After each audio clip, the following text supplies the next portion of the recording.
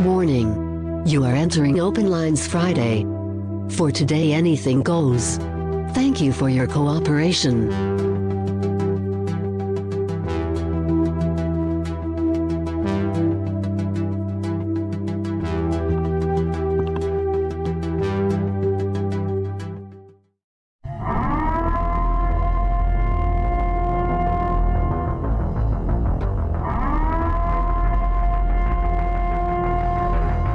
Listos pelos chingazos. Listos pelos chingazos.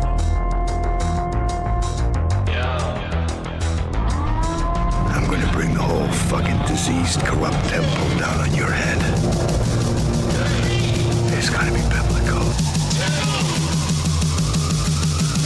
Welcome to our show.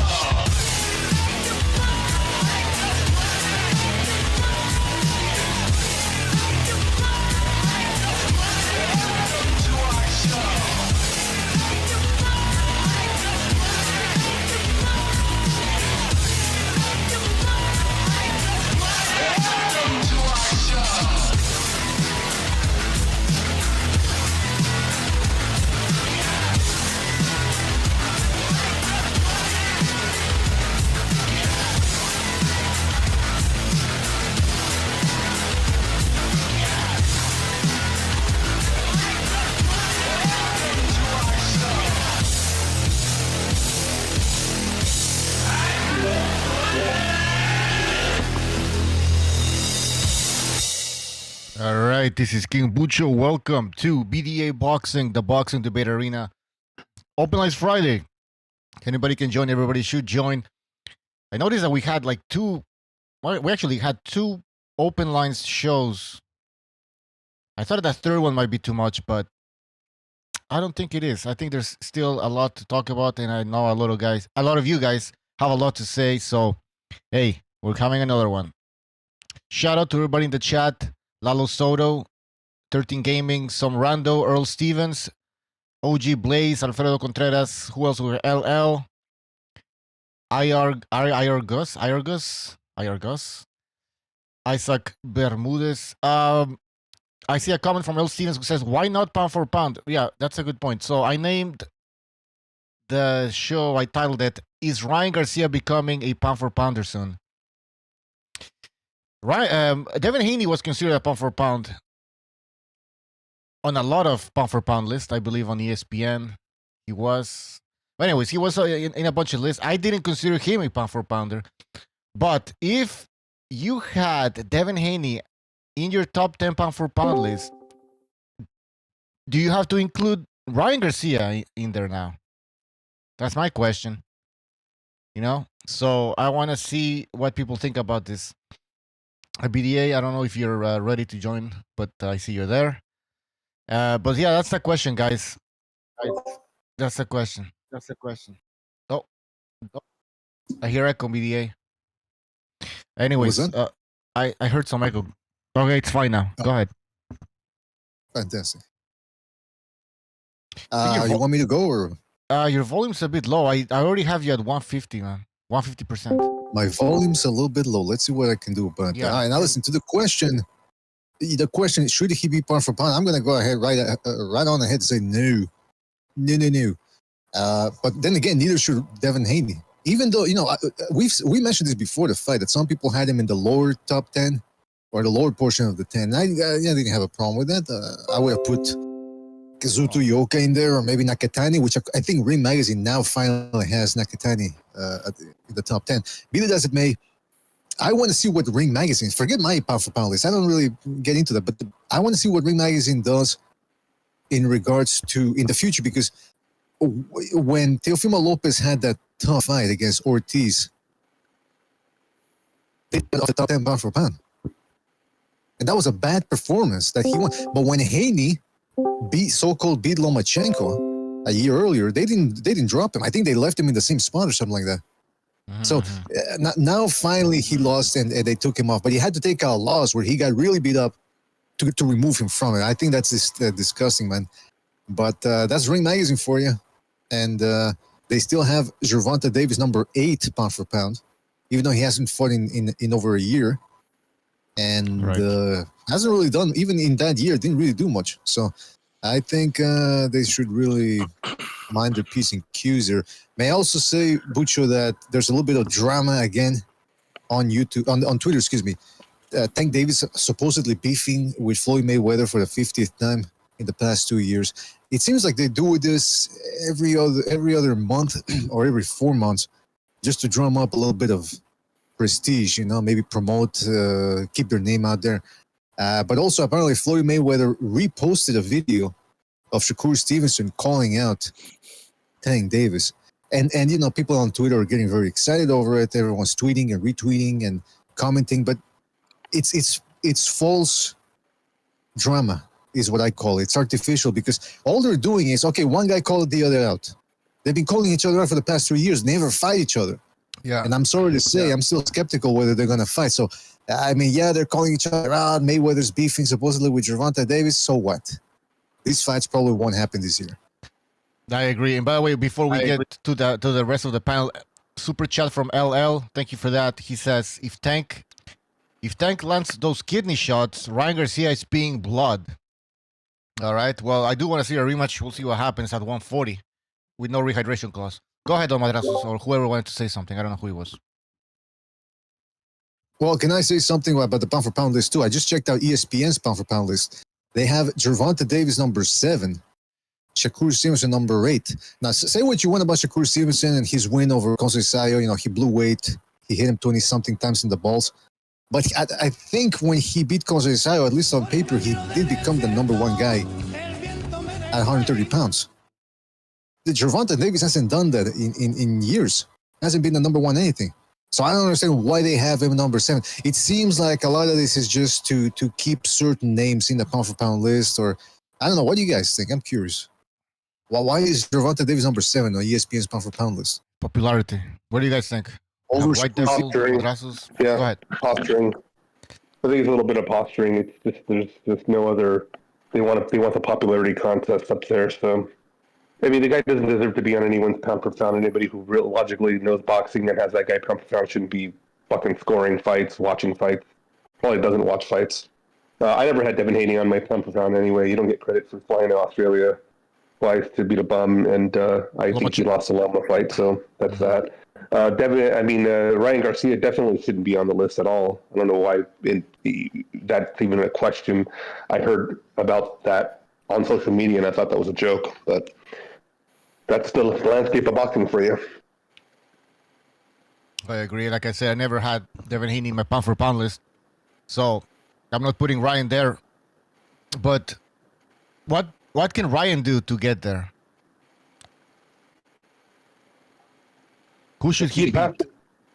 Yeah, he'd have to fight Matias, beat him. He'd have to fight Teofimo, and if he fought Teofimo, a guy that's on the list, legitimately, I don't care what happened in the last fight because neither guy really did much. But you've got to take a guy that has a legitimate claim to the list off the list, and a legitimate claim in professional boxing pundits' eyes. Like that's the guy in his division that he's got to take out to replace, and maybe a fight with Josh Taylor at 140. Then we can talk about him being on the list. But come on, dude. Like Devin Haney lost to a clown. I know we're all happy that Okay, I'm just relishing that Haney got exposed as a weight bully, and that's fun.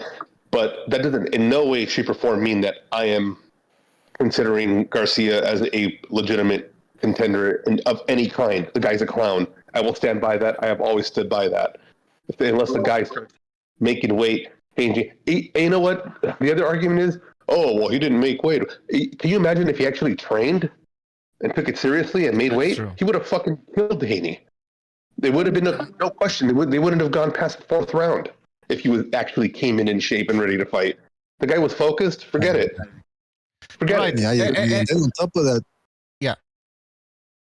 well, on top of that, he's complaining about people hating on him, like Steve Kim and all that. But I'm thinking, wait a minute, that it's illogical because he admitted afterwards that he was playing a character, he was playing a role, he was acting crazy. Right. So why would he expect? Most people picked him to lose, based on the logic that he wasn't taking this seriously, that he was probably mentally ill. So, I mean, so how listen, can he get angry at people? I mean, the plan worked. Why is he angry with people who believed his plan? Well, What, did they want people to doubt that he was crazy and that he was actually sane? Well, It's BDA, nonsense. there's two things going on at the same time, right? One is he's incredibly immature and he lacks foresight. Like he completely lacks that. Another thing is, yeah, he could be fucking with us, and I strongly believe he did. But I also believe that he's a very immature person too, and maybe he's not, the brightest person in some regards, but he managed to pull one over on us. And of course, you're going to get negative feedback. And he even bitched about losing followers. He lost followers, sure, but he gained way more after the fight. So he shouldn't really be. And then I saw a clip. I just saw a clip of Ryan Garcia's dad calling Eddie Hearn a piece of shit or something, and they shook hands. And then he offered him Duran Ennis and like a tail between his legs. Garcia's dad ended up. Oh yeah, that was a clip from right after the fight. Yeah. Yeah, I just saw that like Yeah, 5 his minutes fight ago. looks unhinged. Yeah. Here's I mean, that explains a lot of that behavior from Ryan Garcia, by the way. Super chat from. my instinct. Yes, go ahead, and then I'll read the super chat. Well, I'll read the super chat. Is it Nicholas's super chat? Yeah. Okay, shout out to Nicholas Argyros for his contribution with the super chat. He says, "I want to see Teo versus Devin just for the trash talk." I wouldn't mind seeing that fight. You know what? Call me crazy. I still think. Well, now I'm a little more dubious about how Haney handles the power, but I think that jab could make a difference. I mean, Lopez doesn't like a jab. He's been pretty open to jabs, like against Eddie Statel, against Nakatani, against Lomachenko's jab. Who else was sticking a jab in his face? There was somebody else that I'm forgetting here. Anyway, the point is that's at least 3 examples. Now, I wouldn't mind seeing that fight. But shout out to Nicholas Argyros. Yeah, the trash talk between Bill Haney and Teofimo Lopez Sr. Although I remember what Rep saying that those guys were actually friends. So maybe it would be there wouldn't be the genuine edge that we had between Ryan Garcia and Devin Haney. But I wanted to say this, and I got no way of proving this. It's just my instinct. I think Ryan Garcia, in part, was laying on the absurdity, rather, thick as a ploy to try to combat his own nervousness. I think he was really nervous coming into this fight, man, because he knew if he loses this, I mean, everyone was saying he was a quitter, he was an Instagram star, he wasn't a real fighter, a part-time fighter. And he's going in there against Devin Haney, who's a legitimate champion, or titleist rather. I think he felt the pressure, so he decided, you know what? Let me fake it till you make it. Let me act like I'm crazy, like I don't care. As if I don't care, I'm not worried. I'm gonna lay it on thick. That's my impression in hindsight. Should he do that again if he fights Teofimo Lopez or anybody else, another top boxer? Would that work? There's such a thing as overplaying it, and there is such a thing as overdoing it and burning people out. But guys, wouldn't you agree now that now he probably will be his next fight? Because this one was struggling a little bit in the weeks leading up to the fight. But do you think now he's more secure financially in being able to draw a crowd? Most definitely.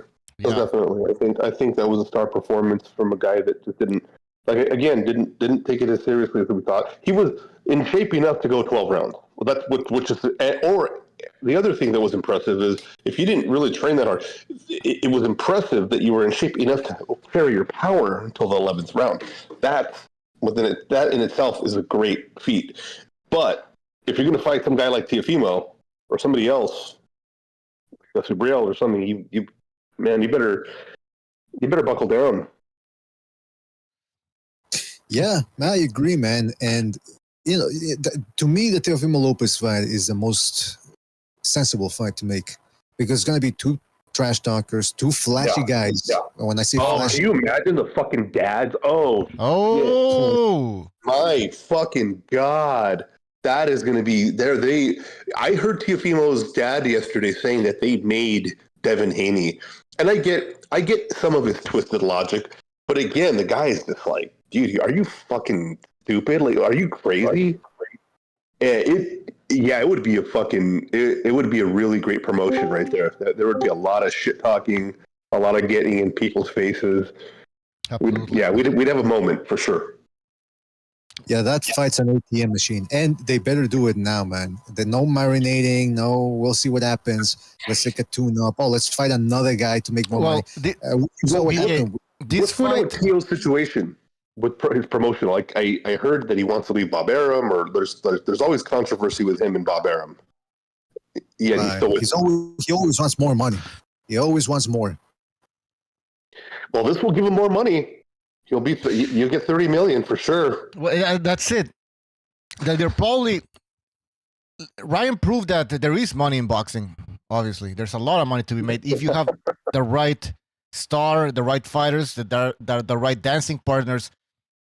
So hopefully they start making these fights. And when it comes to Devin Haney, by the way, now that he has lost that undefeated record and that he's no longer an A side, maybe it's going to be easier to make fights between Tank Davis and Haney and Shakur. I don't know. That's just my opinion, because I always say that I believe these fighters are afraid of losing their O. But once they lose their O, they're free. It's good, man. It's a liberating thing, and I think more guys should start losing their O. We can start seeing fights. The other thing is there was a little bit of fabrication going on there with Devin Haney's A-side thing. Like, bro, they're trying to. I mean, I don't like the way they forced it on people. The Regis Prograis and Haney fight should have been free. And, I mean, obviously it did shit numbers. They sold out the arena, but that's what you can hope for a fight like that. You don't want to charge. You don't want to alienate people from the sport, you know, and just claiming that you're the A-side just because you have the belt when nobody knows who you are. Yeah. Exactly. Getting to that point. So what I'm noticing after this fight is that Garcia is extremely popular.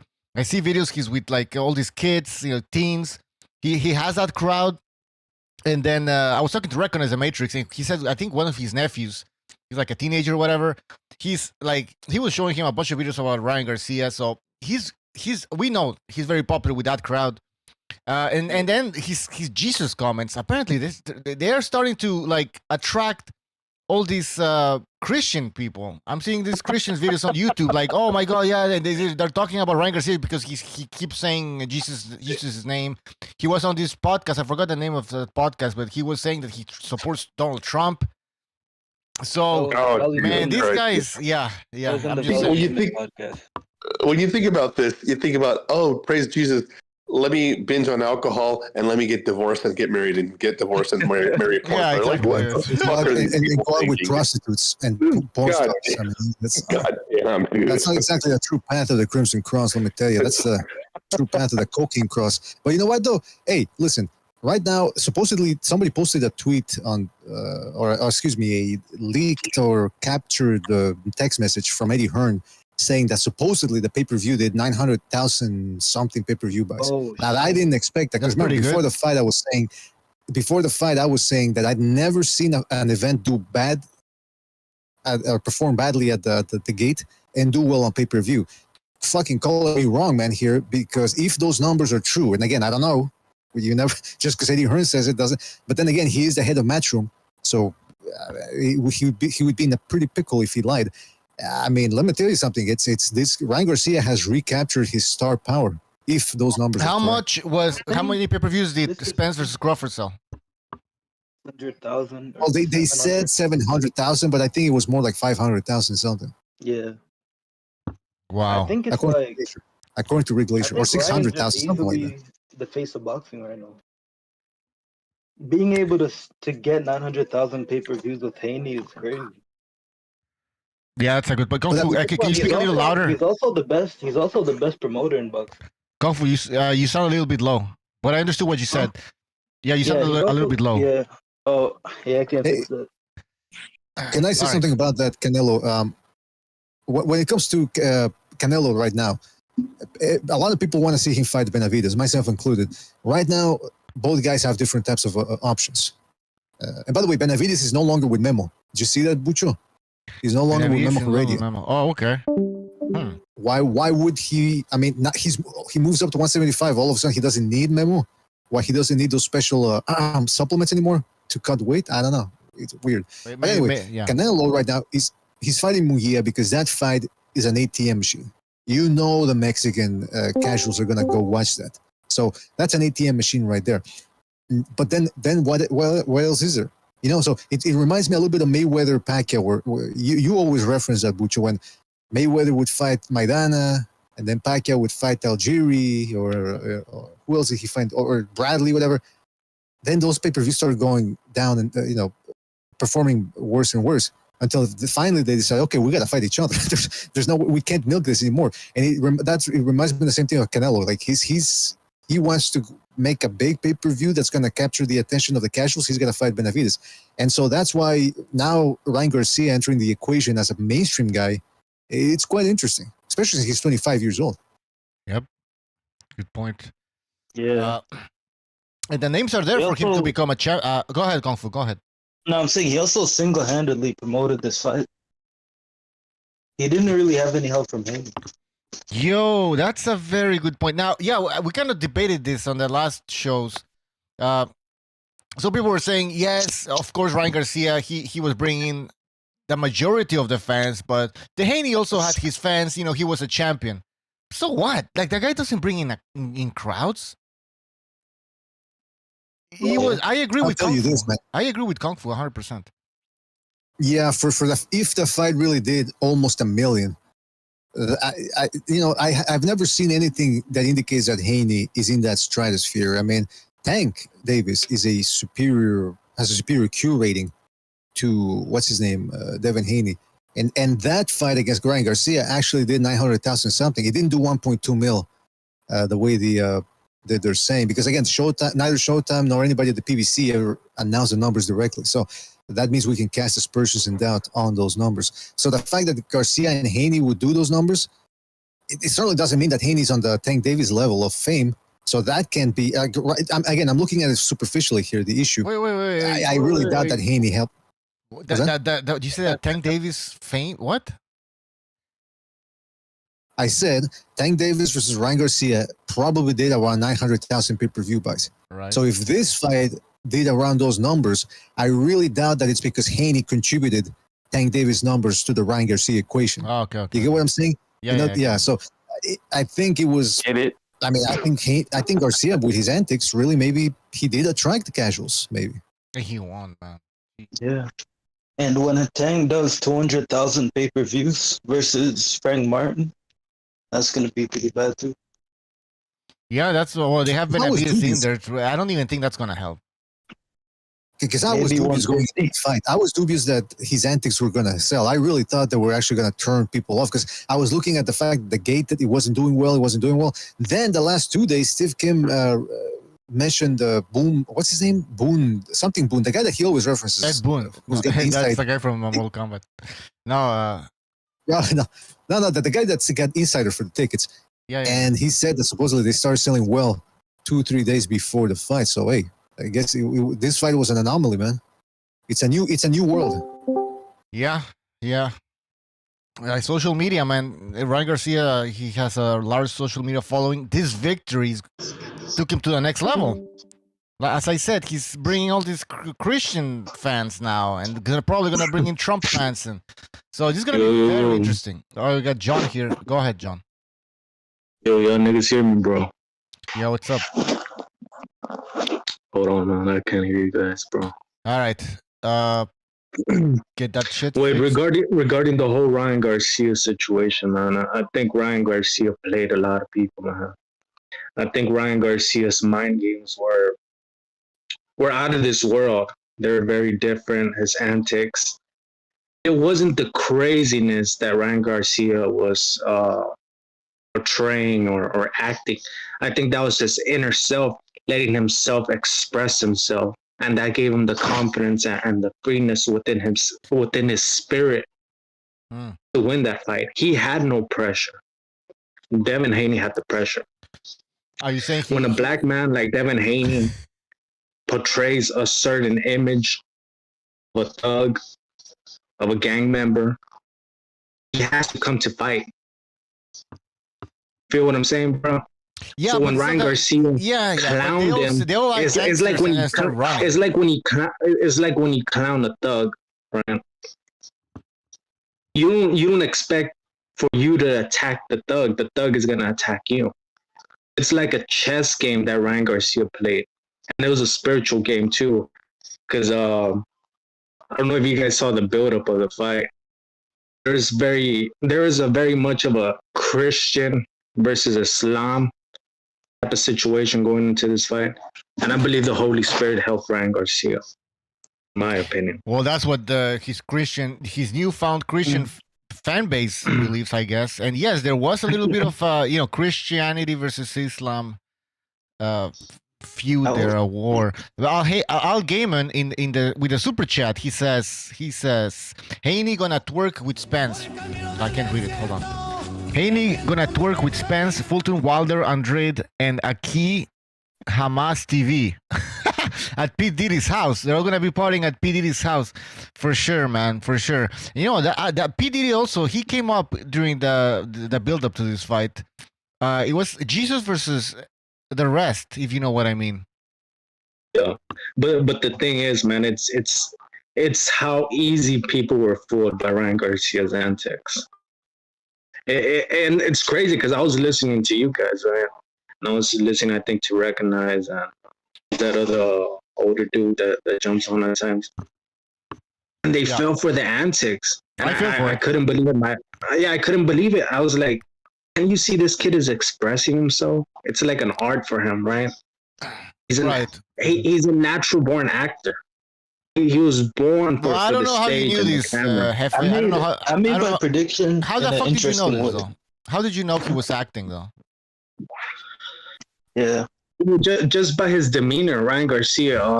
If you noticed, when Ryan Garcia was first coming up, he tried to portray himself as a good kid, you know, as a YouTuber kid, sort of like that Jake Paul type of situation, or like these Disney actors where they're kind of like molded to act a certain way. Once they let themselves go, it's like they release that tension and that stress, and they're finally themselves, right? That's what I believe happened with Ryan Garcia. Ryan Garcia is a butterfly. He's no longer in a cocoon no more. He's a butterfly right now.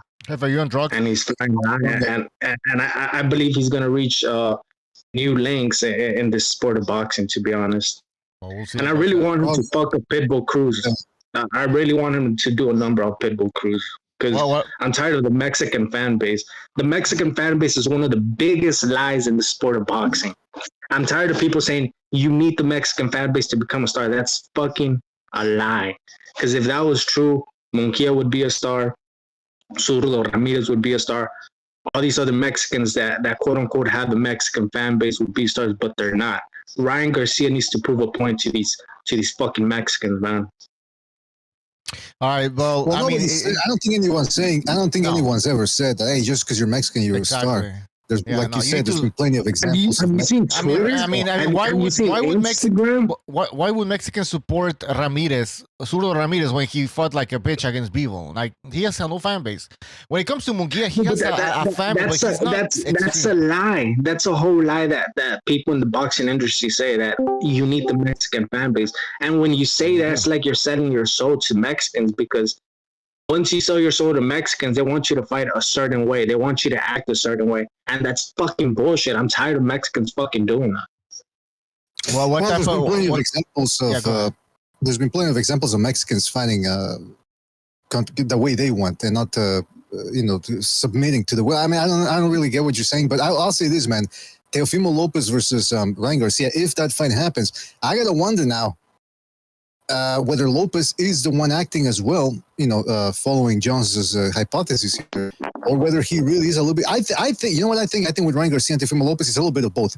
Like I said, I do think they're feeling the pressure. I do think they've got a lot of anxiety and a lot of angst, and they choose to lay on the absurdity thick to try to mask that and say, I'm just trolling, guys. I'm just playing, guys. I'm just kidding around, bro. No, they're really fucking nervous. Now, going into that fight, though, will those same mind games work? Because they've already pulled that card before. Lopez with Taylor and Garcia with Haney here. So will that trick work, or are they just going to play straight?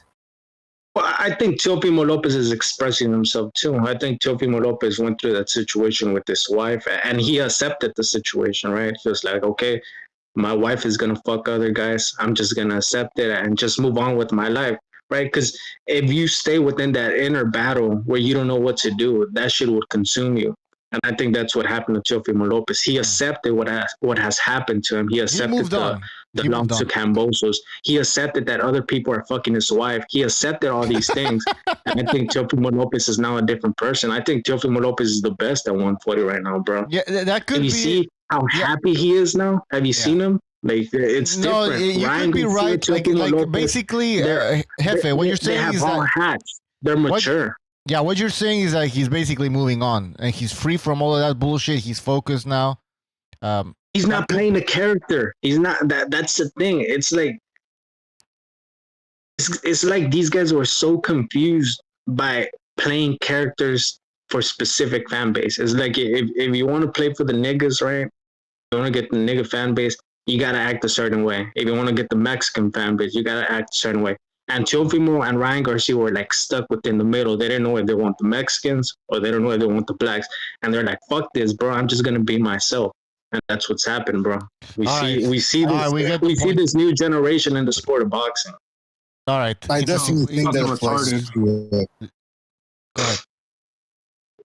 Who said that was retarded? I did. Go ahead. How is that retarded? Go ahead. No, I'm just saying what you just said was fucking retarded. I mean, I don't see that. How is it retarded? How is it fucking retarded? Well, let him talk. Because I don't see any of what you said in person. We'll break it down then. What did I say that was wrong? That you got to fight a certain style for a certain group. Like, people just fight how they fight. Have you seen what the niggas say when you're pressuring the fighter and you're receiving punches and you're trying to break a fighter down? What did they say about Triple G? They said he was a fucking punching bag. He couldn't box. What did they say about Lomachenko? Oh, look at Lomachenko's face. He can't fucking box. There are narratives between different fan bases, but I'm saying like they're not switching their fighting style just to accommodate one. Are you serious? Canelo had to change his style to appease the Mexicans versus Triple G in the second fight. And ever since then, he's been fighting like that, bro. He hasn't been fighting with punches. He hasn't been throwing a lot of punches. Like, he slowed down a lot. He's changed a lot. But I'm saying he's a pressure fighter now. He's a pressure fighter. He's not that counter puncher that he once was, bro. Interesting. Well, let's read a super chat. So Passive, who's supporting the summer drinking tip jar that I will be using. He says, Jefe Salvadorian who likes BBC. You know what that means, guys. So Jefe likes BBC. See, that's just, you know what I'm saying, people projecting, bro. It's like people got to let go of that, bro. Let go of the racism. Let go of all the fucking porn you watch. Let go of all that shit, bro. And that's the thing with a lot of Mexicans, bro. Speaking of letting go, hey, Jefe, why did you change your name, man? Are you trying to move on from your last persona as well, like Ryan Garcia did, or? No. It's just I realized there's a part of my life that was missing. You know what I'm saying? And bro. Now his name is John. His name is John. I think we heard enough. This guy, there's a whole lot of speculation. All I'm saying, in the sport of boxing, bro. In the sport of boxing, bro, it's bigger than boxing when you think about it, bro. This is an election year. There's a spiritual warfare going on within these boxers, bro, and what they represent, bro. All right. Ryan Garcia proved that. Teofimo Lopez proved that. BDA, do we have do you repent your... I need a lot of self-help, man. Is this therapy for you, Jefe? Is this a therapy session for you? Get it all out. All right, hold on. BDA, go ahead, BDA. Nah, bro. I just got out of county, bro. I'm chilling, bro. So you renouncing your past ways? Because I'm gonna tell you, you remember that debate you had with Logical Man on Second Renaissance? You really traumatized that guy, man. I don't know if you're gonna go apologize to the guy, but he's angry with me. He's angry with anybody that was involved with that. It's insane, man. That's the funny thing, bro. I'm not even racist. Like that's the thing. Like all these people are saying I'm racist. That's a lie. Like I've never been racist ever. All right, let's move on. You cry racism. You fucking literally cry racism. All right, how am I crying racism, bro? How am I crying racism? All right, let's move on, guys. This is not a Jefe fucking show. Anyway, I think Ryan, there's an argument Ryan could be pound for pound. I think there's an argument for both, right? Mm-hmm. Devin Haney, beating a pound for pound should get you in there. But then there's an argument for consistency. You know, who did this guy Shakira? They put him pound for pound, beating Yoshino, and then having that awful performance. So, you know, the reason I argue I would put Ryan pound for pound because they said that Devin Haney could beat Tank. They favored Devin Haney and Tank. They favored Devin Haney versus Shakir. So if he could beat those guys and then Ryan beats the man who beat the man who beat the man who beat the man who beat Tio, Ryan's number one. There's the argument. Yeah, I agree. I mean, if you had him pound for pound, if you had Devin Haney your top 10 pound for pound, then you must have Ryan Garcia in there. That's what I'm saying. I didn't have Haney. So wait. You guys didn't have Devin Haney pound for pound. No, honestly. no. Why? Like, why? If why? you really, okay. Well, let's break down before he fought Ryan Garcia. No. Listen. Let me just say. Let me finish my point. Let me finish my point, bro. Shut the fuck up. You spoke for like 10 minutes. Shut the fuck up, you faggot. Let me fucking speak, you fucking bitch. You spoke for like 10 minutes about your feelings. Let me break this fucking fight down, you fucking faggot. What are you gonna break down? Hold on. Okay, listen. Hefe. Let Frank explain. Then you go in. Exactly. Let me explain why he's pound for pound. No, but get out your feelings, bro. You're such a little bitch. Yeah. Anyway, they said that Devin Haney, they favored Devin Haney to beat TOP. Bro, shut up. Anyway, let's talk about boxing. Anyway, where you from, bro? Where you from, they bro? said that Devin Haney was going to beat Teofimo. Remember, they favored Devin Haney. Yo, can you hear me? Yeah. Let Frank go in. Fita don't know shit about boxing. Listen to this faggot Fita right here. This little nigga still wears braces. You gotta listen to somebody talk about boxing that still wears braces. Nigga, you gotta lift, bitch. You gotta lift, bitch. You still wear braces, faggot. Your mom still pays for your braces, faggot. Shut the fuck up. You fucking nigger. Suck my dick, fucking nigger. Piece of fucking shit. Stop fucking He's not racist. Why you blaming me? He still wears braces, bitch. This guy said he's not racist and throws the N-word. Like, what the fuck, man? Seriously. I mean, because when you have a little monkey mind, Bucho, that's all you got, dude. That's all he reverts to when he's talking to anybody. It don't even matter. You know what I mean? Yo, Jefe, you need to calm down, man, with the fucking words, man. We're not. Hey, bro, real rap. Why the fuck is this motherfucker claiming Mexican, bro? We're talking like a fucking nigga, bro. Why is this motherfucker claiming Mexican, bro? Hey, bro. We're talking like a fucking nigga. All right. Let's talk boxing. Why is that, bro? Why is that, bro? Little fucking bitch. All right, we're talking boxing. All right, listen. Let's not make this. Yo, hold on. Because I'm from the South, bitch. That's how we spoke. Bitch. Boy, you're not. No, you ain't. You're from the South of Laredo, you fucking little fucking. You little silver tooth kid. You were the little kids running around with silver teeth 5 years ago, weren't you? You talk like a fucking nigga. All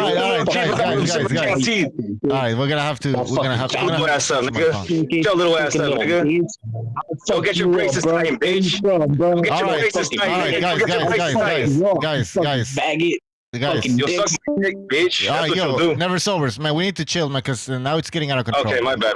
People are complaining. Like, it's good fuck to that. have. Let's ramp it up, man. Let's ramp it up. Nah. Like, it's okay to have like fucking shit back and forth, but then like for 5 minutes. Well, no, he's trying. Yeah, I'm trying to avoid the no word, right? Right. All right. Anyway, I was saying about Devin Haney. You know, they favored Devin Haney to beat Teofimo. This is all hindsight, right? But before this fight, they said Devin Haney was better than Teofimo because he beat the man who beat the man, right? Beat Shakur.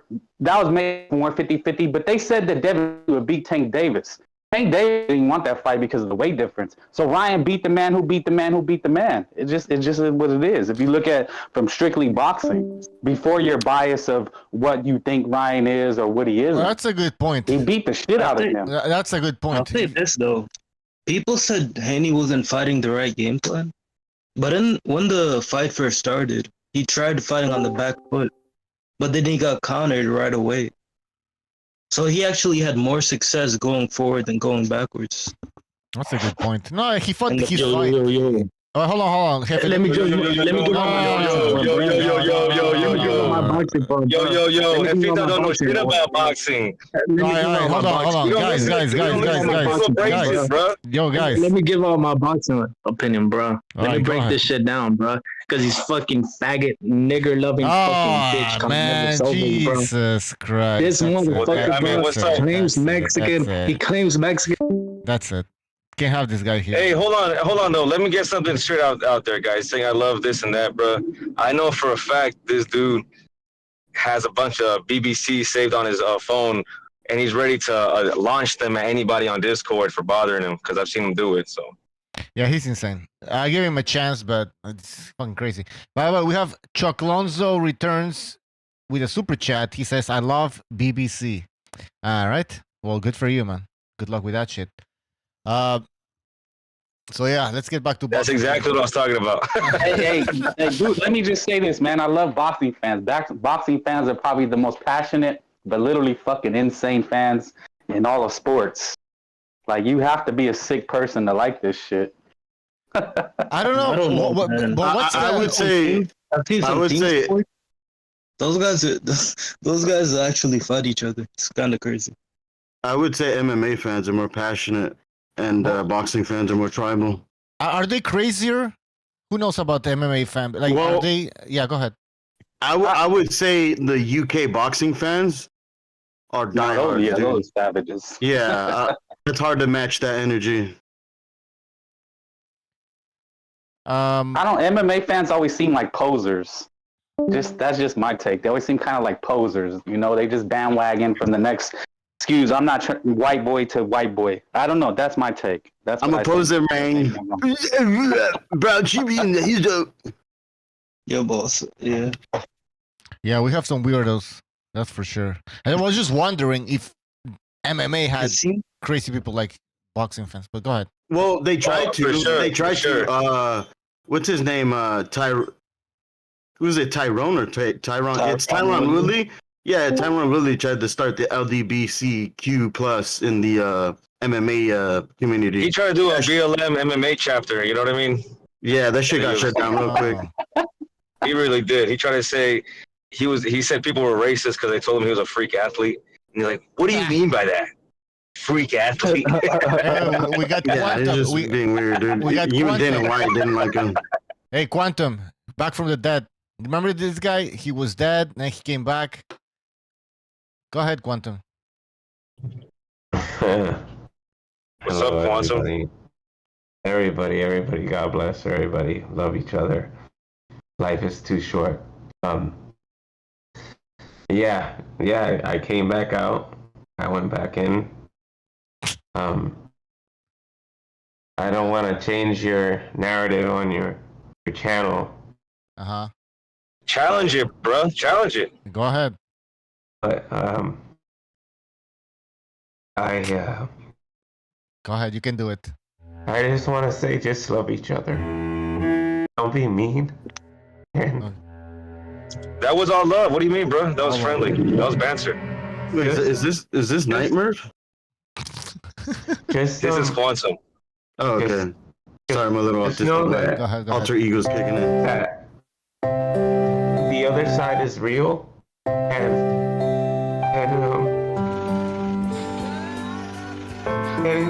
just have fun, you know, and be nice. This is fun. This is fun, bro. Chill, man. Don't take it like that now. What the hell? What did I walk into, man? This is EDA. Nutty job. It's so good to hear you, man. It's so good to hear you too, man. I did mucho, but yeah. Thank you. Thank you for letting me on. I don't want to change the narrative to what we're talking about. The Ryan Garcia win, amazing. The BDA it's always a pleasure to get a chance to speak. And as my mind starts to slow down and things start to shut down, and I get a chance to, you know, come back and share the floor with everyone here. Ryan Garcia, I would say we're looking at the internet version of Muhammad Ali if he had internet. Oh, damn. This guy's really in character. I'd say he's the only. That's a great observation, Quantum. That's a great observation. He's the only crossover star in boxing. Well, that's a great point. No one else is really going viral everywhere like him. By the way, That's true, bro. we got a super chat from Mark. Appreciate that. He says Jefe and Young God were the original ones posting BBCs all over the YTBC. Death to Texas, by the way. Right. Interesting comment there. A lot of BBC comments today, super chats. Let's stop with the BBCs. Come on. Well, you see, they follow this guy. They follow him around. You know what I mean? Yeah. He's known. He's known. He's known. But look, let's get back to boxing. Right. But anyway, I mean, I really don't want to put Ryan on pound for pound just because I think it should be about consistency. You have to string victories together, right? You can't just get in on one shot. But I mean, like I said, he beat the man who they literally said Devin beat everybody. He beats Tank, Teofimo. He beat Lomachenko. We don't think he did, but you know what I'm saying. I mean, this is where the people had. These are experts. These are the Teddy Atlases, Max Kellermans. They all said Devin Haney was him. So Ryan beating his ass should put him there. Am I wrong or right?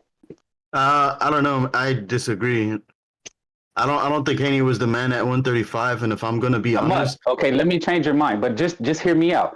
These are boxing experts, right? We're just fucking hardcores on a panel, right? People talk shit about us, and it's all good, right? We would get called crazy because we get these weirdos. But these are experts who said it. You know, they've been following boxing 50, 40, 30 years.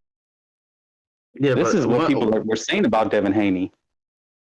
Well, one thing I noticed about boxing compared to MMA is that a lot of the fans in boxing could be more, how do I say this, like male groupies. It's really weird.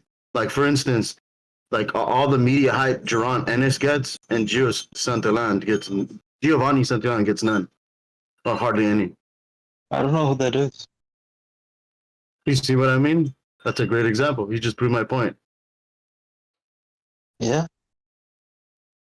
What did he do? He beat Rocha. He beat the brakes out of Rocha. Damn, I don't know who Rocha is. Well, see, there you go. That's exactly what I mean, Frank. And then you got a champion. Yeah, but then you got like Geron Ennis, who's what's his best win? Karen? Yeah, but with Geron Ennis, it's like anybody you watch, you can see the talent. I mean, his talent is undeniable. We just haven't seen him tested. Ennis, but the thing is, if Ennis would beat Rocha right now, that would be his best win on his resume. I'd say Ennis right now to me seems more like a Shavkat or Chimaev, not really whoever the guy you said was. And Shavkat and Chimaev are getting a lot of coverage, or got a lot of coverage.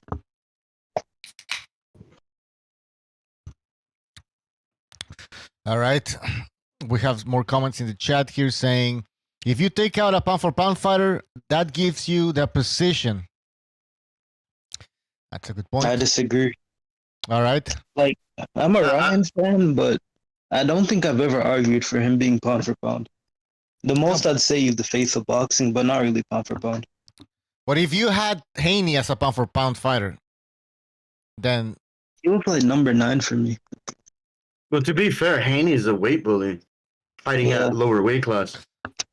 Guys, why are they saying exactly? Why are they saying that Devin Haney was at a disadvantage? Okay, fair enough. He had to battle. You know, he had to lose some weight to make 140, but he had 36 hours from the weigh-in to the fight to rehydrate. And what are you telling me? He like that he was weak because he had to make 140? Like, what the fuck? So this is what I think. If I honestly had an opinion, it's something that I told my woman. I said, when I was looking at that fight, I said, you have to look at the energy. Like, we can say that Ryan Garcia lost to Tank Davis. It's not, we all know this. But when you see this kid strike, when you see him move, this dude is moving with a lot of emotion. There's a lot of energy going on behind there. And I told her, it's like, Devin Haney is an amazing boxer, talented kid, very talented. And I'll tell you this, he's not gonna know how to deal with the energy that is coming towards him because he's not good under pressure. And that's the thing. Sometimes you got to understand. Listen, I'm not a big fan of Floyd Mayweather, but I respect the art. But I would tell you this, but when Floyd Mayweather was pressured to fight, he knew what to do. And it's like, I don't care how good you can box. When you need a fight, you better know how to bring the dog out of you. You better know how to fight. So to me, it's kind of like Timofimo Lopez versus Ryan Garcia. Give me that. I would love it. I'd say I disagree with a lot of things you said. Like, for instance, Haney and Floyd, those two guys fight like Muay Thai fighters. If they really had those boxing skills, they would actually use boxing skills instead of other skills from different combat sports. Yeah, I agree. I think Haney did a lot of what Floyd does on the inside. The difference is, though, Haney was fighting someone stronger than him. So Ryan was able to push him off of him whenever he tried to hug him. It's not that. Able to punch him with not that. You gotta understand that. You gotta understand that when you're fighting, you have to understand that when you're in there, you like Floyd. Look at Floyd with Pacquiao, and I think that it was excessive holding, and we can make that a whole conversation, but that's not the conversation. And I'm just saying that to me, it's like when you saw pressure go under a fighter, and you saw a kid that we can consider that has mental issues or et cetera. Yeah, both of them, though. We saw the other person buckle. That's what we saw. We saw that person is not used to having that close encounter because he's not ready for close encounter. And that's why I'm explaining is that you can be a great boxer. I don't give a shit how good you box. But when that close encounter comes, it's like, what are you gonna do? You're gonna box me? No, you have to fight now. And I feel like Devin Haney, when it came to the point where it's like, this is a fight, this is not a boxing match, he folded like a hard drive. Well, the issue that you're having with your logic is you're claiming, like, for instance, Floyd and Haney have these boxing skills, but their styles internally promoting cheating. No, yeah, I can't say Floyd did that much. Listen, let's not did that much better than Haney. I'm not backing up Floyd. I'm not backing up. I'm not bashing on Floyd either. I'm calling it down the middle. And Floyd, I keep hearing this and that about Floyd. But Floyd, no, that's not the point. I'm just saying that in this age of time, in this moment, I don't care about Floyd. That's the past. No, I'm saying because the comparison on the internet was the comparison to Floyd. And you got to understand that Floyd, to me, I said it in the beginning, I wasn't a big fan. I respect the game. No, like, it's all good. Maidana, Castillo, and I could debate Oscar De La Hoya beat that dude, but that's the system. Moving on. Now, when we look at Haney, he was supposed to beat this kid that is just the YouTuber, an amazing boxer, super talented with an amazing heart. I'm not going to take that away from the kid. Like, I couldn't do that. I can't say that the kid doesn't have heart. But the thing is, when you go in there and you watch Ryan Garcia tapes and you watch Devin Haney tapes, the energy, when that kid strikes with vicious power, crazy ass power that I'm telling you, that everybody that's going to fight him after this, after he shocked the world, Muhammad Ali style, Sonny Liston, and he posed over him and everything. We're watching it in hyper mode in the future. We're seeing a relapse of history, but we're seeing it in this version and this timeline. We're seeing Muhammad Ali in our timeline, and nobody believes it yet. But okay.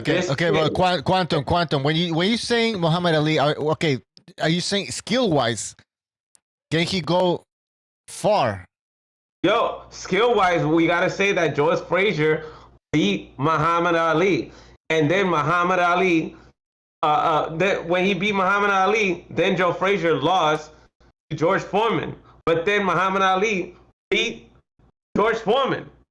And then the whole narrative gets all twisted up. Everything gets into a ballistic type of little Rubik's cubic paradox, because then you have the person that wasn't supposed to win, Wasn't supposed to shock the world, but does. And this is what makes boxing. And I'm telling you guys, from my soul and for everything that I got left within me, I'm telling you from my soul, we are watching something beautiful. This guy can make music videos, and this guy is doing things. Yeah, He's mastering something that we have never, ever seen before. How are you going to come up with a music video before the weigh-ins that you drink a beer, so-called beer? You know, how are you going to do that? It's because he is the master of trolling at this age in time. Quantum, I agree that trolling, the build up was great. Ryan Garcia made an amazing job that I haven't seen in a long time. We loved it. I agree, but he has to. I mean, if he loses his next fight, then it's kind of a big step backwards. This is what I tell you, and this is what I tell you, and I'm gonna leave you guys with this. I'm sorry to take so much time, guys. I'm sorry. I will leave you guys with this. The energy. When you see the energy, I just want you to focus on one thing, because this is what I told my woman. I said, look at his energy, his passion. There's something there that I'm not seeing over there. I'm seeing something, and then everything in this galaxy, this universe, that's why my name is Quantum Mechanics, Quantum Conversations, because everything in this life is energy. And it's like, if you really if I had the capability to make to go back and stream like I used to, I would tell you that, listen, Devin Haney is an amazing boxer, but I don't know how he's gonna deal with that energy. And that energy, boom, that shit came out since the beginning. It was explosive, it was fast, and you know what? It's the dumb people out there that can go Haney, Haney, Haney. And when I don't gotta promote nobody, I'm saying to you, it's like, you don't get it. Like, this game has to do with energy more than tactics, strategy, boxing. It's like, who's gonna bring the right energy? Take it. All right. Well, interesting point there. Yeah, hold on. Before we continue, super chat from Rapax Trucking Company. He says, Mr. BDA, the like button touched me inappropriately. Do you have an HR department to report it? Yes, we do have an HR department. I'll give you the information. BDA has the information, so we have an HR department for BDA boxing. We also have a private bathroom that some people use, and I don't know, there's always a piece of toilet paper on the floor. I don't know, people, I don't know, guys, who's doing that? It's fucking disgusting. What else was I going to say? Okay, guys, the link is in the description. You can join. Anybody can join. We still have some spots left. And let's get back to this discussion. All right, so Quantum believes that this guy is an ex-Muhammad Ali. I don't know. I mean, no offense. To me, it just sounds like two rocks got online and blah, blah, blah, blah, blah, blah. I just want to say this. What do you think is more reliable? Holding your composure so you can use strategy and fight IQ, or feeding off your emotions while you're fighting? I mean, damn. I'd say both. Is that a question for me? I'd say if you can channel your emotion, if you can channel your emotion into energy. Be composed. Well, let Quantum everything is energy. Everything is energy and vibration. It's a quantum mechanical fact. Oh, his name is Quantum. No, if you can channel your emotion, everything is energy and frequency. It's a quantum composure. Yeah, but you can't hold your composure because normally guys like that who are feeding off their emotion, I mean, I hate to say it, they're being autistic to a certain extent. All right. Well, look, well, when you wake up in the morning, have you guys woke up in the morning and heard birds chirp? Of course. Yes, you did. That frequency, that vibration, that sound wakes up the plants. So therefore, these plants that you're listening to, these plants that are awakening to the sound of the chirps of the birds, are the actual vibration. Therefore, if I were to explain it even further, I would say when a lion roars, it's the vibrational fabric that this galaxy created. What are you talking about right now, man? Okay. The vibrations of Ryan Garcia. Yeah, when I farted, the vibration Yeah, okay. Come on, whatever. Abok. When Devin, guys, when Devin, when Devin Haney went down, This guy is trolling. when Devin Haney went, when Devin Haney went down, you. guys, when Devin Haney went down, I felt the vibration. Yeah, that's true. Okay. Okay, but just from a strictly boxing thing, you know, Ryan put the work in. I mean, he started. How long did he start YouTube? But he was like already 12 years old, 13, 14. Yeah. That's how we know about him is through social media. How did he start on Instagram? Didn't he start on Instagram? Like just a kid hitting at the spider bag or something like that? Ryan Garcia owns the internet. Well, I think he's just very live the internet age, bro. I like that comparison a lot. It's crazy. Yeah. It's crazy to say, and I'm not saying that Ryan's gonna be greater than Muhammad Ali. No, that's not what I'm saying. I think that guy's overrated, to be honest. And Ryan Garcia. I think Ali's overrated. Yeah. Ryan Garcia is doing fucking Muhammad Ali in cyberpunk mode. Like he's better. He's better because he's a Christian, bro. 2055. He's 2055. Well, here's the thing that Muhammad Ali was a staller and a clincher and a racist and a coward for not fighting for his own country. But we can throw stones, but we're not all perfect. All right, hold on. Okay. So okay. I'm gonna ask a question here. If he fights Matias or Teofimo Lopez, what are the chances that he beats those guys? You give him a good chance? I think Teofimo Lopez is gonna get knocked out third round. I give him a very good chance versus both of them. I think Matias might be one of the most overrated fighters right now. All right. So we got somebody else. Who? The check hook. That check hook beats the jab. That's what messed up Haney, is that he tried a jab and he got checked with that hook. And Mayweather himself, and I hate to bring him up, but everybody knows who he is, and everybody knows he's a tactical fighter. He says that hook is very dangerous because it's coming from a blind side. You know, I do my homework too. I be on YouTube all day, and I'm telling you that check left.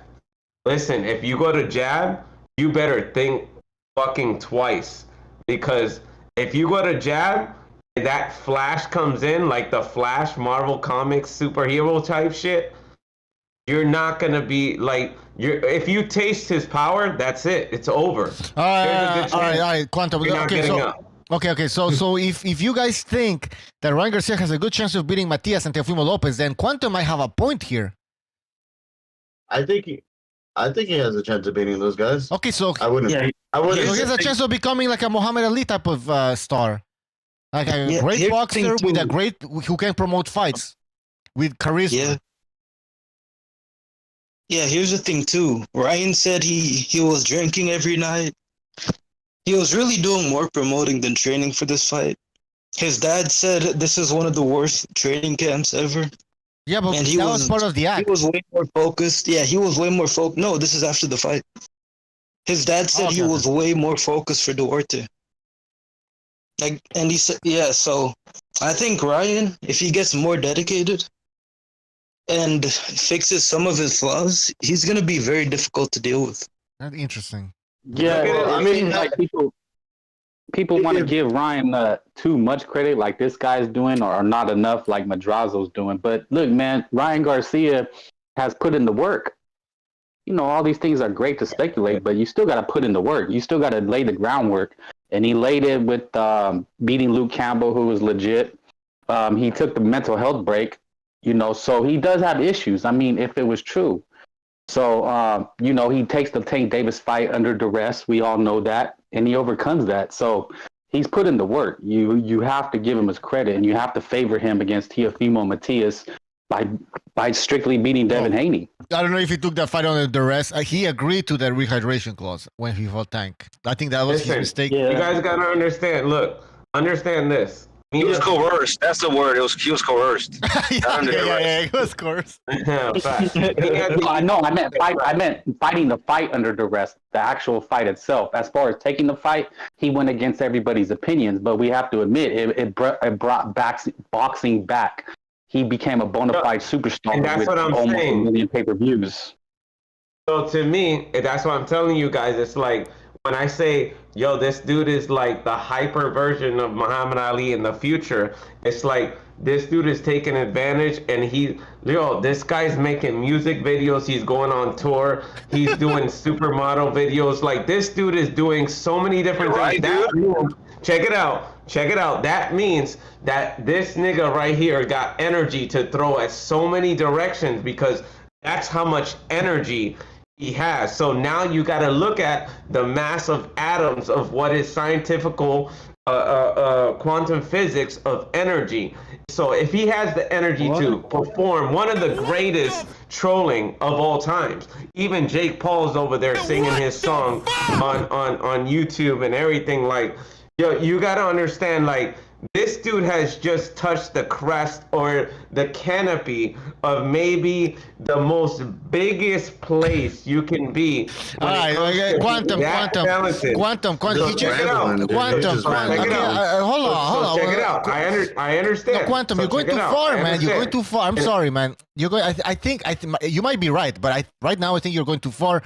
He just beat Damon Haney. He hasn't beat anybody else yet. No, but it's not that. I think what he's trying to say is that Ryan has stardom energy. power. Yeah, I agree, but but this guy is just trying to be mystical. That might fucking end. That might fucking end. The whole point is the mind, all right? The whole point is the mind. That's all I gotta say. I agree. No, he has potential. I agree with quantum. I agree, he has potential. I just want to see more. Like, I want to see if he doesn't lose his next fight. You know? I'd say there's a few things he could do. He could jab more. He could work on his cardio. He could do better with the Philly show. He could I mean, he's I think if he does better with the Philly show and has a better stance where he can counterattack better out of it, that'd be very good too. I'd say work on his cardio, learn to punch more, and improve the footwork. And I would tell you, if you look at his video, he's not even drinking that cola. He's sipping on, but we don't know if it's grape juice. He's smoking that blunt, and he's laughing about Bill Cosby. He's not even inhaling weed. Quantum. During the Wayne, remember that he was drinking that. Quantum. Remember when he was drinking that beer? I'm very Quantum. Remember that beer? He said that it wasn't even beer. It was apple juice. Yes, I know. Apple cider. It was apple cider. I know. I posted pictures on what it was. I do. So this dude is he's making himself look weak-minded versus the opponent when he gets in there and ridiculously many packets like on steroids or something like. But what did they do when they didn't expect a high-minded level when you thought that he was fucking? All right. In the chat, Mars is saying in the chat about he's talking about Quantum. He says Quantum sounds like the LDBC lady after Wilder lost it, talking about kinetic energy and bad spirits. All right, I think that's an insult though, comparing him to that witch. Oh, shit. Yeah, that's nice. The thing about that's the thing about like he's doing all these things, keep winning. I mean, all that is if he gets knocked out. That's what I'm saying. I definitely agree with Fern. I agree. You got to only win, but fight some crap opponents. Right, but listen, he just shocked the world. Ready to be shocked again. Yeah. Lopez, even if he fights Devin Haney, I think that I'll say it'll be hard to top what this did unless it's Tank Davis. Timothy Lopez is gonna get killed clean. No, but I'm saying the magnitude of what he did. The magnitude is what it is. I'm telling you that Timothy Lopez is susceptible to a hook, and I'm telling you that if he won't jump in the ring with Ryan Garcia and get a nice little paycheck, you got to understand this. I don't care, like he doesn't care about the belts. You care about that paycheck. So if you're gonna take $5 million to fight this dude for this or this dude for that, you rather get paid 20, 30 million, and it's like, I'm gonna knock you out clean. This dude's gonna miss weight, and this is what's gonna happen exactly. Teofimo Lopez, third round, he's gonna get hit with the check left hook, and it's gonna be over. Clean knockout. Ryan Garcia wins yet again if that fight happens. Against who? Wait, against who? Against who? No, we lost Quantum. Teofimo Lopez. Teofimo Ryan Lopez. Garcia. I don't know. I mean, he seems to have a decent. I think that fight's gonna go a while. But I do think he has a good. I think he has a good matchup versus Teofimo Lopez. If he fights off the back foot like he can. By who? And jab, he can catch Teofimo coming in harder than Jermaine Ortiz or a lot of the fighters he fought. He's gonna get but to be Teofimo's are really got good gloves. goes down. Ryan He has always longer gets arms. checked. And if he And gets he has checked just as by good Ryan, timing it's game over. and hands. I don't know, man. I couldn't hear Kung Fu, dude. But yeah, I don't think he could do the Philly shell on Teofimo. He'd have to use a new game plan. It's a different fight, man. Different style. I mean, and we're talking here. Teofimo has power. Haney. He don't got enough power. Wait, what? Ryan can take. Teofimo has enough power. He has decent power. Even for at 140 is decent. Ryan, I think the word that hits you guys harder. are not understanding, bro. Ryan can take a licking and keep ticking. Like, you can't stop this kid. Like, I'm telling you guys the truth, and it's like nobody's listening. It's like Noah with the ark. It's like I'm telling everybody, you're in the boat. You're about to drown, and nobody wants to listen to me. I'm telling you, Teofimo Lopez's power is not gonna save him when Ryan Garcia lands on that ass. I'm telling you with all my heart, my soul, with every love that I could give everybody in this room that is listening. One, Teofimo Lopez tastes that check, that's it. You're gonna see a clean knockout. This is interesting. All right, guys, we have a super chat, and maybe you guys can answer these questions.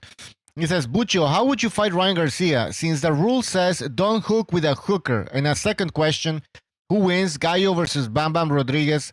Okay, so we're gonna talk. Okay, two questions. So, how would you guys fight Ryan if you say don't hook with a hooker? Well, it depends because what style do I have to have hypothetically? It's hard to fight Ryan Garcia. I'm saying what style do I have to fight? Any am I a style. counter What would be puncher? the Am best I style? am I a boxer? Am I a pressure fighter? What would be the best style? Listen, this is how I would fight Ryan Garcia. I'll fight him with Tekken and Mortal Kombat Online. Like, I don't. Yo, it sounds crazy. It sounds crazy, but yo, let me cook real quick. Yo, I would make sure distance is the most important thing. Thank you for having me, Bucho. I'm out, dude. This guy's distance is the most important thing. You have to keep distance. And if you don't have distance, if you don't keep away from this dude, if you don't know how to time him, he's going to catch you and time you. Like, everything is all about precision. Ryan Garcia, just because he lost to Tank Davis, no, that dude's weight drained. No, that's a whole different thing to talk about. No, I'm telling you, now to be Ryan Garcia, I don't care how much precision you have, you better take your time with this dude, because any little thing you do, he's gonna be on you and he's gonna hit you. And when he hits you, it's like Mike Tyson landing type shit. All right. Well, we'll see about that. Guys.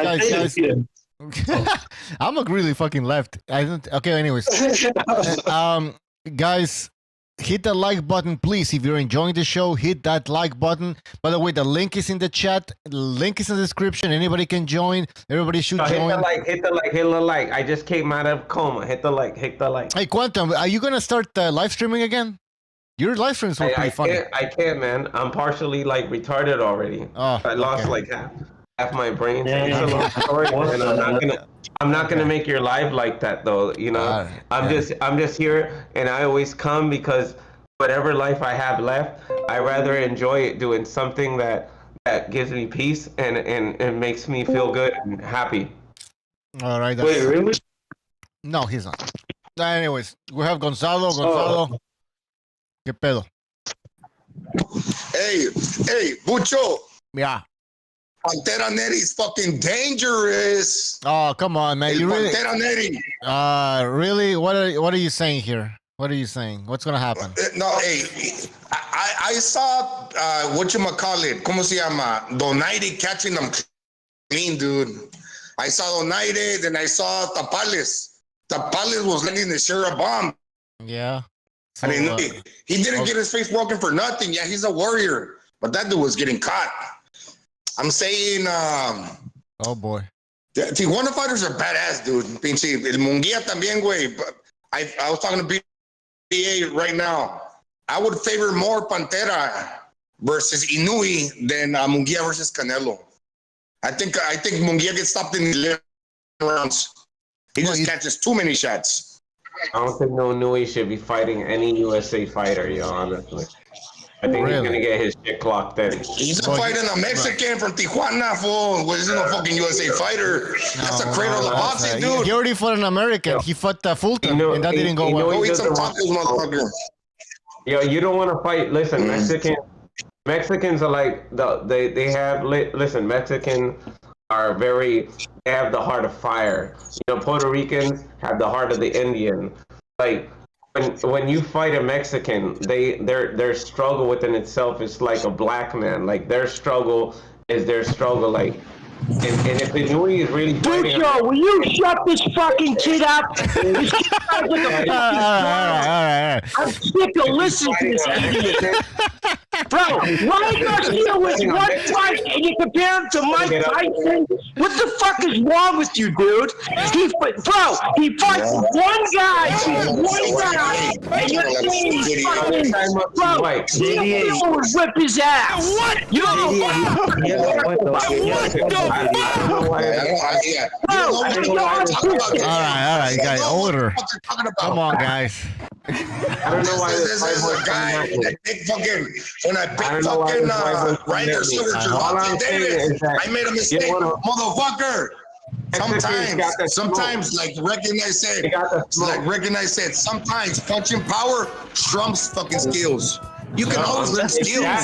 You can never have power. That's what I'm saying. That's the Ryan Garcia effect. I rewatched the fight. If the nigga touches you, I don't think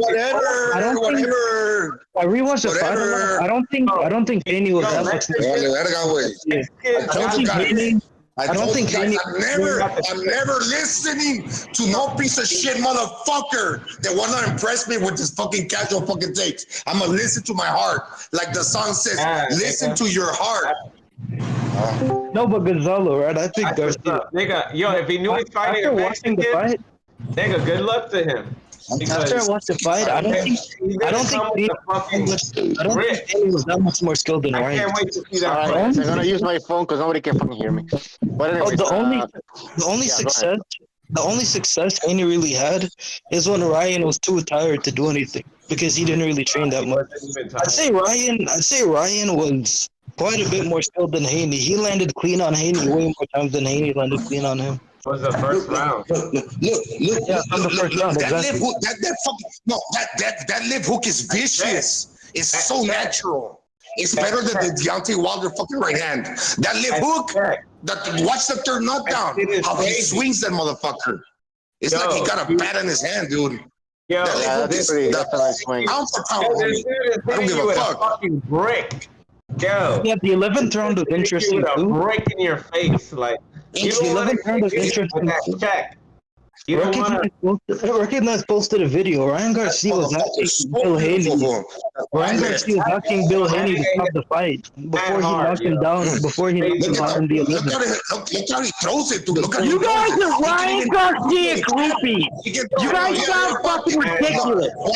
You guys sound ridiculous.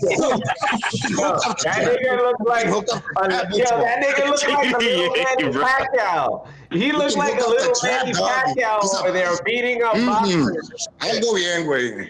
Pinche I'll Ryan, I go don't there. like his I'm attitude. going there. but I Y'all gotta say say, Ryan Garcia's a little Manny Pacquiao. Left hook, it just got me feeling all type of ways. Like, all right, hold on, guys. Yes. Too many people talking at the same time. I wanna just before we take a break. Let's read a super chat. Somebody has background noise. Who is it? It's Gonzalo. Gonzalo, you have follow me. background noise. Let me go mute. Okay, we have a super chat from Pete, Uncle Pete Scalebender. He says, "I want to make Quantum's jaw look like Haney's. Shut the fuck up." All right. Somebody doesn't like Quantum, I think. Don't worry, So- I'm gonna die soon. Don't worry about it. Yeah, he's gonna die soon, Pete. So don't worry. He has like I don't know how much And do you I'm have dead left. serious. I'm dead serious. I'm dying and everything. So thank you. Thank you. I hope All your right. life. I hope you live a long life and you live old and your life isn't cut short like mine. All right. It's hard to All hear. right. Let's shed a tear. So, anyways, who was yelling? Who was yelling? Continue. yelling. JDA. JDA, could you go ahead? JDA, take it away. I'd like to respond to what he said too. Well, JDA was saying that you guys are hyping Ryan Garcia up. What do you think about that? Really, all I was saying is he was really outboxing Haney. Haney didn't really show me anything in that fight to make me say he's the more skilled guy. Ryan was honoring him. I'm sorry. Ryan was honoring him. Ryan was out timing him. Ryan was landing at will. Haney really couldn't touch him at all, except one or two punches. It really wasn't a full fight at all. No, Bro, because you his guys brain- are like, his brain- you no, guys check are it hyping out. up Garcia No, way check too it much. Check it out. I don't give a fuck if you're supremely talented, if your brain like skill wise. You cannot stop the left hook, even if you're looking at it. You cannot stop it.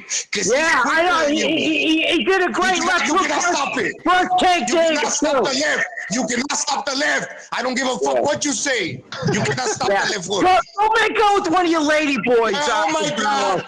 Only certain people are born with that.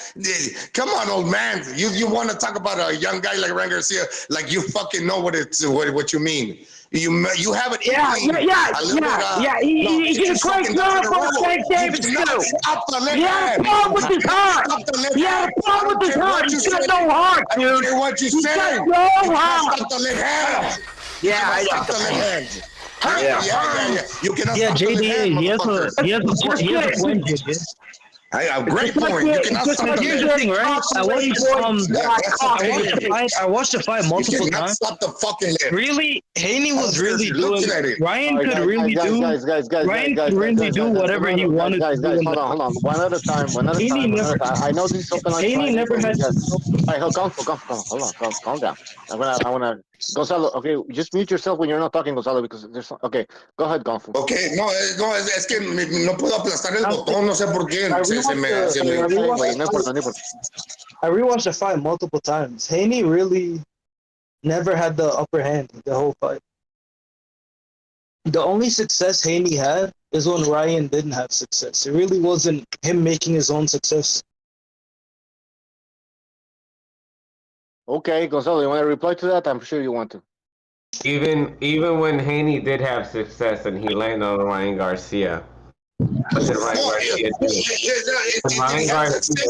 No, but Ryan Garcia got hit. You know what happened? These punches, they carry no weight.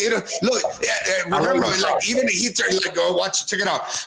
When Ryan Garcia kind of did like the fucking the fake shoulder roll when he turned his back, and fucking Devin Haney hit him at the torso.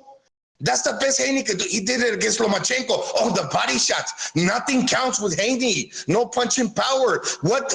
Show me one punch. Tell me anything significant that Devin Haney landed that got you like, oh, he's a badass. It was a right hand or something. He stunned him because I think it was the left. Only one. Okay, kudos. Only one shot. My medication.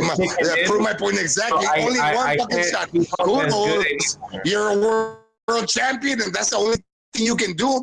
Only one fucking shot that you landed in the whole fucking fight. Where were you guys? None of you guys picked Garcia to beat Haney. I think Garcia. Good fight. And you guys are ignoring him. Like the next great thing, bro. He's got no heart. He's still a fucking prospect.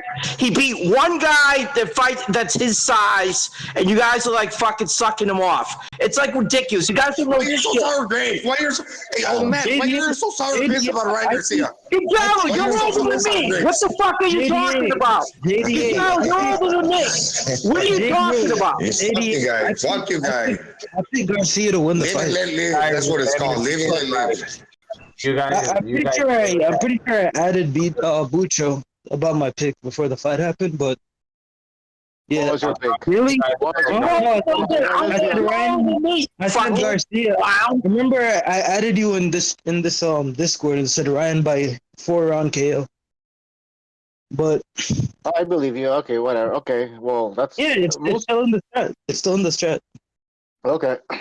Quantum, did you have what was your pick? Well, let me look for it. Yeah, I don't.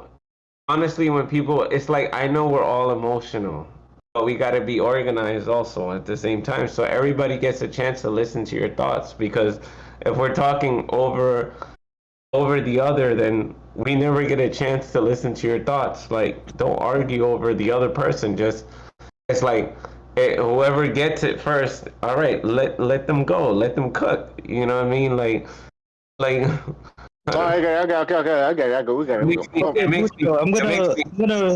I cry because it's like, you guys are not dying. Well, what are you gonna do next? Read a Bible verse? You're gonna die. You're not going to die. You're pissing me off. You're pissing off. I replied to you with a message. Can I please talk? Okay, you're not gonna die. You're not gonna die. I'm going to die. Okay, Quantum, you're gonna die quietly. You guys respect each other. Look, hey, Quantum, guess what? We're all gonna die, bro. We're all gonna die. I know we're getting emotional. We're all gonna die, man. I understand that. No, but I understand that. But your life is not cut short. And it's like, if you want to do awesome live streams, everybody, it's like, I know we're all emotional, but everybody needs to calm the fuck down and like give everybody a chance. Language, bro. Language. This is a family guy. I don't know, guys. This is a family show. First of all, Bucho, do you hear that violin? So to me, when I see you guys talking over each other like that, it penetrates my heart because it's like. Stop crying, Quantum. Get off the fucking show. Stop crying. All right, Quantum. We know you're gonna die. Stop crying, all right? Go play fucking We Are the World somewhere. And get the fuck off the panel. And I will get off. All right. JDA, you just penetrated his heart. I guess I'm not suited for this game. I guess. Quantum, it's not your fault. Maybe in the afterlife. Maybe in Elysium. Quantum, it's not your fault. It's just things are a bit hectic. It's an emotional show. I will tell you guys this. Hold on. Yeah, Ryan Garcia. Okay. Where are we with Ryan Garcia right now, Bucho? Ryan Garcia. Fuck you, JD. I don't want to talk to you. I'm talking Bucho. Where are we with Ryan Garcia? Dickhead, I haven't said anything. I haven't said anything, Bucho. I mean, Gonzalo, go fucking. We're two to the same, village. motherfucker. We're two fucking Mexicans. Who the fuck? One, motherfucker. Can we come down? Can we come? I know it's open last Friday, but like, come on, we can all at the same time. JDA, guys, this is Bucho. I'm gonna have to order. Okay. Let's calm down. Okay. By the way, JDA, I think it's like wind noise. Oh, no, JDA, I think you're going too far on the Ryan hate, JDA. On the what? On the Ryan hate. Because really, JDA, let JDA make a statement and then you guys can reply, but one at a time. JDA, go ahead. Make a statement. That motherfucker's ranting all the time, Bucho. He's ranting. Bro, I haven't said. Hey, dickhead, I haven't said anything in 5 minutes, Gonzalo. So go make out with your fucking lady boys and shut the fuck up and let the men talk. All right, JDA's pissed off. JDA, go ahead. Well, dude, like, what do you want me to say? These guys are like cucking for Ryan Garcia. It's sickening. I really think Gonzalo has like a fantasy of sucking him off. It's sickening, bro. All right. Based on what? Okay. I'm gonna ask a question for Gonzalo, and everybody, please be quiet. Gonzalo, ¿estás ahí? Are you there? Yeah. Aquí estoy, güey. Okay. Gonzalo. Okay. So if Garcia fights Matias or Teofimo Lopez, how much of a chance does he have of winning those fights? A good chance. Los noquea with the left hook. He knocks them both down because Teofimo is chinny, and Subriel Matias come forward. He's like Recognize said, he's too aggressive. You have to have like the Julio Cesar Chavez waist movement. Matias doesn't have the bending at the waist. He just catches too many. It's a short career. Matias's career is going to be short-lived. I agree. Not to mention the guy he stopped in his last fight. Short-lived. Was actually stabbed. Look, the last guy he fought. I think Ryan Garcia's left hand is special. Bucho, you're gonna let him say that Garcia is and no, wait. Would you let him give you a hand job with his hand? Are you fucking kidding me? Let JDA go in. Bro, he just said Julio Cesar Chavez and Ryan Garcia in the same sentence. Bro, you gotta quit drinking, dude. You gotta quit drinking. He never JDA, he never compared him. He said Subriel Matias needs to have the defense of Julio Cesar Chavez. No, you missed it. No, you didn't say that. No, right before that, he said that. Rick. That fucking guy it's a special left hand. Oh my God. Jesus Christ. Do we agree that Ryan needs to let him touch you with his left hand? Right? Gonzalo, you cannot teach that. You cannot teach that. Well, if he got taught, he learned. He's not a YouTuber. He's not. You sound so foolish, dude. You really sound so foolish, dude. Devil, and if you get caught in his tornado, Y'all gotta go one at a time, bro. Y'all got people talking at the same time. Yeah, guys, we got too many people. We got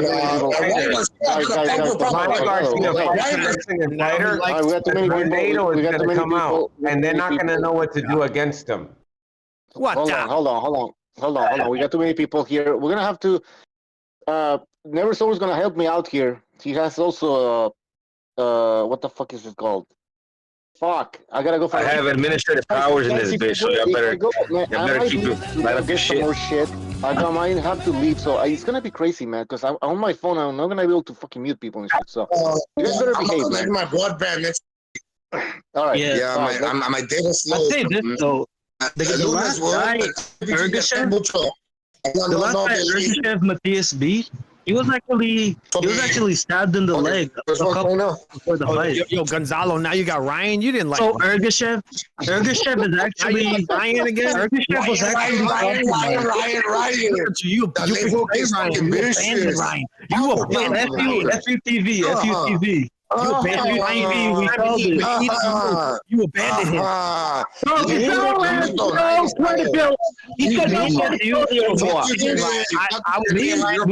said when I was saying I was in the press, what about just a minute. You like to suck off. Yo, check it out. Just a minute, you like to suck off. I'm gonna mute people. Okay, guys, thank you. Guys, stop yelling. I can't get Ryan Garcia in this room. Quantum. Ese puto parece vieja. Okay. Pero ese es Jaime, la verga. Okay, hold on. Let me talk. Billy yo no soy, güey. Yo te respeto siempre, güey. Okay, Gonzalo, espérate. Billy Hoyle and the Pimps with a super chat. He says, "Hells yeah, cabrones. BDA time on fire. Viva Mexico for life." That's what Turkey said. Turkey, His Excellency. Please refer him as His Excellency. Thank you. Thank you for the super chat. All right, guys. I'm gonna go for a while because I'm gonna go. Well, not for a while, just for a little bit. What are you gonna go do? What are you doing? I need to buy more fucking beer. But Oh, you're I'm gonna be listening, but it's gonna be crazy, guys. Can you please make this show? Even if you go away, mi corazón, cabrón. This show seems out of control. So I don't know if I leave. I don't know what's gonna happen. So. Yeah. Vamos a matarlo, vamos a matar a la verga. Just leave Gonzalo alone. Gonzalo will just talk over everyone. No, neta, güey. Esos vatos, güey, no conocen al pinche Gonzalo. Gonzalo, you gave up on Ryan. You gave up on him. A la chingada su madre. Julio. Lo vamos a matar a la verga. Julio, me and you are some of the few people that go. The only one who needs to calm down is Gonzalo. He doesn't shut the fuck up. It is You're talking about Ryan's left hook. You gave up on Ryan, bro. You gave up on him when he needed you most. It is JDA. You gave up on him. Ryan Garcia's left hook is like Nonito 90, Terry Norris fucking style. Oh, now you like him again, huh? You, big. It is JDA. Pinche vato fagueto. Hey, Gonzalo, question. Real question. Gonzalo, did you have Garcia winning the fight before? Like, who did you pick between Garcia and Haney? No, well, let me tell you. Okay. Mr. Gervonta, listen to my heart. I'm gonna listen to my heart. Fucking punch and power. Some fucking skills. I can always learn.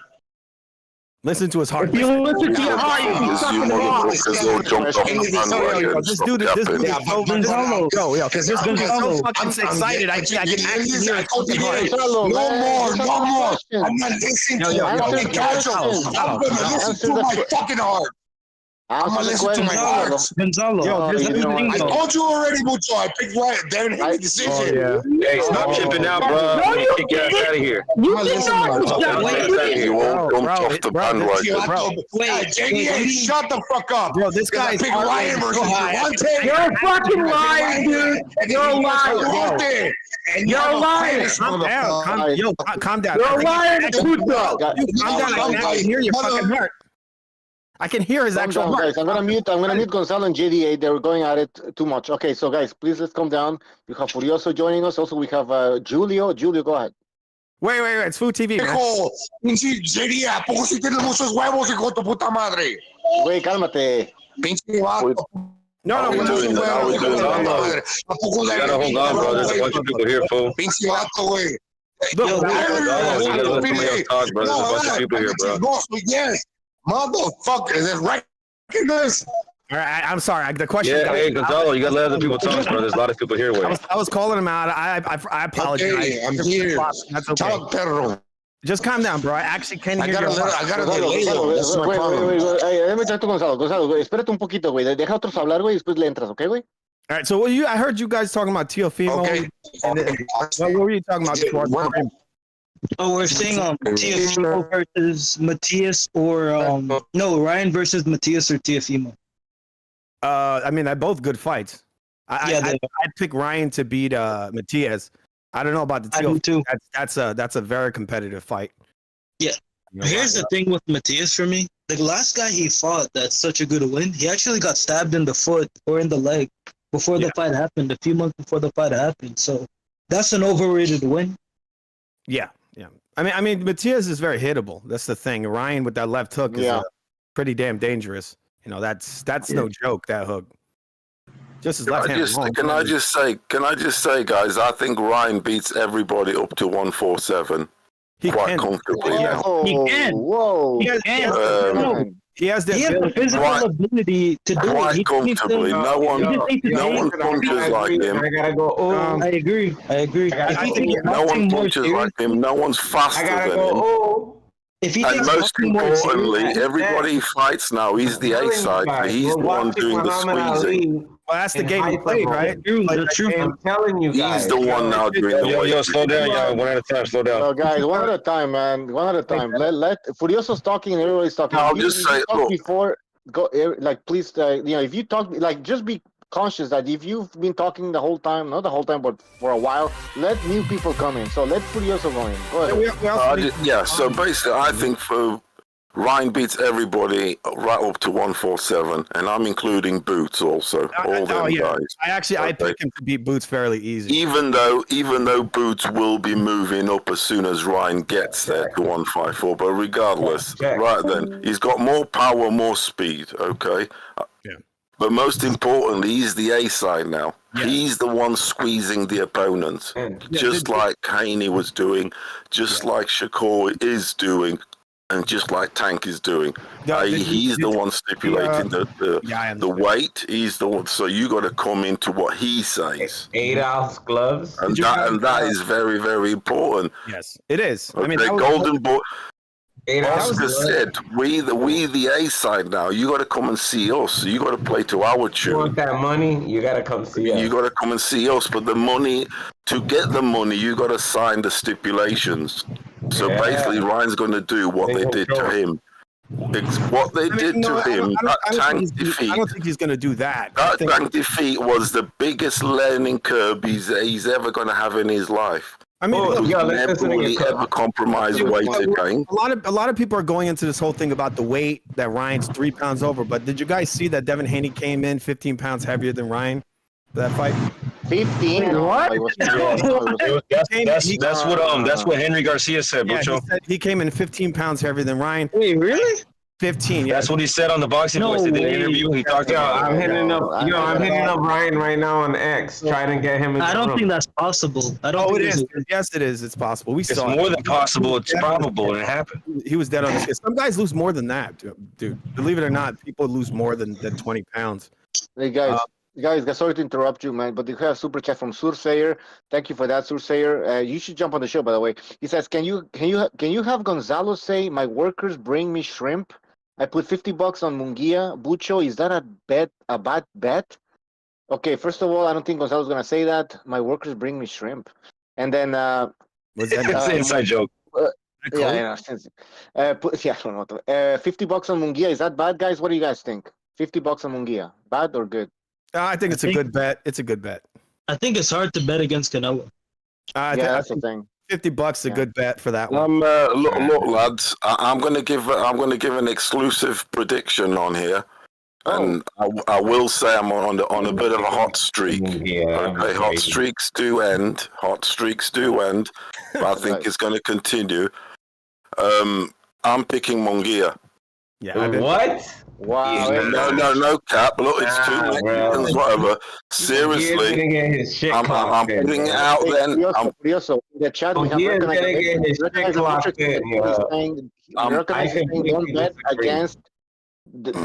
don't bet against the man Furioso. He's saying that.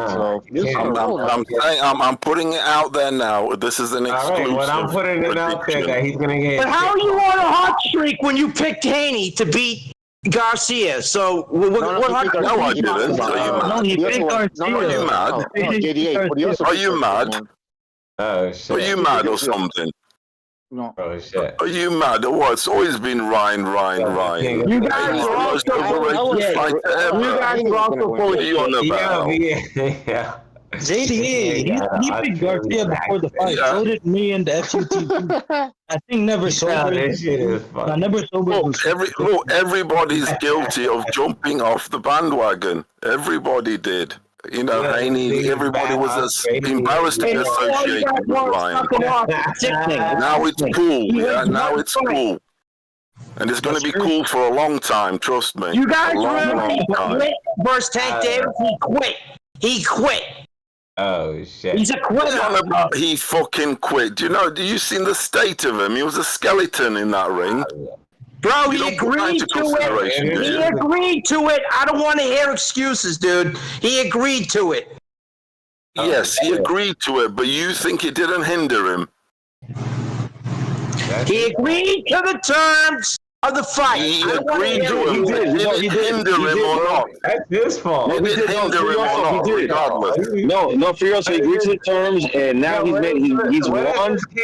He's overshadowed that loss. He's overshadowed the loss now. That's right. GDA, you seem so butthurt. Ryan won. Don't character of him, dude. He's a quitter, bro. He's got no heart. He's a quitter. Well, he's the quitter when he goes in the ring like a skeleton, is he? Hey, who's a quitter? I don't understand what's happening. Just because he agrees with something doesn't mean it's not a valid excuse. Well, what's happened? Who's a quitter? Ryan Garcia is a quitter when he was weight trained.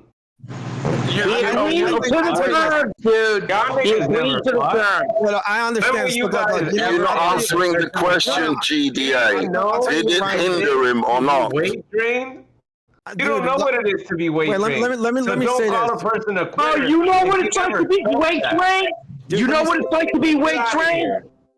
You know what it's like to be weight trained? You're fucking wild, Kurt, aren't you? You are.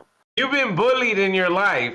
Bro, you don't know one thing about me, you fucking idiot. You don't know one thing about me, you fucking baby. Shut the fuck up. You don't know one thing about me, dude. So shut the fuck up. You don't know boxing. Oh, really? And you do? From the dead, and Bro, I'll tell you this. Dude, you're an idiot. You don't know You're a boxing. Ryan Garcia groupie. Shut the fuck up. Yeah. All right, let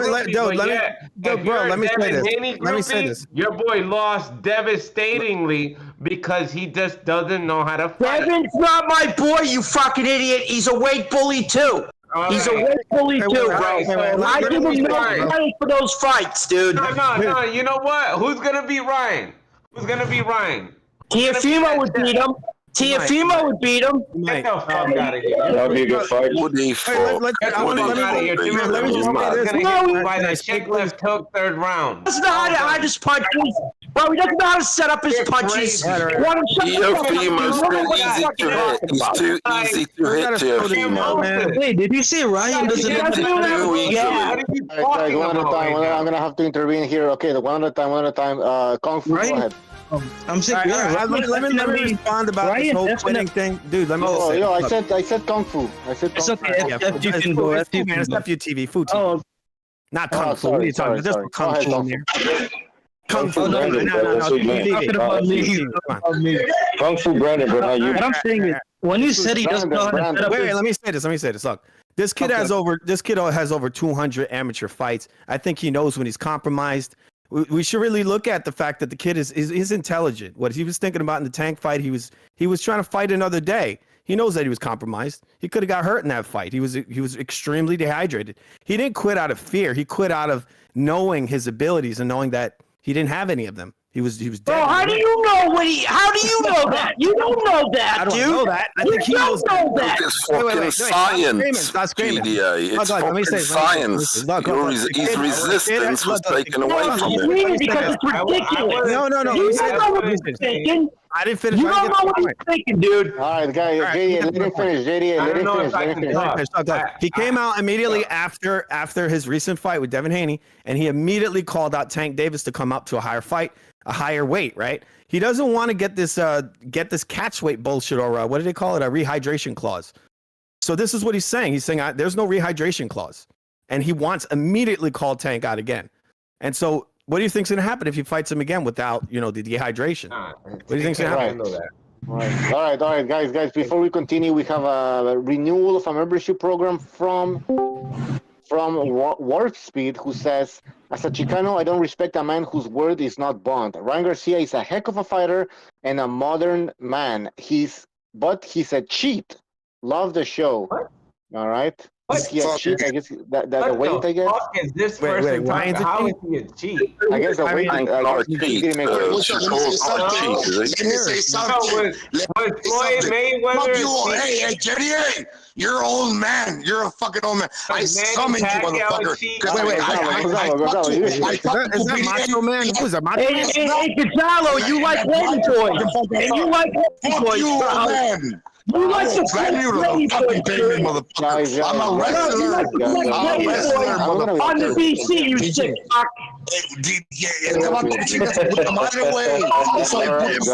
Need a little excitement. I have to mute. Need a little excitement.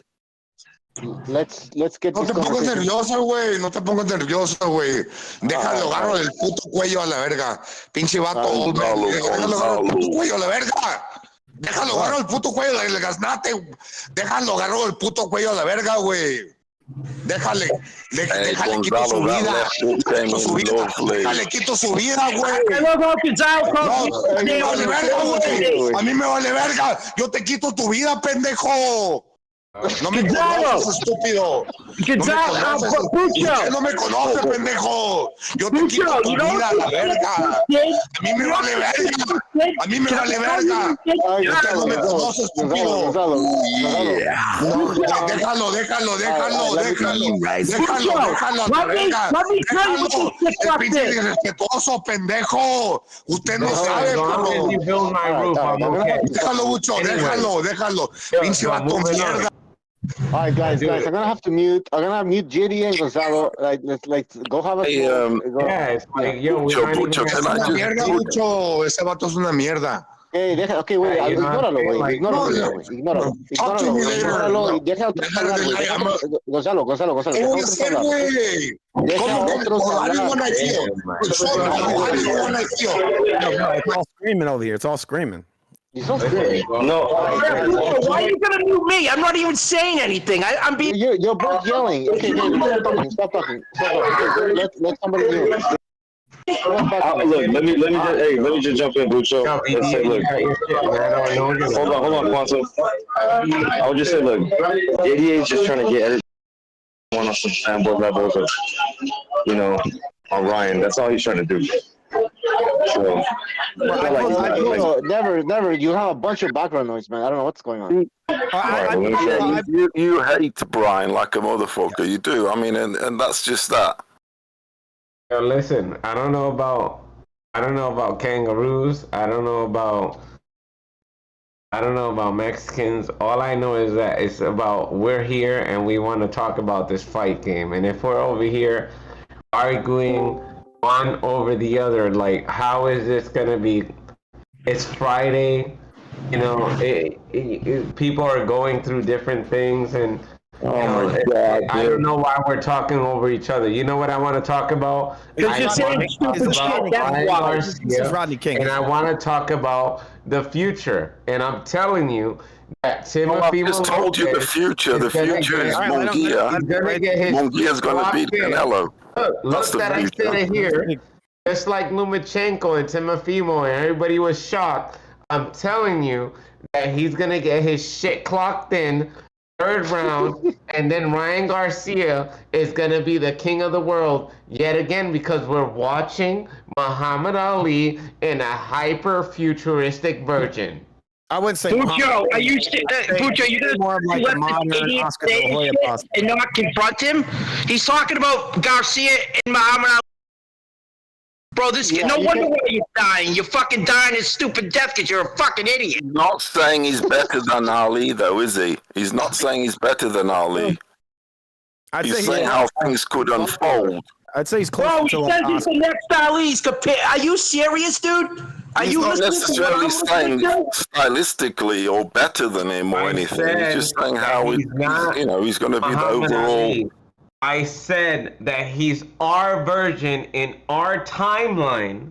If you were here, maybe you got here late because us niggas been cooking. Maybe you got here late. I'm proud to say I'm not a nigga, bro. He is the hyper version of Muhammad Ali in our futuristic timeline. And you're a fucking idiot. That's all I got to say for saying something. You're an idiot. Yeah. I mean, people thought you'd be an idiot. Quantum, are you? No, it's all good. It's all good. We said the same thing about Muhammad Ali. Let me say something. Kung Fu. So, Quantum, are you saying that we have now entered a new timeline because of the upset that we witnessed? Yeah, listen. If I can tell you that when I went into a coma and I seen the other side and I know it's on the other side, which is a whole different conversation. I seen hell and I had a little glimpse of heaven. I will tell you this, coming back, and then I went back into a coma, and then coming back, and I will tell you this, the little glimpse that I seen, when I see this, what I'm telling you is that we are literally God sent you back because you're stupid to get into heaven. That's why he sent you back. This is the Muhammad Ali of our timeline. I'm gonna go with this motherfucker. JDA, you're a piece of shit. Bucho, Gonzalo, take the lock of my fucking head. You need to lose, man. Mucho, unlock me. Let me go with this guy. You need to mute. You need to mute. Gonzalo, you need to mute. Man. Unlock my fucking head. Take the chain of my fucking head. Gonzalo, Take the chain of my neck. Gonzalo. Take the chain of my fucking neck. Gonzalo. Unlock my fucking head. Soy un perro, güey. Soy un perro, güey. Soy bien culero.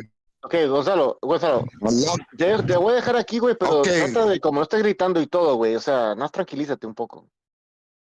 ¿Ok? Todo bien. Okay, let's go. Right. Anyway, Butcher, as I was saying 5 minutes ago, I think Ryan's got everything to dominate right up to 154 in time. Time. Right? I don't know about that one. Okay, he's got the backing. He's the A side. He's obviously got the tools. He'd have to grow a lot more. Ability. He's also going to improve. Okay, all different trainers. He's still young. He's only 25. He's still going to improve. He hasn't even hit his prime. Think about it. He hasn't even got his manpower yet. You're saying he goes to 147, and he even beats those guys. Everybody at 147. He said 154. He said 154. Yeah, eventually, when he's 30s, yeah. When he's 30. He's only 25. Oh, he had to go on that sauce. Right, I understand, but still, like, okay, fuck, he needs some good sauce. Yeah, he's a big lad. He's nearly 5'10". He's a big lad. He's bigger than most. He's been fighting midgets his whole pro career, dude. He's a weight I understand. No, he's big enough for 147. Maybe but I mean, skill-wise, I have to. Hold on a minute about the skill thing. He's got the two most important skills to go up weight, which is speed and power, by the way. That's not enough, dude. That's not enough. You either got to be unbelievably skillful or you got to have power.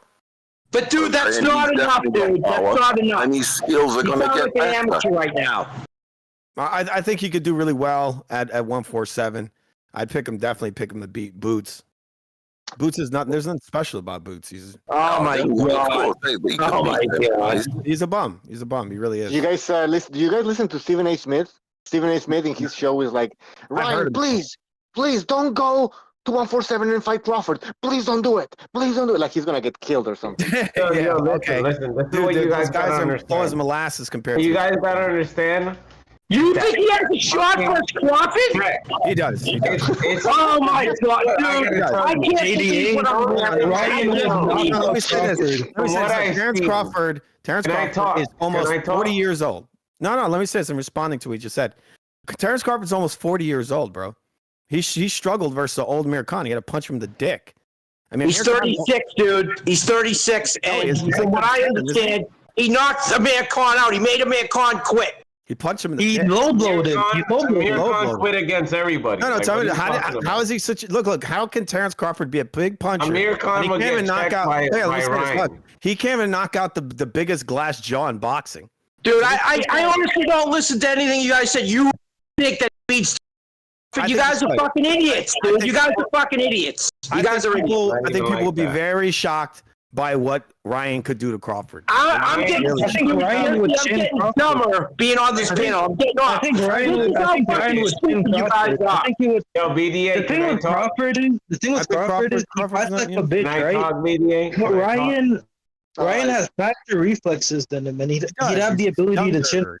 He's fucking younger. This is what younger and he has more power than him too. And the reality of boxing, Ryan isn't going to fight Crawford. They're a different spectrum. They're the different spectrum in their career. The younger man always takes out these older guys. Look, Ryan. You gotta understand that. It's back. It's just like I walk in. In boxing, let Quantum go in. Quantum, go ahead. Please. Guys, I don't got a lot of time left. Yo, listen to me. With my pure analysis, and I'm not being biased. Just speed it up, dude. You're putting us to sleep. All right, go ahead. Yeah, speed it up. It's fine if I'm boring you. But this is how I talk. You're not going to force me to talk how you want to listen. Wrap it up. Bro, I'm speaking for everybody, dude. You're killing the show. Nice. All right. Yes, I killed everything. Let me tell you this. The thing is, with this analysis, with all these upcoming fighters, that Ryan Garcia, with the talent that he has, with that initial talent, and you guys know, like if you go back on YouTube and you see like this kid got, remember, the energy. He has a vibrational frequency of manifestation like the birds that chirp outside in the morning to wake up the plants. So I'm telling you that this kid, you listen, I don't understand. If I seen this kid take punches from the hardest puncher, Mucho, step in and put this kid on mute. Let him get to his point. Yo, respect what I'm saying. Come on, but I haven't been disrupting nobody. Like, yeah, you're disrupting the show, dude. You're killing us. All right, let him. Remember, I've been in an accident, so my thought process is a lot slower than yours. Oh God. Okay, like, well please. then. Like, please, well, I don't believe anything that you say, dude. This show needs I'm to really sorry. I'm really sorry to everybody. Like my delivery is very slow. I'm sorry. I'm very sorry. It's a good pace. I don't mean to. Until the hypnotizer. So I'm just telling you that we're seeing something that, listen, you can be the greatest of greatest. I don't give a flying unicorn who you are. Bro. But this Ryan Garcia with that check hook, yo, listen, you can't be, if you get touched, it's over for you. Yeah. Then why have you not found every single guy that's caught? We just think the greatest boxer that, quote unquote, everybody was talking about that Devin Haney was a great boxer. Listen, nah, Ryan Garcia is not a boxer. He's going to get in there, fight you. And if he catches you, game over. He's going to knock you out. Game over. Let me say, sorry. Bucho. I got a slight delay, like 6 seconds, but let me say something. JDA, you're a piece of shit, dude. You're a fucking piece of shit. JDA, you're a piece of shit. You're a piece of shit. I'm all you're a piece of shit. Don't make out one of piece of shit. JDA, you're a piece of shit, guy. You're a piece of shit. I'm also a piece of shit. Guacho, le dicen el matón a la verga, güey. I'm the one who bleeds dogs and feeds it to my village, dude. Gonzalo, come on, man. El vato vale verga, güey. He's a piece of shit. How many times to put up with this nigger? Just for my fuck you, JDA. Fuck you. You're a piece of shit, JDA. You're a piece of shit. Fuck you. Okay, I'm listening. Get it out. Okay, now it's good. It's all good now. All right, let's move on. All right, let's hear somebody else. Who wants to say something that's not Gonzalo and JDA? Yeah, move on, Gonzalo. Move on. Yeah, so Ryan's going to dominate right up to 147. Definitely. Let's go to the question of the stream. You say, is Ryan Garcia becoming pound for pound soon, right? Let's stay on the topic. So, make your argument. I said earlier, what do you think would happen if Ryan... He's a piece of shit, guy. He's a piece of shit. What would happen if Ryan was hydrated and fought Tank? What do you think's going to happen? Tank is gonna get crushed. That's easy. You think it's gonna happen? Tank almost got crushed the second round. He was holding it on for dear life when the niggas weight trained. Like, it's the truth. Ryan Garcia is literally telling the truth. Like, this nigga, how can I tell you or explain to you that he's not being honest? Like, you guys don't know what it is to be a fighter. And if you're a fighter, you know that those pounds that you get drained out, you're not going to feel the same. No, you're not. And that's why... It's a different... Quantum, I agree. It's a different fight. It's not going to be a weight range. Ryan 136. Tank Davis doesn't want to go up in weight when a Ryan Garcia is at fucking Super Saiyan level. Get the fuck out of my face. No way. All right. Guys, let me just interject here. Super chat from Openda Gates. Thank you for that super chat. No comment, but I really appreciate your super chat. It's really going to help the drinking for this summer. Awesome. Go ahead. Yes. Yeah, go ahead. Quantum, are you a fighter? Are you a fighter? Everybody's looking at it like Tank Davis beat Ryan Garcia, and everybody's trying to take glory, and it's like, oh, but Tank beat Ryan Garcia. It's like, yo, all right, cool. But Tank just beat that dude that beat that dude that beat that dude. Nigga, come up and wait, and we'll see what's good. You know what I'm saying? Yeah. Like, we're going to see what's good. And Tank Davis goes up and wait. Tank Davis cannot handle Ryan Let somebody Garcia. Okay, Quantum, we get the point. Let somebody else up. Go ahead. Yeah, Quantum, seriously, shut up, Quantum. You're an idiot. You make a good point, though. I think you've said multiple times that oh shit, Ryan Garcia is more skilled than Haney. Yes, and I agree with that. Because really, yeah, he is.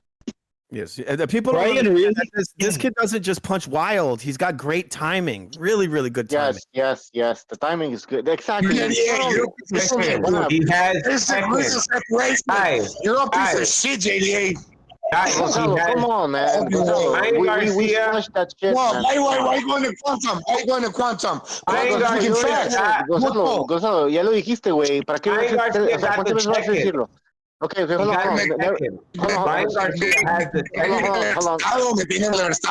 Okay, güey, pero ya, güey, como no mames, güey. ¿Cuántas veces vas a decir? Okay, hold on. Mi corazón me duele por ese pendejo, güey. ¿Cuántas veces, güey, tira mucha mierda ese puto? Okay, güey, pues ya lo dijiste, ya se cayó, güey, ya se cayó. Okay, Never Sober, thank you for your super chat. He says, Garcia versus Spence at 147. I got Ryan. Revenge for DJ. Who's DJ? Okay, fine. James. James, bro. Good one. You good point. I think No, güey, el vato tira un chingo de mierda, güey. Okay, güey, ya déjalo, ya se cayó. You know, Gonzalo, you know he's ruining the show, right, Pucho? He's ruining the show. All right, a lot of people Here we go. Okay, watch this English. We're in America. You have half the whole America, but you know. All right, guys. Okay, let's move on. Okay, Gonzalo, please. Okay, let's. Por favor. Okay, who's next? Who wants to say something that's boxing related, please? I mean, like I was saying, I think Munguia is going to beat He's going to beat Canelo. All right. Late stoppage. I'm picking. I was interrupted. Like I think Munguia is going to stop Canelo late. I'd like to hear beating because JDA has a very strong opinion that Ryan can't beat Crawford. So I'd like to hear, what's that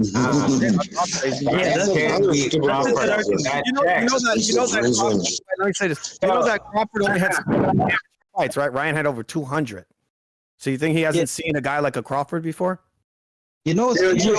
I'm not giving you an answer for that question, bro. You're ridiculous, dude. You're ridiculous. No, but I mean, just Crawford is more overrated. Gonzalo, go get help, bro. Go get help. Crawford is more overrated. Go get help. Yeah. Guys, hold on. I have to interject here because JD and Gonzalo keep going forward, and every time somebody says something to the other guy, it just goes fucking ape shit. So it's not just drop it. Don't talk to each other, all right? Please, don't talk to each other. Yeah, don't talk to each other. I'm just saying, JD. I say Crawford is more of a high job based on that Spence win that Ryan is right now. Yeah, listen. I'm telling you guys from the other side of the spectrum, it's that check. It's that check. I'm telling you, if you know how to play chess, when you're in tech, you really don't have a lot of moves. But it's that check. Yeah. Fucking look. That's one of them. Yeah. But you know, it's not just a check. Ridiculous. It's not just a check left hook in history. Boxing is more than just a check, dude. Yeah. Oh my God, I can't believe what I'm hearing, Pucho. He just literally. I don't know. He literally dismantled a great boxer with the same punch that same boxer said that I'm not gonna get touched by. It's too fast. Why didn't you dismantle all the other fighters that he fought, dude? It's the timing. It's not about that, man. It's about enjoying boxing, bro. Now, it's only about what you want it to be about. When I say something, it's not about what you want it to be about. Bro, just die already, will you? You're killing us over here. JD, that's too far. That's too far, JD. I think if Ryan carries up his power to 147 and he was to fight a Terrence Crawford, dude, Terrence He's going to sleep, bro. He's going to sleep. Terrence Crawford would knock him out within 3 rounds, dude. Terrence Crawford is probably him and Tim Davis are the two most overrated boxers alive. Now you guys are just so, dude. Seriously, you guys are just so racist. This is ridiculous, dude. Terrence Crawford is the best fucking fighter pound for pound out there. Come on, man. He's not. Terrence Crawford beat a damn mummy. He beat a mummy, and he's getting credit for beating a mummy. He beat some out of prime guy. And dude, listen to what you guys are saying about Ryan Garcia. They're both great bullies, dude. You guys are endorsing Ryan Garcia as the next fucking Muhammad Ali. You guys are losing your minds. Garcia beat 100% Haney. Terrence Crawford beat a mummy. He beat a 5% Errol Spence. I'm not going to give Crawford is an undisputed champion in 2 divisions. He'll probably be an undisputed champion in 3. Yeah, and he cherry-picked all his fights. At least Ryan wasn't cherry-picking and draining people like Terrence Crawford did. Completely blocked. Oh my God, you guys are ridiculous. Terrence Crawford, he trained. Sean Porter was about to retire. Spence was a zombie. He had loaded gloves in the Avenue. Quantum, shut the fuck up. You don't know me. You don't know anything about me, dude. So don't say that I'm a good person. You're just so fucking stupid. I can't deal with you. 140 run. He didn't beat one good person this whole 140 run. I mean, really, Terrence Crawford.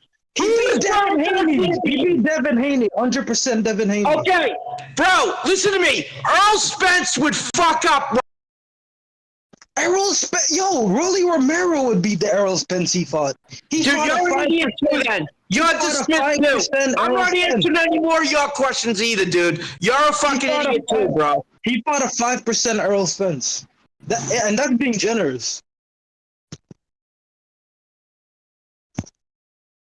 Ryan Garcia fought 100% Haney and made it look easy. It took Terrence Crawford 9 rounds to knock out a zombie. That's actually. He's going to fight Crawford now, is it? Why are we on about Crawford? Thank you, and you hurt my feelings. And that was very nice. And you wanted me to die already. Bro, I was kidding, dude. Stop being so sensitive, dude. Stop being so sensitive about kidding. And that's fine. I'm kidding, you snowflake. It's all good. Yeah, okay. You hurt me. You hurt me. You hurt me too, bro. You hurt me too by calling me a mean person. So shut the fuck up, dude. If you can't handle it, then don't dish it out. If you can't handle it, then don't. You're just trolling. That's all you're doing. No, I'm not trolling, dude. I'm trying to smack your desires of sadness. I don't see it. Dude. No, you know what? You're killing me. You're putting me to sleep. You're a depressed person. You're killing us. Bro, you're boring us all to sleep. Yeah, you need love. That's what you need. Oh, now it's love now. Ask your sister if I need love. Ask your sister if I need love. Guys, stop by and let's move on. Somebody else. Yo, listen. Yo, don't make me own him like I own that dude. Remember the Nazi dude? EDA, come on. Oh, bro, you're not owning anyone. Hey, Bucho, what do you want me to do? They keep talking to me. I'm not just Bucho, EDA, can I own this dude real quick? No, let's see somebody else. I think Terrence Crawford probably has the most wins in boxing right now with the most asterisks next to it. He hasn't had one legit win in a while. Listen. Well, Spence is a good win, no? Listen, guys. That was a 5% Spence. He looked like a damn. He looked like this kid is. Listen to me, Bucho. Why do we need to speculate? Wow. He looked like a mummy. He looked like a mummy. All I want you to do. Ryan Garcia would have KO'd Spence in one. Ryan Garcia would have KO'd Spence in 1 round. I would say it's like what happens when that check left hook comes in. What happens? That's it. Terrence Crawford, all these kids in Special Olympics, like all these kids that do their IQ has to be below 100, Bucho, because they're all fucking talking stupid. All right, guys, Quantum. Yo, listen, he's the new Muhammad Ali. We heard that. Okay, you said that. Okay, we'll have to wait and see. By the way, there's a question in the chat for Furioso. He says, Furioso, your prediction, Canelo versus Munguia, KO or split decision or what? Late stoppage. Whoa. Late stoppage. I say that's a bold prediction. That's a bold. No, seriously, late stoppage. Munguia's Munguia's on the up. Canelo's gonna beat the shit out of this dude. 6th round, 7 rounds. Munguia's on the up. Canelo's on the down. Munguia doesn't have that grit. He doesn't have that grit. How dare you say that about a Mexican fighter? Maybe I'll slip into another coma. How dare you say that about a Mexican fighter? You don't become a Mexican champion without having grit. It's the energy. Nah, that's the first commandment. You know what? I gotta add. I'm telling you, Canelo's gonna beat the shit out of this dude. Made me question Once this dude feeds, just please. I'm having this you one guys at are betting money because fight. you guys have families and all that stuff. Like, if you're betting money, I'm telling you, when Canelo touches this dude, it's fucking over. Like, I don't give a fuck how good. But you actually think Munguia is fucking Haney, do you? You must think Munguia is Haney. You're gonna see that a dude is really not that good. Like, Canelo is 7 rounds. That's it. It's over. There's no way this guy's gonna last. No, but Munguia, too much energy, too much volume. Too much volume. He's got chin also. He's got decent power. Wasn't actually have a good. Hold on. I've got him overwhelming Canelo over say 10, 11 rounds. Hold on. Wasn't Derevchenko putting it on Munguia though? I mean, he wobbled him a couple of times, and he's not even. Yeah, he lost that fight. Munguia lost that fight. This nigga's doing it was a tough fight. Yeah, it was a tough fight. The only thing for me is that I would say I would make it more of a 50-50 is just because I don't know how shop worn Canelo is, and that's it. That's the only reason. A father time. You're gonna pick his worst fight, which was a while ago. 2 trainers away. If I don't live tomorrow, I just want to tell you since that fight, Munguia's changed trainer twice. Okay, that's Warner, why do you let other people talk, dude? Let other people talk. Shut the fuck up for a second. For another couple months or whatever, BDA, let me tell you this and tell everybody. The same guy talking? And I love you guys. And I love the energy. I love. Bro, he's killing the show, dude. He's killing the show. And I'm sorry. If you don't like me, I'm sorry. I know you're dying. I know you're slow, but get to the point. All right. Yeah, the point is he never gets to the point, Joe. Let me tell you this. When it comes to a fight, I want you guys, because this is what we do. We get on YouTube. We look at this kid talks in circles, dude. This kid is killing me. Everything. Please don't interrupt me. Please just let me talk. And I'm gonna. I'm interrupting you because you talk like a fucking snot, bro. Like. Okay, that's fine. Let me tell you this. When you see the energy, BDA and everybody, look at that. If you're trying to make money, and you're a rich person or whatever, wherever you are in life, you want to make money, look at the energy. Except yours. Where's the energy at? Yeah, except yours. You put me to sleep 3 times during the show, dude. I'm sorry, man, bro.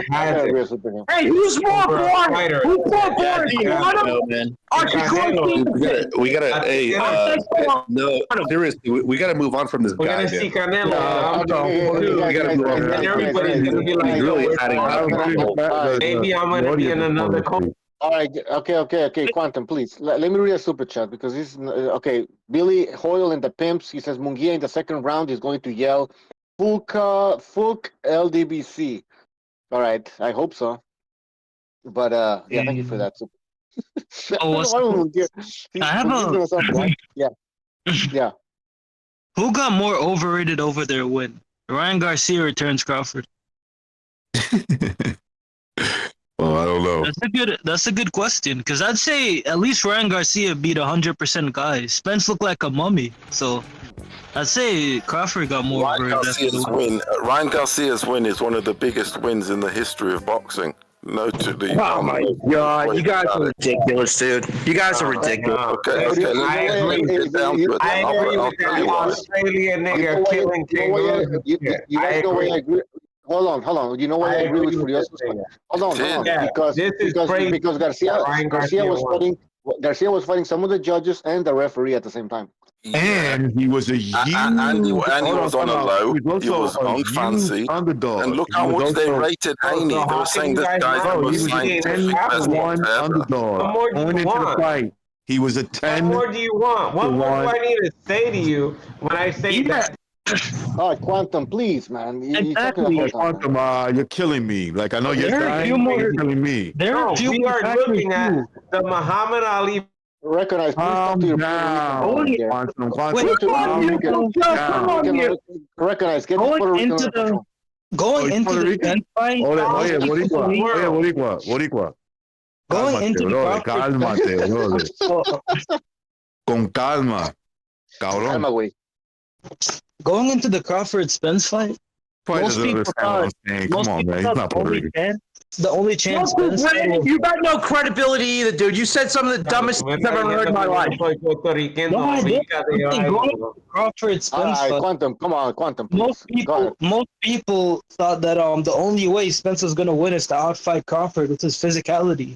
But when you saw the fight, Spence was so drained and depleted, and something else was wrong with him, that he couldn't even crack an egg. He had no power, no physicality, no stamina, no balance. It was actually kind of crazy. Yeah, Crawford had nothing to do with it either, right, dummy? Yeah, he didn't. Exactly. He looked like that before. Okay, don't beat him post to post. Shut up, dude. You're an idiot. It took him 9 rounds to put out a guy. You're a fucking idiot, dude. Seriously, you got no 9 rounds. It took him 9 rounds to put out a guy like that. Now you take Ryan, who the way you talk about Garcia, dude, you just want to suck him off. Stop it. Ryan Garcia outboxed and dominated 100% pound for pound guy. Bro, look at his avatar. That says it all. Look at his avatar. Time out. I think you should say, in your opinion, he's not a pound for pound. Devin Haney, in my opinion, was not a pound for pound fighter. Yeah, bro. Recognize. But I don't know. I have a question to recognize. Would you give somebody pound for pound status that you thought was smaller Lomachenko? When they recognize, I'm just saying, was Spence a pound for pound guy? Can you let Recognize talk? He just got on the panel. Let him talk. Okay, my bad. Recognize. You can go. Hello. Let me read a super chat. Open the gates with another super chat. Thank you for that super chat. He says, "This guy is a boxing Walter Mercado." I think he's talking about Quantum. He's Walter Mercado. If you guys know, he's like some astrologist. Yeah, that sounds like Quantum. I am. All right. I'm a legend, man. I'm a legend. Right. Quantum, let other people talk. Quantum. I know you're gonna die, but you know. If you're gonna die quiet. No, that's not right, very nice. No, but that's what you said. Okay, let's Recognize going. Yeah, that breaks my heart, man. Yeah, look, again, Ryan, I think Ryan has all the potential to be a pound for pound fighter. He does. He's all he needs some discipline. I think he got the tools, right? But in my opinion, beating Devin Haney, especially when I thought he can beat him, is not, at least in my opinion, doesn't make him a pound for pound fighter. Devin Haney, like, he has accomplishments, but they're like political accomplishments. Okay, they're like, make the fight close against Lomachenko and you survive and we'll give you the fight. He got touched up by Jojo Diaz, a much smaller fighter than him. He got hurt by Linares. Okay, now, I'm not taking nothing away from Ryan Garcia. If you look at that the first round when he hurts him with that fucking check left hook, that was a very educated check left hook, okay? Because he really fooled Devin Haney. But then again, Devin Haney's not that smart of a boxer. He never was. Okay? What he did was he kind of just like threw the little jab out there. Devin Haney thought he was going to do it again. He thought he was going to parry it, and he just left his chin open. And smart on Garcia, he checked that chin, and that dude was finished pretty much from there on out. Mentally, he was finished, right? And that's because he's not a pound-for-pound fighter. That's just my opinion. But I think that to just like say he's pound for pound right now, I mean, if you have Devin Haney up there, if you had him up there, okay, fine. Then I can see where you're coming from. But not for me. You got to beat the man to beat the man, don't you? So if he's beat the man, It's one of those, isn't it? You know, you take his place. That's what Frank said. I mean, if you look at the lineage, I mean, in the lightweight division, Lomachenko was defeated by Teofimo. Teofimo was beat Cambosos, and then Haney beat Cambosos, and now who beat Haney? It was Ryan Garcia. Yeah, that's true, but also, I'd say the same things you could say about Haney, you could say about Spence. Not that. We have to open our mind to Spence had a larger He was pawned for. Had a larger body of work, Brandon. He had a body like he did more. He was champion. It's not, guys, I'm telling you. Hey, shut up. I'm telling you. Dude, let me finish. How many current or former in a hospital bed, man? I'm telling you. What do you say, bro? You sound sick, man. Like you're making me sick right now. I'm about to throw up. No, not you, Brandon. The dude who saw. Yeah, Quantum. He's he just got out of a coma. Oh, okay. I'm sorry to hear that, bro. But like, you should maybe you can't hear me. Listen, no. Second resurrection. Come on. Narrative. We're talking boxing, and I just want to enjoy my moments with everybody. Okay, I'm telling you. Like, it's that. We would be enjoying it if you didn't bring it up. You made it to the other bullshit. I know you're a troller. You're just a troller. Listen. No, you're just a fucking idiot. You're just a fucking idiot. I'm not a troller. And I'll tell you this. That is that check. That's the thing. And even in chess, if anybody knows how to play chess, I don't know. I bet you don't know how to play chess. I bet you don't know how to play. I'll bet you I'll play chess with you on YouTube online, and I'll. Nah, you're too stupid. You're too stupid. You don't know how to play chess. Set it up. All right. Anyways, I'm just letting you know that. It must take you fucking 20 minutes to make one move. You can't even talk. You gonna play chess? Yeah. Cool, I think we should do it. Let's move on, guys. Let's move on. People are gonna get bored. People are gonna get bored with this shit. Come on, let's talk about something. I hope you feel good, man. But here's the thing, right?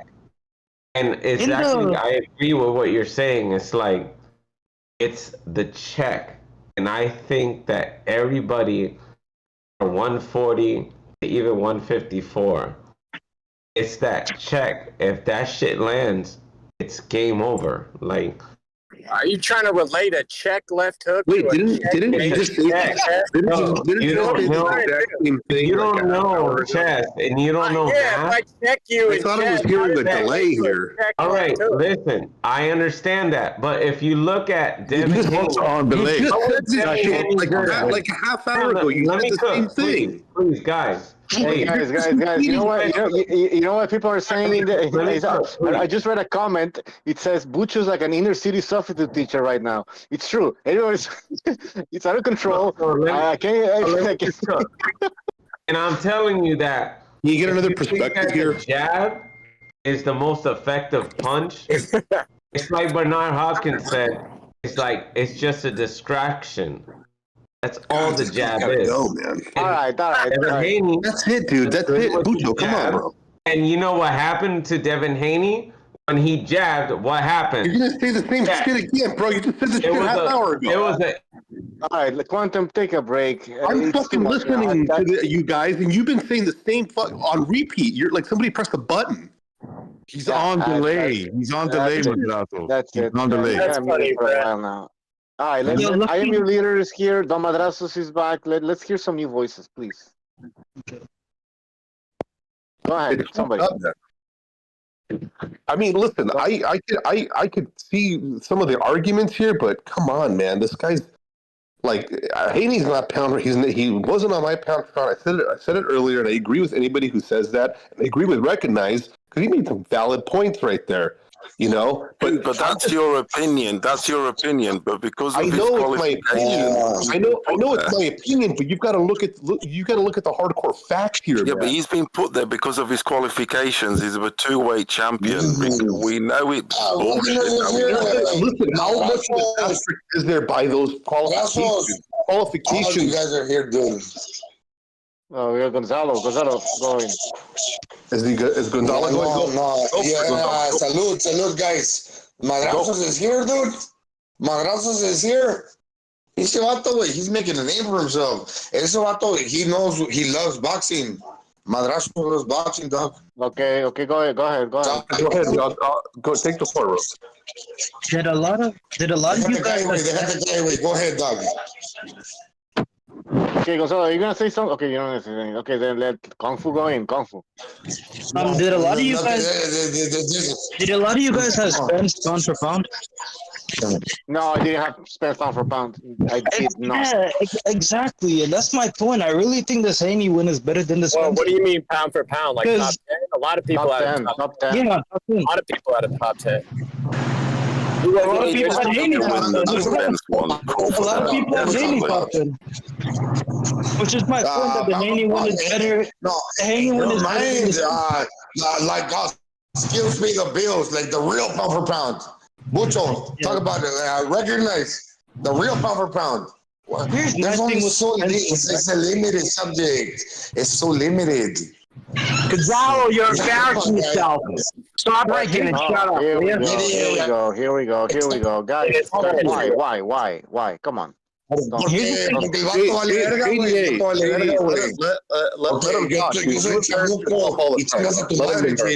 Yo soy el chamuco y chingas a tu madre, JDA.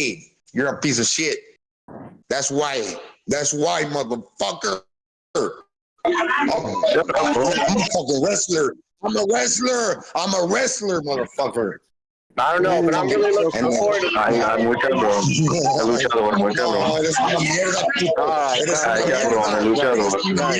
gonna have to mute. Guys, please stop, man. Nobody cares. Yeah, I know. Me neither. I don't give a fuck. I don't give a fuck. Talk boxing. Mucho, here's my thing. The advantage people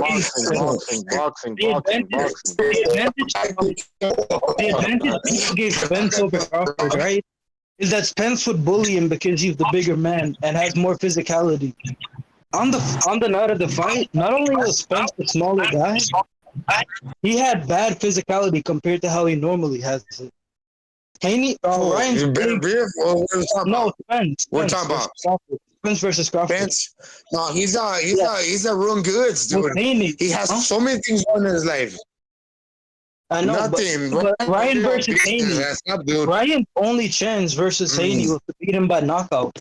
Hey, so Ryan outskilled Haney despite his power. Haney don't have no fucking stoppage power. He don't have no stoppage power. Remember that leg hook to the body? Oh, he's hitting him to the fucking body. Okay, he don't have no stoppage power, mucho. That fight already happened. No pega. And chin. No pega. Let's talk about Tyson Fury, Canelo, and Munguia.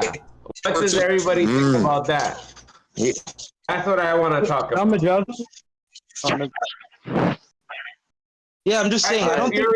I don't think Spence had the attributes. I don't think Spence had the attributes that were supposed to give Crawford trouble that night. Americans, wake the fuck up! You suck, motherfuckers! Americanos, American fucking fighters, you fucking suck! No pegas, puto! No pegas, mucho, no pegas. Okay, I don't think. Gonzalo, go to bed. Go to bed, Gonzalo. Don't let those little lady go to bed. JDA, ignore him. Ignore, guys. Please stop.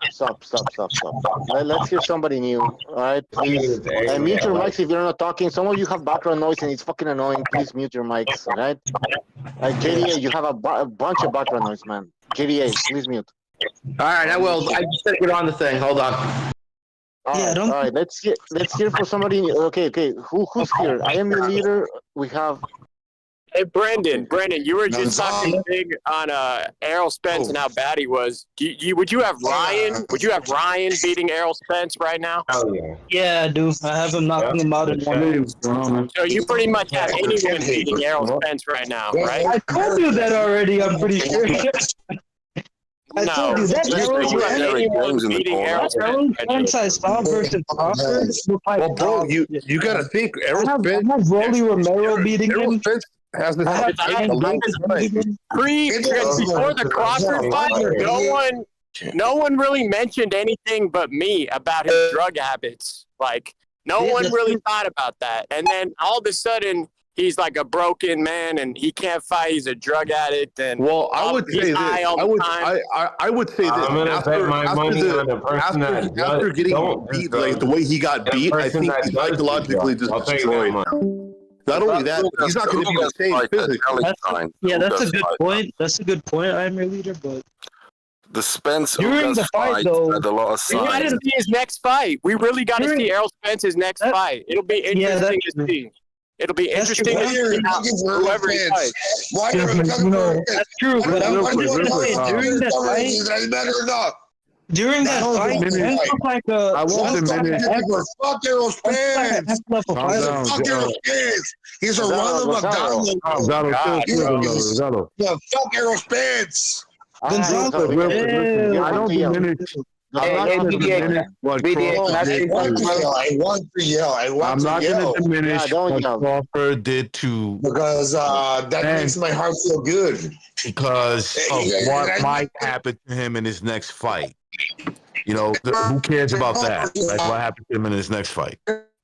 When he was undefeated and he fought his biggest fight that he could fight in his career against Terrence Crawford, he got beat.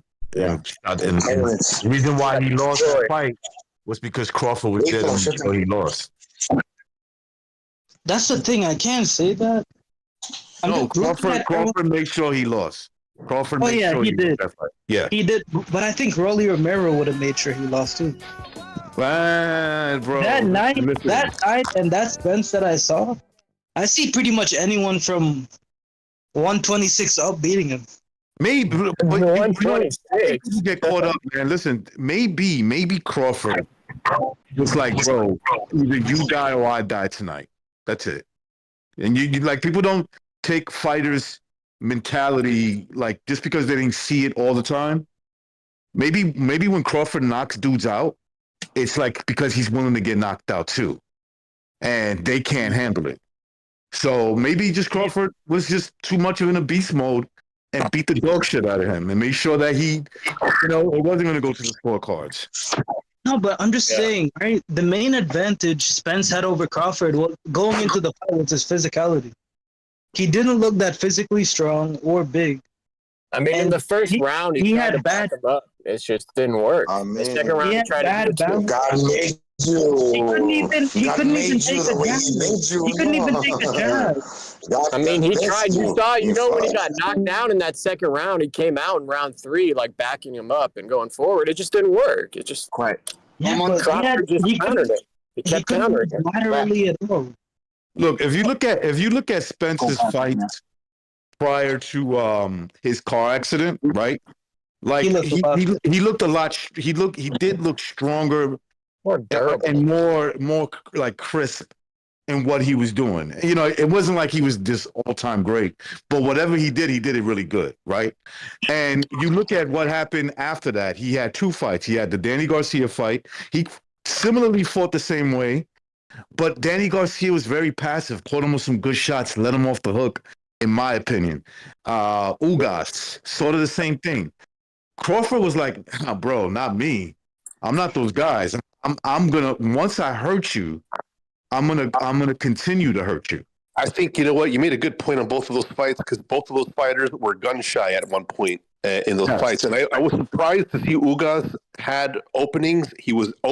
Spence was open in the pocket many times, and Ugas did not want to throw. It's like something told him not to throw, and it looked very strange to me. And I think it had to do with a lot of how maybe Spence was timing or catching these people and open when they were open, so they didn't want to take any chances. And I thought that was kind of fucked up because I wanted to see a better fight. I thought Ugas would have given him a better fight. I thought Danny Garcia made a good showing of himself, but Danny Garcia just doesn't have the muster at this weight. He does not have the power at 147. Recognize. It sounds like you're saying Spence's wins are more dubious than Devin Haney's. No, not really. Because if you look at Spence's wins, like his bigger wins, he actually won those fights. Maybe you can argue about Sean Porter, right? That was a pretty close fight. Where so you go back to Kell Brook, even though Kell Brook was coming off a loss, he still stopped him by a TKO, and then there was the Danny Garcia fight, right? So like, did you think that Spence won without beyond a shadow of a doubt? He won that fight with Sean Porter. No, I actually when I scored the fight that night, like you could go back and you could give it to Spence, but on the night of the fight, I had a 7-5 Sean Porter. The knockdown makes it a 1-point win for Sean. For Sean Porter. What? That's why I had it a draw because of the knockdown. I had it a draw. It was that close in my opinion. It was that close. And I think the draw. I think when he dropped him, that made it a draw right away. Okay. Well, guys. To that point, Vladdy V, thank you for your super chat. He says, has anyone seen the scorecard of the judge that scored Haney versus Ryan a draw? Yes, we are talking about it. We're talking about it right now. Yeah, go ahead, Recognize. So when you look at the way that adds up, so that means that ref Max DeLuca had it 7-5 in favor of Haney.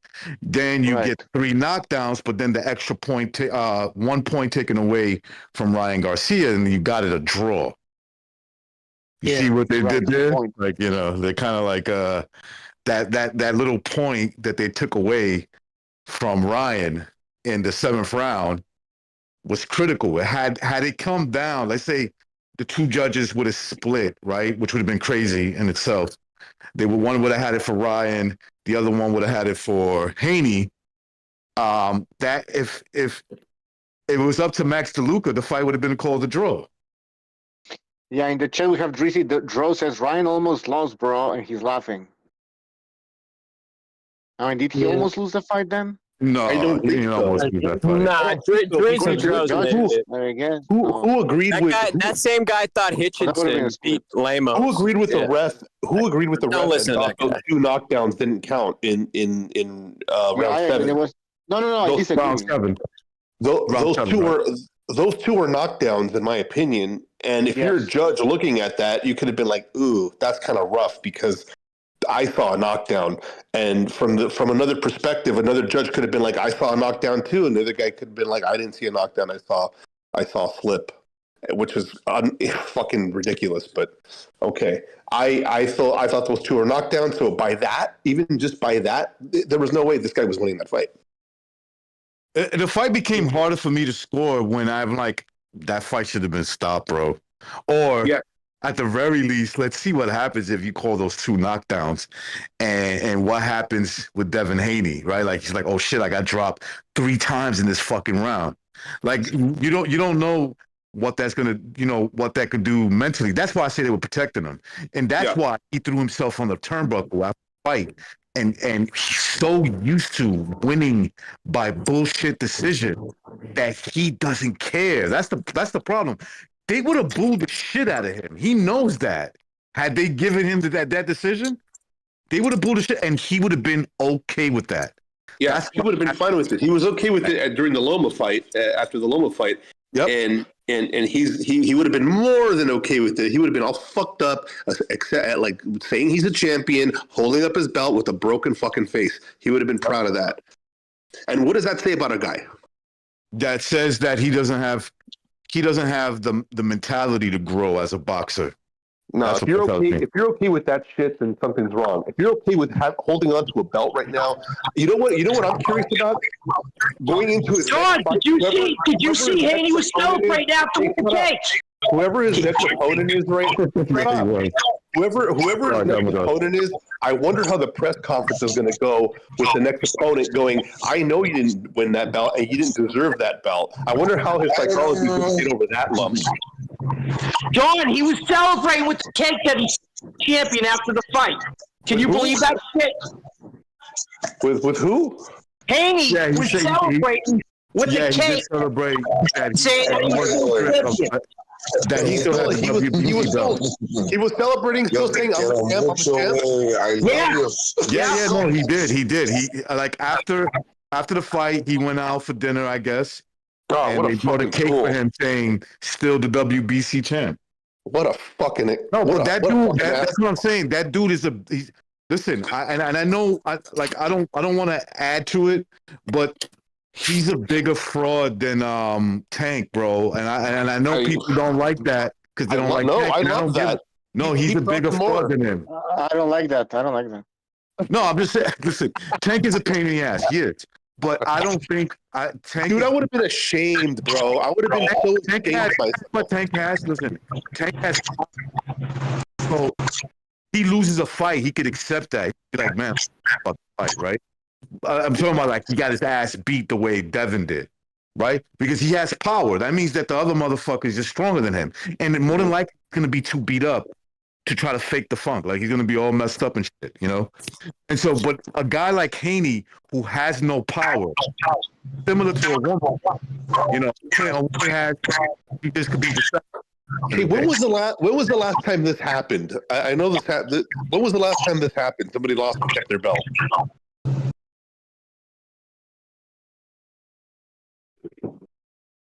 I don't know, but Haney's been a fraud, dude. All he does is fight guys. Didn't Kell Brook keep all the guys he fights. Didn't Kell Brook keep his belt versus when he fought Triple G? What was that? Yeah, because he went up in weight, though, dude. He went up in weight. I don't. When has it been that the opponent to get exposed?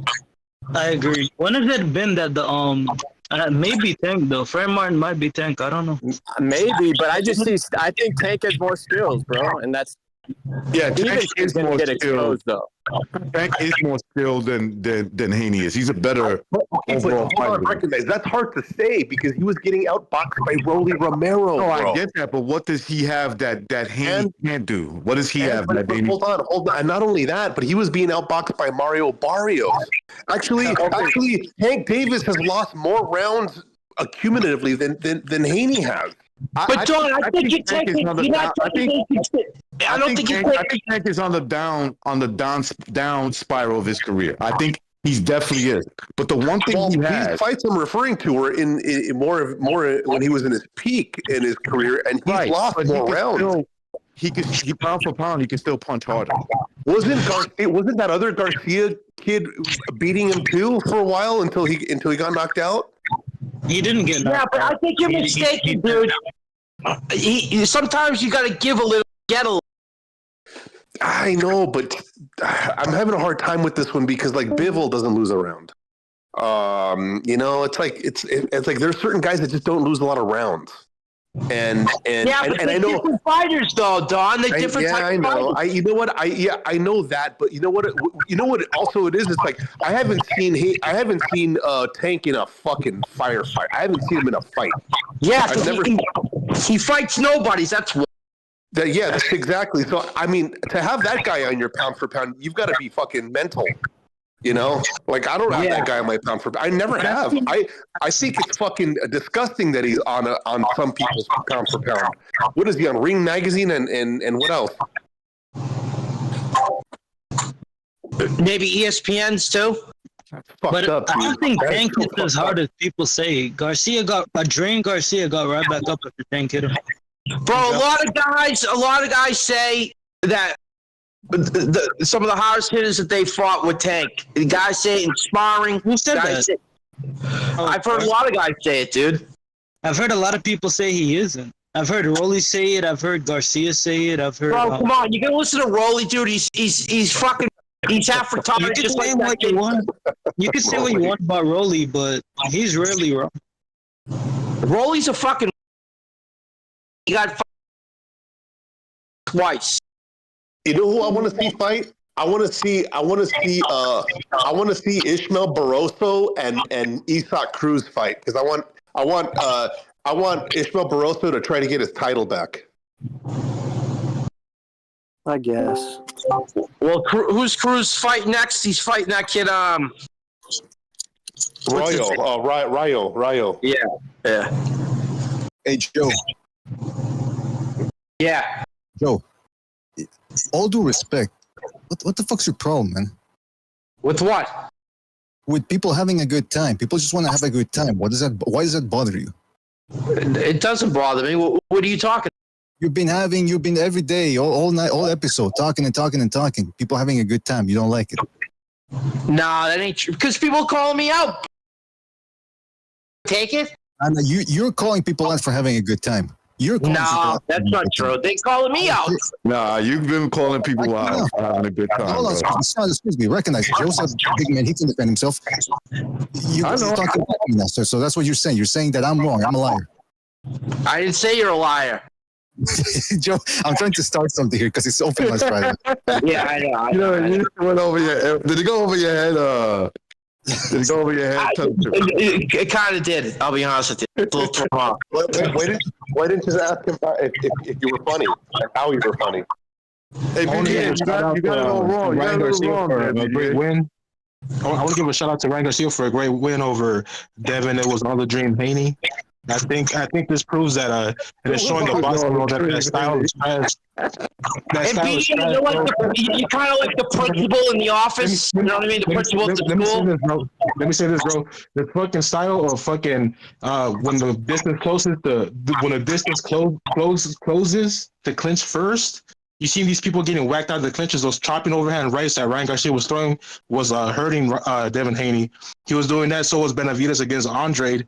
I hope that it shows that these Black American boxers to level up their game, man. That's just not gonna work, bro. You can't just fucking hug. Your first instinct can't be to hug once the distance gets close, bro. You gotta damage your opponent, man. That shit is a garbage ass style. And I'm glad this one happened because she just proved it even further.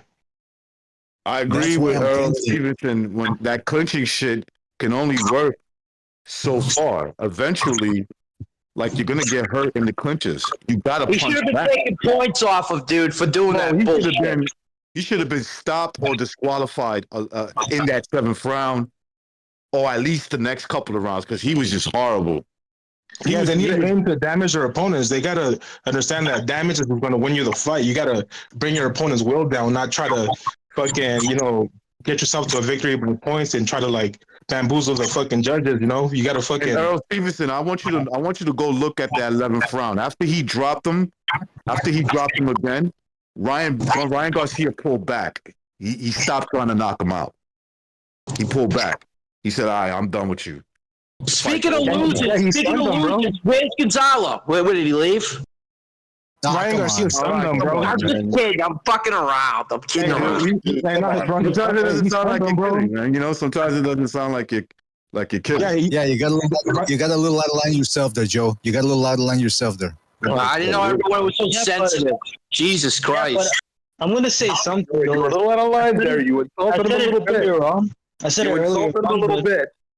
It's pretty interesting. Both Ryan and Henry Garcia said that this training camp was nowhere close to the Duarte one. They tried way harder for Duarte. I believe it. I believe it too. He did He always knew he could beat. He always knew that he can beat Haney. And their circle, like what I mean by their circle, like there's people that know both of them. They had a talk with Rolly, right? Rolly's not the most articulate person, but somebody asked him who would win that fight, Garcia, Haney. He's like, bro, Garcia could knock him out in 1 round. And that's almost what happened. That's basically almost what happened. You know what? Here's the interesting thing, man. People were making it out to be as if Ryan Garcia had no skills whatsoever. And I'm thinking, this dude used to fight long range early in his career, and then he switched to a more pressure style, which is what I commended him for 4 years ago when he started doing that against Luke Campbell. But I want to say this to Earl Stevens' point. You know, people standing their ground. Look, nobody's saying you have to turn it into a slugger against a slugger, but we have an upcoming fight in about a month from now, which is Raymond Ford versus Nick Ball. Now, Raymond Ford is a smaller guy. He's a faster guy, slightly, because Nick Ball is quick too. Ball is a shorter guy, stronger. He's going to be coming forward. I don't want to see Ford running around the ring, because if he stands his ground a little bit, I think he can hurt Nick Ball and maybe even stop him if he strings together some combos. But that's what these guys have to understand, to Earl Stevens' point, is you can't just run around it. Look at what happened with Oshaki Foster. He was fighting Rocky Hernandez. and he was doing the ass style, one punch at a time, clinching, running around the ring, and the ref told him, hey, cut it out, you got to fight, stop clinching. And what happened? He stood his ground and stopped Rocky Hernandez. So that's what you got to do sometimes. I'm not saying slug it out, but put a combo together or something. Yeah, and that's to their benefit. They'll perform better if they do so, and they'll make better fights. Like, it's going to take more victories like this over people that clinch like that to really start changing their perspective on things. They're still riding on the Mayweather high thinking it's going to work for everybody. It's not, bro. You gotta bring your opponent's will down, bro. You're not going to do it by hugging him. You got to do it by kicking his ass. Yeah, BDA. That's what I was saying at the start too. I think Ryan outboxed and showed more skill than Devin Haney. You weren't saying that in the beginning, but go ahead. Yeah. Because really anything Haney was able to do, Ryan was able to counter pretty easily. And Haney didn't have an answer. But the one thing I'll say, dude, the reason why everyone was picking Devin Haney, it was because of Garcia's poor performance versus Tank. That's why everyone was taking Haney, dude. That was a big part of it. Because of that, he was behaving outside the ring. That didn't. But by the way, we have a super chat from. Yeah. We have a super chat from NGR Boxing. Thank you for that. He says, "Salute to my fellow geniuses. Never give rematches. All right." And we also have another super chat from Frank Jaeger. He says, "The D-Block voice, facts." All right. That's not how you say it. That's not how you say it. It's how you say it. Yo, D-Block has been on fire this year. D-Block has been on fire this year, man. I rewatched the Ngannou with AJ Collins. He actually called AJ by round 2 knockout. Hold on. Gonzalo, you got a bunch of background, man. Yeah, okay, he muted. Yeah. Go ahead. Giddy as well. Giddy, I don't know, man. You went. No, okay, go ahead. I'm saying D-Block has been on fire. He actually called AJ by round 2 knockout of Ngannou. Hey man, you know what? Devin Haney doesn't deserve the rematch either, bro. If Devin Haney would have won that fight, he wouldn't have given Ryan Garcia a rematch. So Ryan Garcia should move on, live on that win, and just keep moving forward. Don't look back. I agree. Hey, but by the way, I want to say something else about this. Shakur Stevenson, apparently Eddie Hearn said on Twitter that he offered him a fight. I don't know against whom. I think maybe he was talking about Haney. And Andrew Ward, speaking for Shakur Stevenson, said, "No offense, Eddie, but I'm paraphrasing here, by the way. He said, no offense, Eddie, but the offer that you thought was reasonable often isn't. When you got a guy like Shakur, you got to come up with something better." Something like that, he said. So, in other words, Devin Haney traveled abroad. Spence traveled abroad. All these guys fighting abroad. Shakur doesn't want to do it. Now, Shakur Stevenson said they offered him a Teofimo Lopez. Teofimo Lopez proposed to fight in Honduras. And Shakur Stevenson said, well, I don't want to fight there because of the politics. So he's admitting that the A-side advantage of fighting in your hometown works. So he's afraid that once they take it away from him, it ain't going to work. Yeah, Teofimo Lopez said on the interview, he said that that dude, Shakur Stevenson's been getting pampered since the amateurs. They've been taking care of him to go to the Olympics, and like they just like really pamper him and look after him. So he has that entitled attitude since he's been a kid. That's what Henry Garcia said too. Henry Garcia said he got a robbery gift decision over Ryan. They just got found out. It's a business. They just got found out. Their style sucks. They're not good. They're not good for boxing. They're a piece of shit. Like, you really? Are they fucking fighters? Are they real fucking fighters? They're fucking fans. Are you a fighter? That's the important question. That's the truth. That's the real. He's a wrestler. That's the fucking truth. These guys, man. Come on, BDA. The establishment, Earl Stevens talking about how many years we have to go through this shit to discover the fucking their BS. It just took them to make the fights. Once the fights get made and they get exposed, they've been ducking good fights for so long that people start believing that shit. Man, it's not even about me, BDA. It's not even about me. It's about their fucking bullshit. It is about you. Don't ever let anybody tell you that it's not about you. It is about you. I got Lolita right here to myself. No, but to speak the truth, what Earl Stevens talking about, it's the fucking real. These guys are fucking, what do we have to do? Hey, listen, Americano. or a Mexicans a title, fucking champ. I understand you want to cross the border and you want to make money and you want to live and you want to have a good life, but never mind that shit, dude.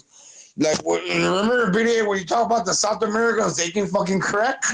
Everybody, look, what the fucking. This is my problem with Eastern Europeans. They get too old and they come fucking here across the pond on the waters, and they're so old and they're so good, but they're never good enough. Why not? Mexicans can kick your fucking ass. They want a passport. Yeah, roger that. But what of not this? My problem is Americanos. They're so fucking brash. It's a development. Fuck Americanos. It's a development thing. Colombia, like Argentina, has a decent infrastructure when it comes to getting these guys into the professional ranks. Colombia and Venezuela, yeah, they produce big punchers consistently, but they don't have. It doesn't seem like they have world-class promoters or any type of infrastructure to put on good cards. Like at least in Mexico, people go, "Oh, who's this guy?" You know, like Divino. He comes out of Mexico, and people look at his record and they go, "Who are these guys?" But these guys are fighting on Mexican TV. It might not look like it, but these are tough pugs. So if you can make it out of Mexico, especially with a good record, that usually means that you went through a couple of tough journeymen to get there. So, but Colombia doesn't have that. Venezuela doesn't have that. Yeah, I got a little bit of a hiccup with that. Well, because Colombia, they like. You're breaking up. I think they lack a little bit of the know-how. They don't understand. They're kind of trepidatious. Yeah, he's breaking up, man. He's breaking up. Let somebody else talk. Honestly, bro, I don't know that Australia was so into boxing. I don't know boxing was that popular in Australia. You hear a lot of Australian callers call into the YTVC, and then you got all these boxers, Barro and Tim Zoo and stuff, and I think Opataya is Australian. I don't even know and shit, but yeah, for for being it's a pretty big continent, but being a smaller country, they provide a good amount of fighters, world class fighters too. Yeah, but that's the big problem there with Australia is that they're really isolated over there. It's one big giant fucking island. Hey, but they love boxing though. They fucking, I mean, it seems like, at least to me.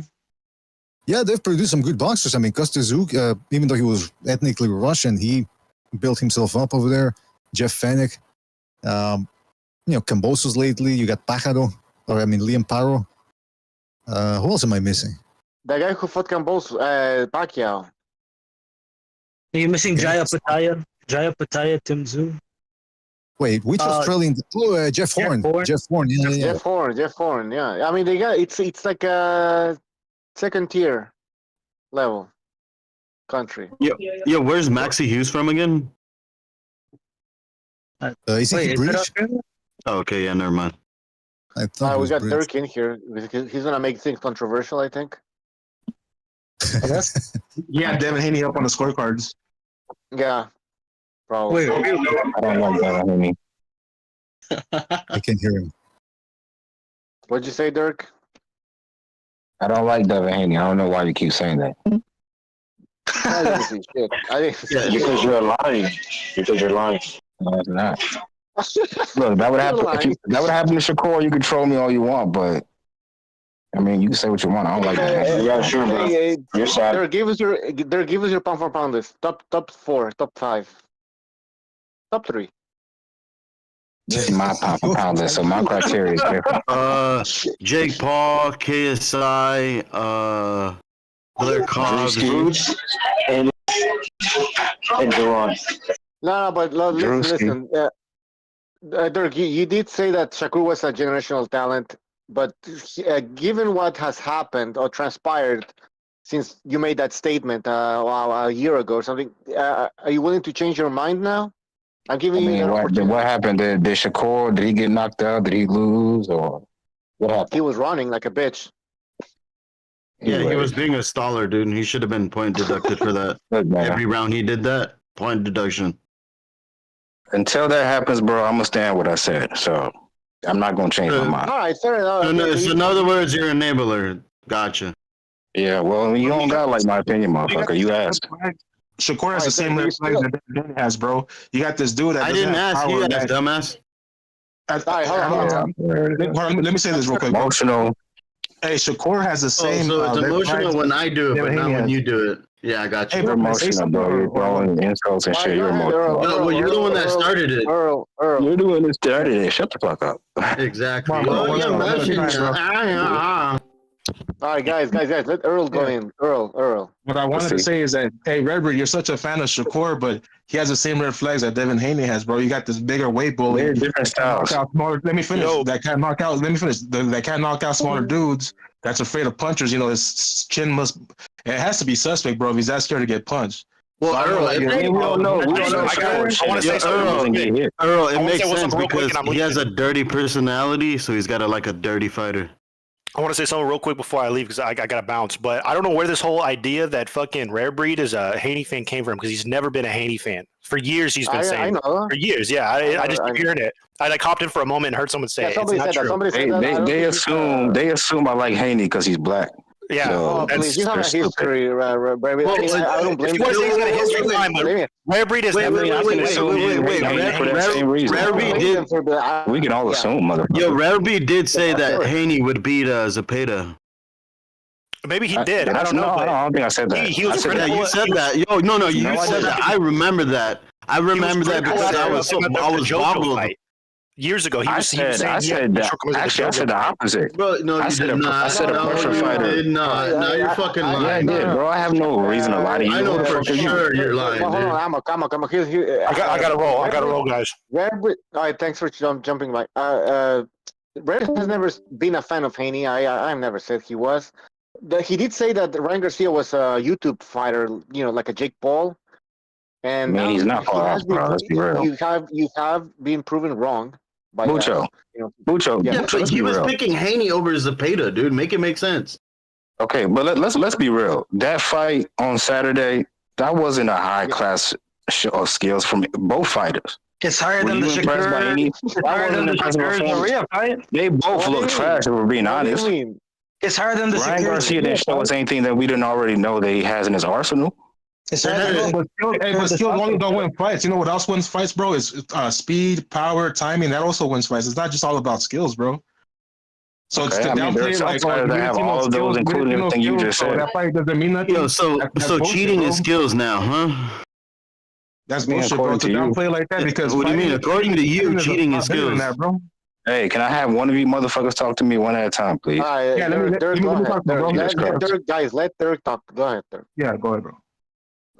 Look, I picked Devin Haney win. Ryan Garcia was going crazy. I didn't think though that Dev was going to try to walk him down. I don't know why he did that, but he has no power. I don't know why he thought. I guess his ego. He thought he could knock out Ryan Garcia, and he's got no power. But he paid for it. It is what it is. That's a misconception. In the first round, he wasn't running from Ryan Garcia. He wasn't. In the first round, Haney was running from Ryan Garcia. Ryan Garcia caught him. Then Haney started pressuring. No. Actually, that's a good point. That's a good point. In this fight, did you not notice that? He wasn't letting his hands go, bro. Ryan Garcia was the counterpuncher in this fight. It wasn't Devin. Devin Haney was excessively clinching. He should have been warned to take a point away. They both were clinching a lot. No, recognize it. His Muay Thai skills were kicking in, bro. It was a ugly fight. Hey, listen, if it was Muay Thai, that's fine, but this is boxing. Use your hands. If you can't fight, that's not my fault. Well, at least in Muay Thai, you can, in the clinch, you can use a knee, you can use an elbow or a headbutt. You can't punch. Recognize. Weren't you just calling me a hater of Devin Haney the other week, and now all of a sudden I'm a Devin Haney supporter by these people? What's up with that? Well, I mean, you have a narrative to support. Well, what narrative? Okay, yeah, but I don't support every single. Do you support every Puerto Rican? Well, all of us are saying it, dude. It can't be a coincidence. No, but I'm just saying he doesn't like Haney because he likes Shakur. You're wrong when you say that doesn't make sense. You're wrong. That's a good point. And then like Shakur. You're wrong when you say that. They're different people. They're different fighters. Why not? They look similar to me. They both look like back foot bitches that win by points that have no power, have suspect chins, and they're bigger as fuck than their That's opponents. A lazy comparison, but go ahead, bro. I mean, well, Paul got to redeem himself, bro. He got to redeem himself. He's looking bad out here.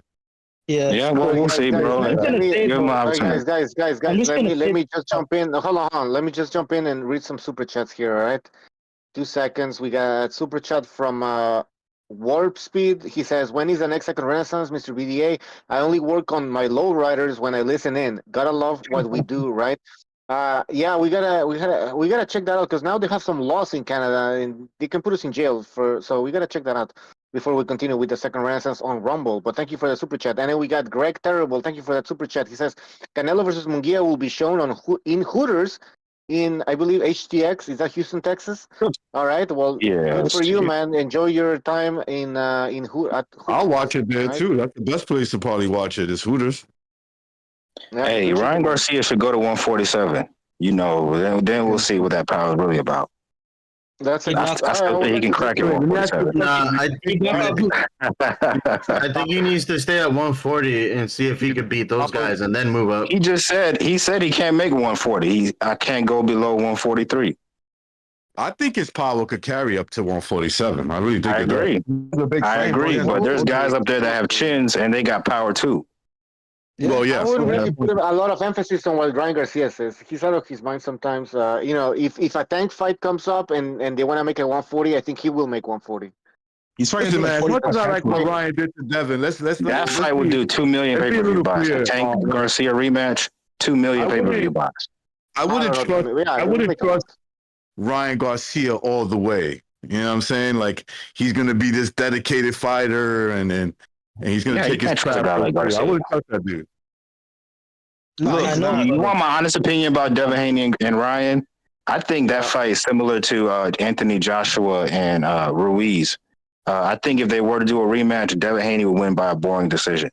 That's just my honest opinion. I don't think so, dude. Devin tried to be boring at the start, but Garcia timed him and rocked him. And then he didn't, though, bro. Devin was trying to walk this dude down for whatever reason. No, he wasn't. Not in the first round. No, he was forced to. He was forced to. He was forced to walk him down. Please tell me. Yo, you act like Ryan was trying to pressure him. Ryan was standing in the middle trying to do his fucking funky ass shoulder roll. No, what I'm saying is Devin Haney was not moving away from Ryan. He wasn't. Tactics, Dirk. He lured him in. He lured him in.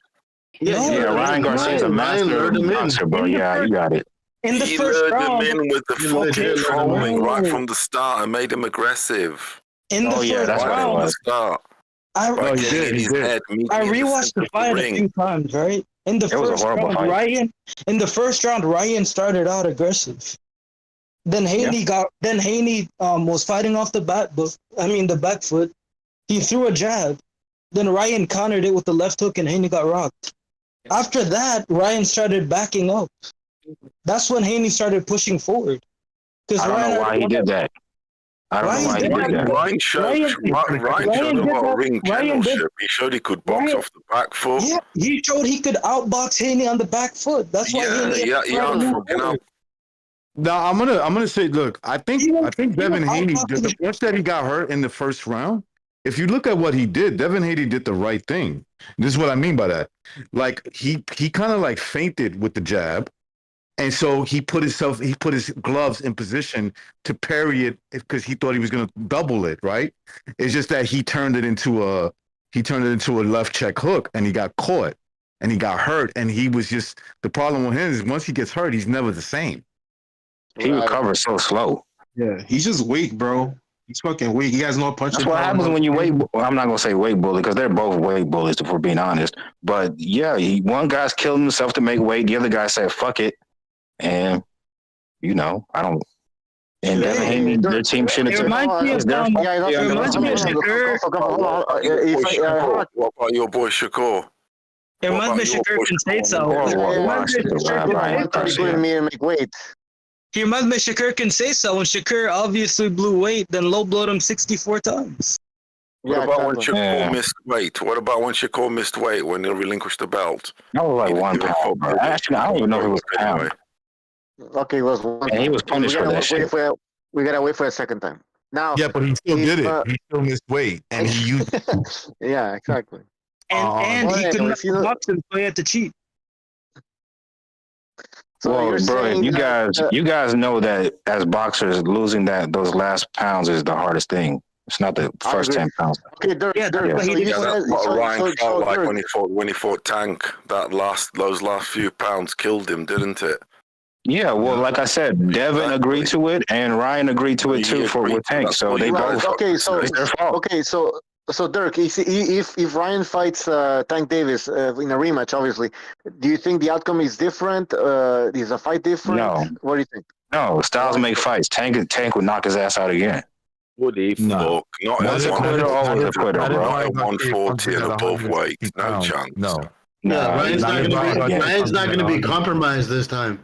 I don't want any excuses, too. Ryan was half the man against Tank. Come on, he was a skeleton. Ryan's not going to be compromised. I want to see it now. Also, you can say what you want about Tank Davis, but one thing we know, he has a chin.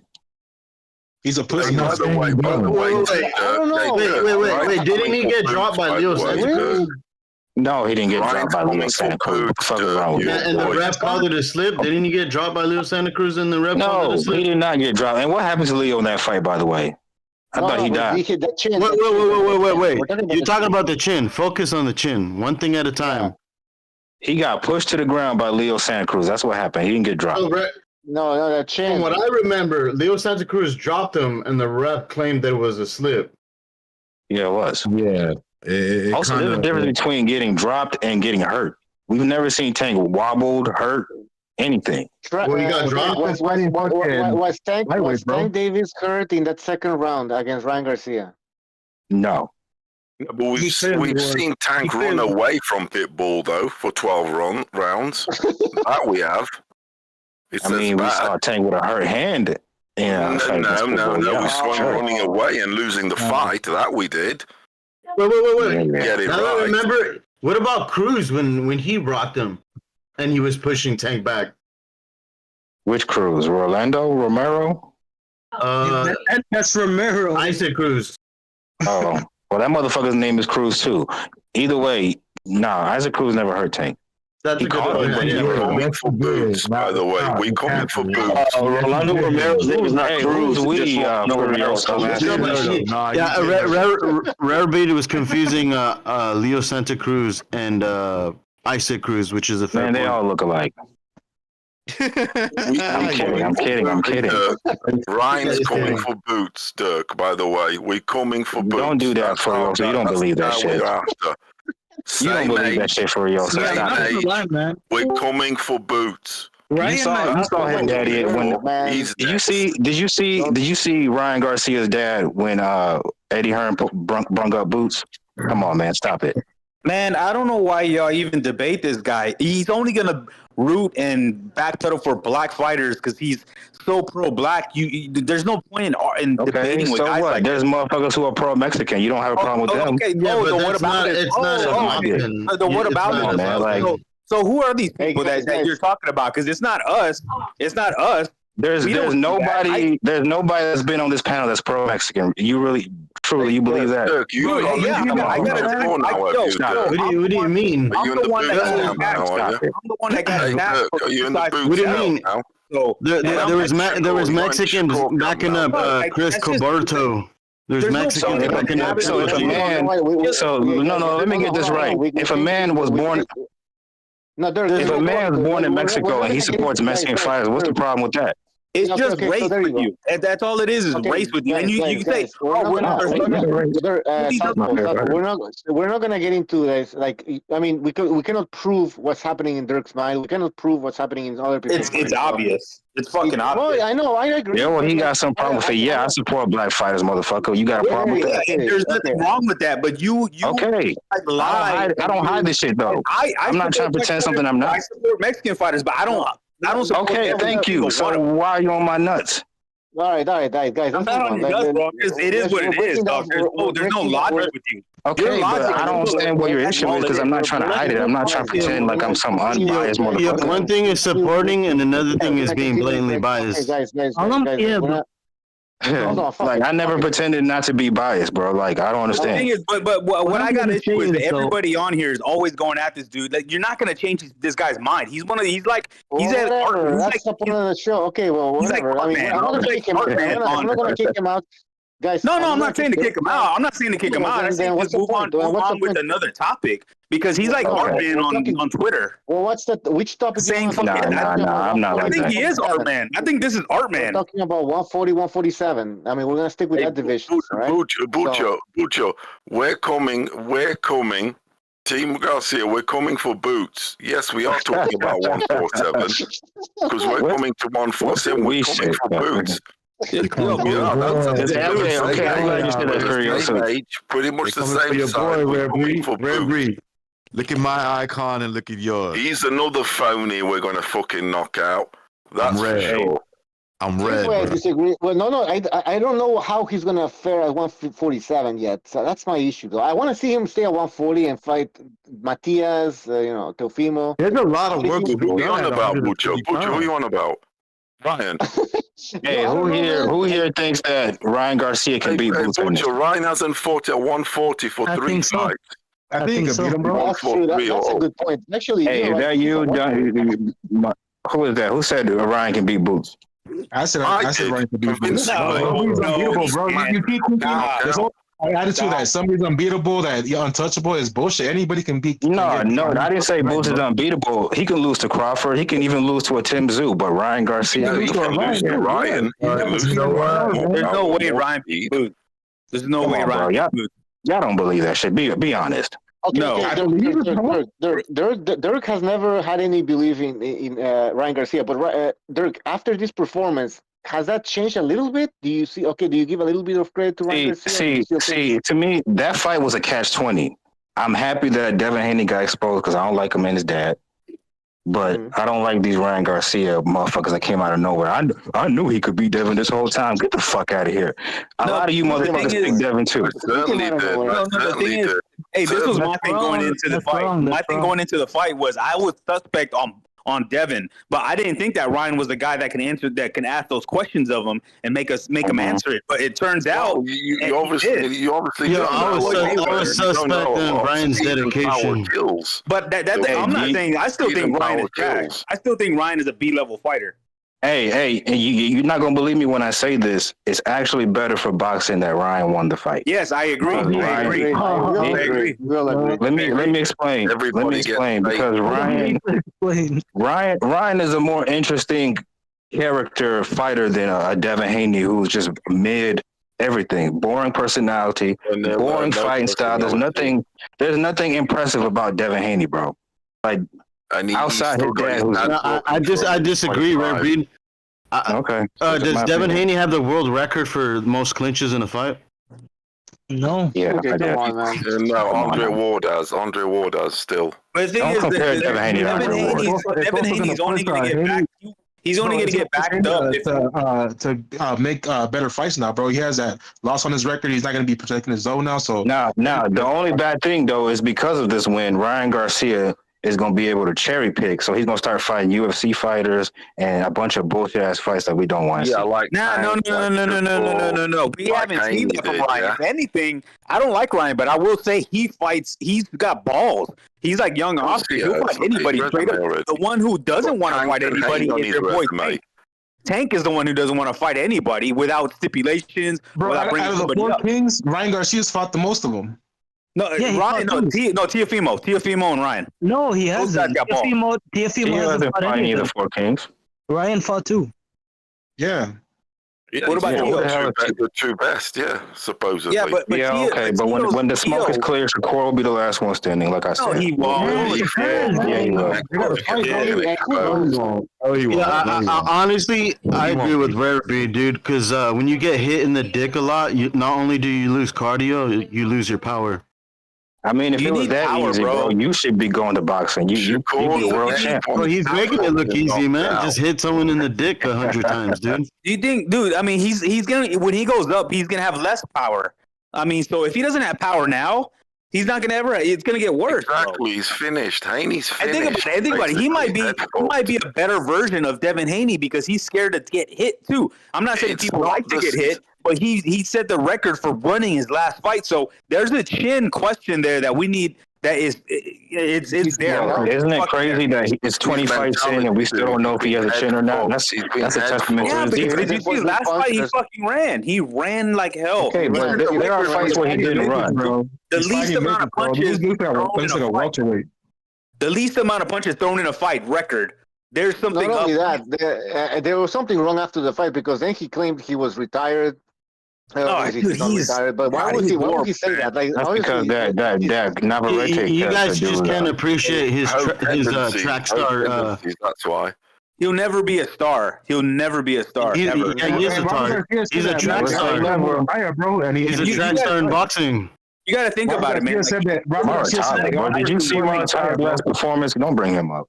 He's got two bad things going for him. He's not exciting enough in the ring. And the second one is he's not hood and gangster enough outside the ring. So he's fucked. He's never going to be a star. Support that, bro. In the chat, we have a Jesus Rodriguez says in the chat, Haney's not finished.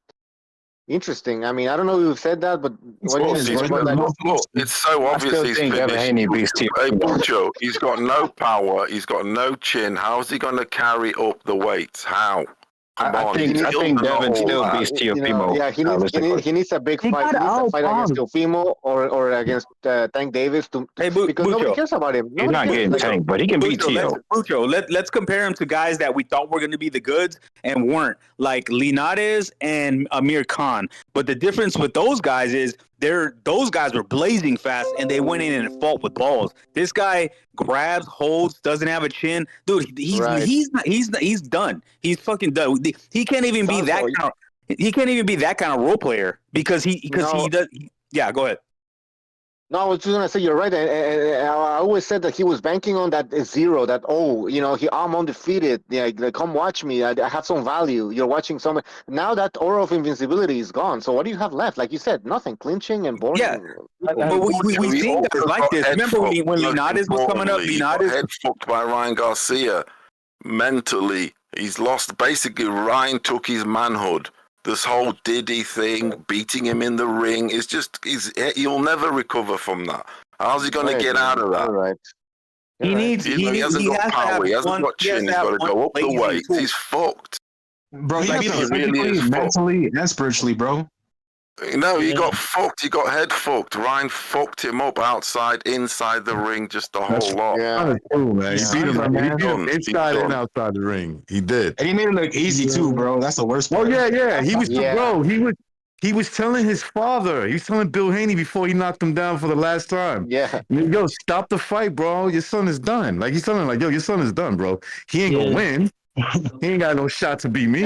Broken jaw on top of that. Like he can't even train or spar. Right? Like he's gonna have to just sit and think about what happened. Dude, listen, did you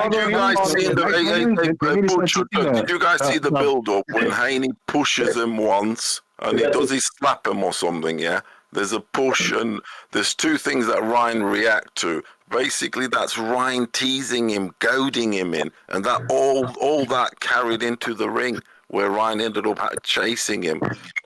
Dude, Matias will kill all these guys. I'm sorry. Matias is overrated, man.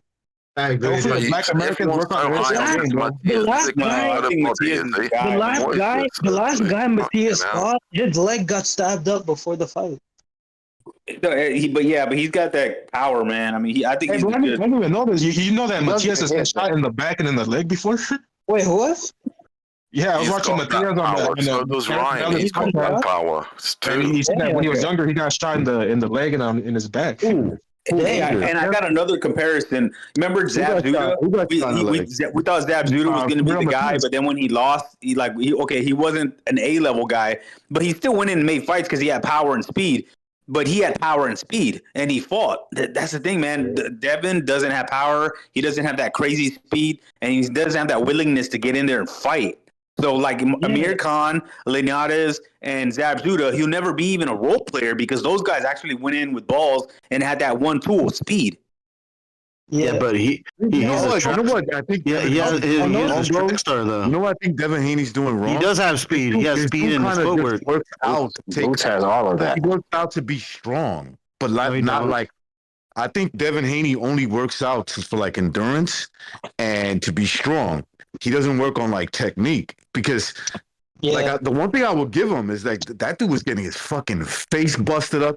He still had endurance, but nothing on the power department. Like he had Ask nothing. yourselves, who is Haney's trainer? Who's his trainer? Who's his trainer? His father. His father, right? And he's got Jab Duda's dad in the camp. So Bill Haney's the trainer. Think about it. He's a fucking con artist. He ain't no trainer. Well, he ain't no trainer. We have a comment in the chat here from Sid Smith. He says, "Y'all some Devin haters." All right, I'm not a Devin Haney. I'm not a hater though. I picked him to beat Shakur for a while. I am fucking. Yeah, I would probably I would still pick him to beat Shakur. It's not that I'm a hater. There's nothing to love about the guy. He's a fake Muslim. He's a fucking socially awkward. His style's boring as fuck. He talks like he's a knockout artist when he's just boring. Did you hear him talking in there's a podcast called $1 Million Worth of Game. He's like trying to convince himself. You could tell he's like, I'm that next guy. I'm on that next level. Yeah. Like, dude, it's on top of that, he's raised too. On top of that, not only is his personality shit, he's like racist like and he wrote it down. Like he wrote it down and he's reading it. Yeah. It's like, dude, you're not that next guy. You're not on the no next level. Okay, I'm sorry to tell you, you don't look like Floyd at all. Nothing. When I see you, I see Devin. He can't say that anymore, man. I'm that guy. You don't have that zero. This is what they have that zero. Yeah. It's over. There's still a lot of people making excuses for Haney that he fight smart. I don't think a lot of people are making excuses, man, because honestly, because he was going against Tank, even like the people who like watch boxing, they were mostly said fuck Haney because he's fucking with Tank. Like there was that division because of he was a rival to Tank. It like Tank more. You know what I mean? So he didn't even have that from like the black community. You know, Hispanics kind of went from just because Ryan was getting really. So he really doesn't have a. If you think about it. That's not what it's so bad. He shouldn't be 10 pound for pound list no more, bro. What is people are he was never it was never pound for pound. He was another people are saying guy never. People are saying he did fight smart to get an excuse for him, but honestly, he fought the same he fights in every fight. The only think about it, he's getting pieced up against Joe. Right? He took the beast. He took 45. Got hurt by Linares. Need the double. He couldn't knock out old man Gamboa. He got a gift to Loma. This dude is a fraud from the beginning, bro. He's a fraud. Like the name that they're trying to make out to be, he's not that guy. Because all those names I considering the and everything, if he was that, there would be no argument. He would have guys like convince him. And on top of that, you wouldn't have to tell yourself to make weight at 135. You belong at 147. It's obvious, you know, that if you actually fight people your size, he would get. It's ridiculous how he looked against Loma and how Loma would just look like a small man, bro. You know, Loma's. That's not the fight that told me is not the guy. It's the Joe Diaz fight. Go back and watch that fight. Well, that was before the Lomachenko fight. Yeah, like you that No. Hey, Redbreed, you're saying he has a record of this? You're saying he has a couple of fights that show this?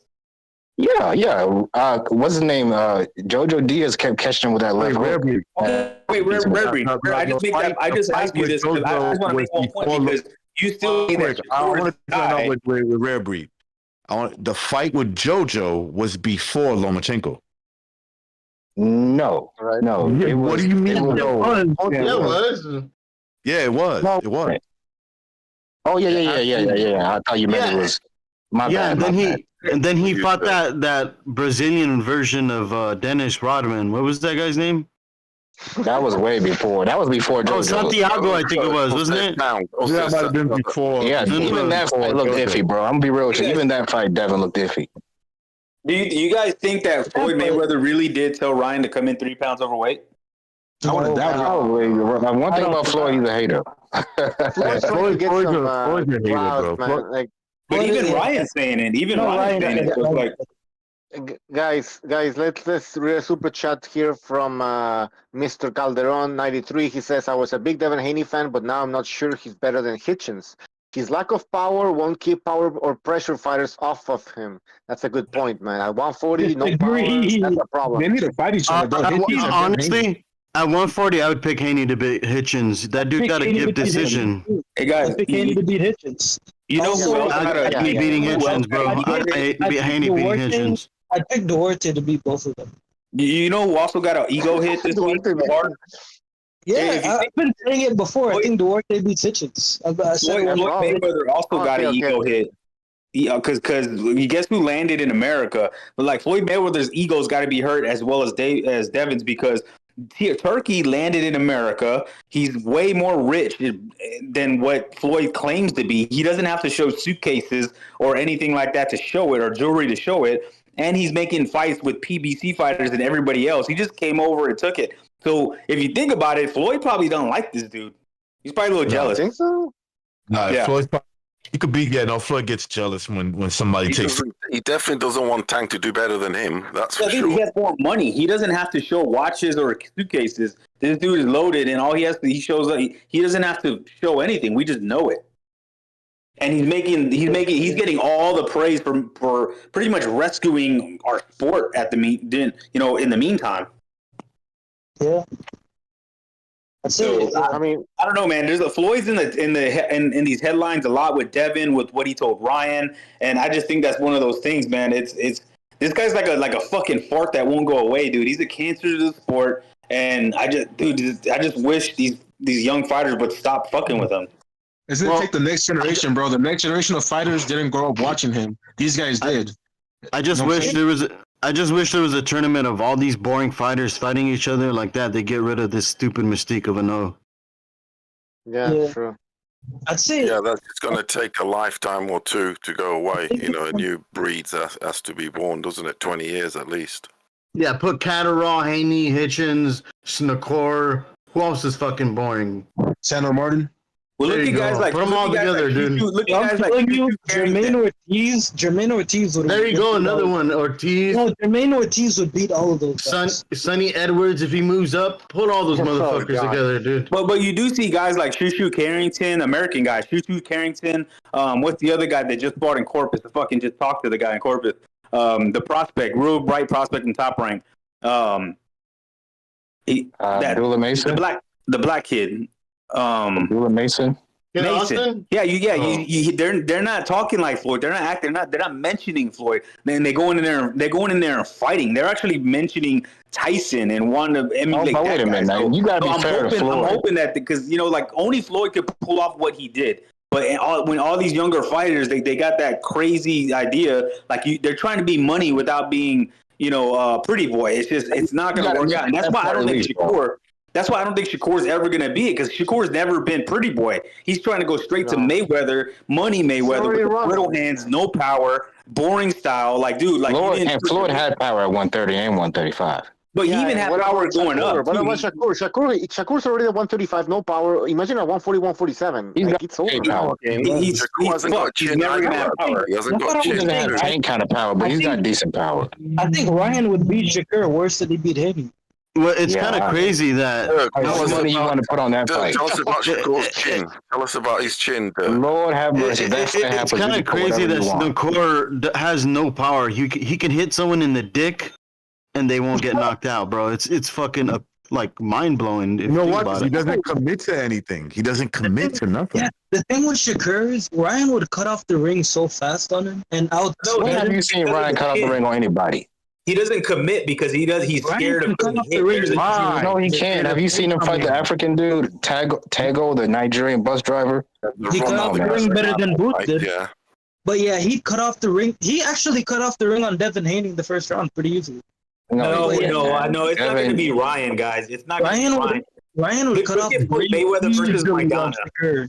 And he landed a shot and knock him out. I think Haney. No, dude. Ryan's not gonna fucking beat.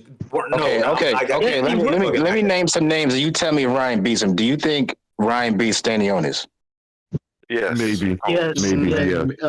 Okay. I don't know, man. I say yes. Okay. What about Santillan? Nope. He's not beating him. Yeah, I understand. Santillan stops Ryan Garcia. Yeah, Joe, I Yes, he honestly does. have Giovanni beating him. I think Ryan would be Santillan. No, he You won't, think bro. so? He's How? not like that. That dude was a monster. Well, I'm not Ryan gonna is say a gonna monster, try- but he, Ryan is Never gonna up to Bro, he's got a 147. chin. What is he gonna do Let alone when he fucking cracks Stanley him Elliott, and what you on Giovanni about? looks at him like okay, and then pushes forward? yeah, bro. Eventually, you run into a motherfucker that can take your punch. Then what? Ryan can keep moving backwards. Ryan What's gonna be Plan B for Ryan Bro, what is Garcia he if the gonna left do? hook is He's not gonna do working? the he's gonna do the shoulder roll and get punched? No, He's gonna outbox him. Ooh. He's gonna outbox him. Yeah. The only reason this fight, funny, the bro. only reason this fight that he did that thing is because he ran out of stamina. If he didn't run That out dude's of gonna stamina, disappoint you. I'm sorry. He He ran out enjoyed of- this win against Devin Haney, Wait. but Now that I remember, Alright. didn't Rocha in that fight try to do a shoulder roll? yeah, Santillan shut all that shit down. Yeah. no, that's not what I'm saying, right? What I'm saying is, if Ryan is able to fight off the back foot and jab him, I think he'd win pretty easily. So first of all, Ryan Garcia, he doesn't have great footwork. So Santillan will cut off the ring with that dude. He's got And he knows how to cut off the ring. better than Haney's. Haney's got two Ryan left does feet. have great What you on about? Duarte was getting to Ryan Garcia. What do you think a bigger version is going to do to him? Ryan Garcia doesn't have great footwork, but he does have fast feet. He's not a plotter. He doesn't have to cement his feet on the ground and throw his punches. Ryan has Bro, he's gonna get move caught. around the wing. Ryan has He's not going to do that for 12 rounds. He's going to get caught by Santillan. Santillan isn't going to be there for 12 rounds. Yeah, he is, bro. He's one of those type of No, guys. he's not. Bro, Are you crazy? Oh, you're crazy, dude. I think Ryan would knock Have you him seen out. Santillan fight? Dude, he Yeah. seems to have a solid chin, dude. He fought the guy with Yeah, that dude looks solid. When you again. you think Ryan's gonna test his chin? What are you gonna do when he just looks at him and eats his punches? Gonna keep punching him. Exactly, and then he's gonna and then he's gonna get hit to the body. What is he gonna do then? Gonna keep punching him. He's going to quit like he did against Tank. He's gonna keep punching him in the I don't chin. know. I got Giovanni in that fight, man. Bro, come on. Are you serious, bro? Let's not exaggerate this win against Santillan is not Devin Haney. I'm not exaggerating. We're not exaggerating the win against the dream, American dream. No, we're not. Of course not.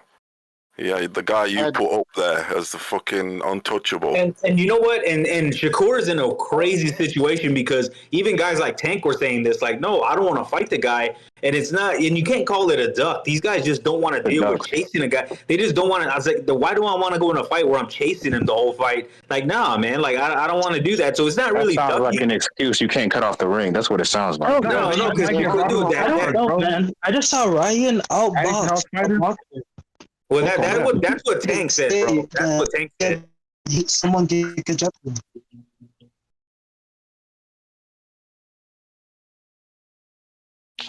Yeah, I just saw Ryan outbox Devin Haney. I mean, I wouldn't say he outboxed him. I just say he clipped him. He outboxed him. Haney did clip Ryan, dude. Imagine if Giovanni would have landed that punch, dude. I don't know, man. Exactly. I got Giovanni. I know what you're talking about in that fight. You're talking about that jumping left hook that Dev caught Ryan with, right? Yeah. Imagine if that was a real power puncher. Easy. Come on, like, stop it. Don't exaggerate this win. Ryan is a good fighter. He's got power, but it's some real killers out there, and Devin Haney is not one of them. But Devin Haney, we don't know. Devin Haney is fine. Maybe his chin is going to be better because he's not cutting weight anymore. Because that could help. I don't know. That's still yet to be seen. Because I'm a big advocate of guys fighting at a comfortable weight. And like I said, the guys who were the best, who dominated, were guys like Floyd, Canelo, Pacquiao, even Loma, because they were in weight classes where they weren't killing themselves. Yep. I don't know, man. I've really never seen Ryan Garcia hurt with a face shot. Dude, he got rocked by fucking Haney, dude. Haney clipped him a bit. Yeah, No, even Tank. Like, what did Tank do to him? Tank dropped him. I think he's going to be stronger at the 140. He's going to be stronger at the 140. I understand that's a compromised fucking Garcia, but still, dude, if Giovanni hits him into the body, I don't know. I don't think he's gonna last. That's the thing. If he hits him to the body, that's gonna be the perfect position for the left hook. Yeah, Well, then guys, and then he counters him with a jab to the face. It's Then a what? move. How's he gonna do that when I don't think Ryan's gonna fight it. Bro, Ryan doesn't have fight fast feet. I don't know what you're thinking. Ryan's not gonna fight anybody at 140. I think Ryan is the hardest puncher from 140 to 154. What? Hey, get this guy out of here, Come bro. on, bro. Stop. I will say, Get him out of here. I will say it's the fastest level. Andy's faster than everyone else. So you think Ryan Garcia is harder than Boots Ennis, Virgil Ortiz, Tim Zoo? You think he's harder than them guys? Maybe not Virgil Ortiz. I think he is harder. No, dude. He has the fastest hook in boxing, but that's it. It doesn't mean he's the most powerful. Yeah, that makes sense. I think Bro, Devin Haney got hurt by JoJo Diaz. That's what I'm trying to tell you. He's chinny. I think he is harder than Crawford and Boots Ennis. I'm not sure about Virgil. How do you know that? From what I've seen. What do you mean? How do I know Boots Ennis is harder than Ryan? No, I'm not saying he doesn't, but how do you know that? I'm going to assume a guy at a higher weight class. That's why I said I think, based on what I saw. Okay, even if let's say even if he does hit harder than Ennis, what about his chin and his midsection? Yeah, I think so too. I think he has. I think his chin and his body and stuff. Yeah. Nah. Yeah. His chin, he gets dropped, but doesn't get hurt, and his midsection. Hey, guys, I don't want to bring up any other. He was dehydrated and he had a hurt rib going into the fight and didn't get his. I'll pray that fight hanging in the background. What the hell's going on? And then he was back the whole way. They play dirty. I knew they were too. If Ryan Garcia,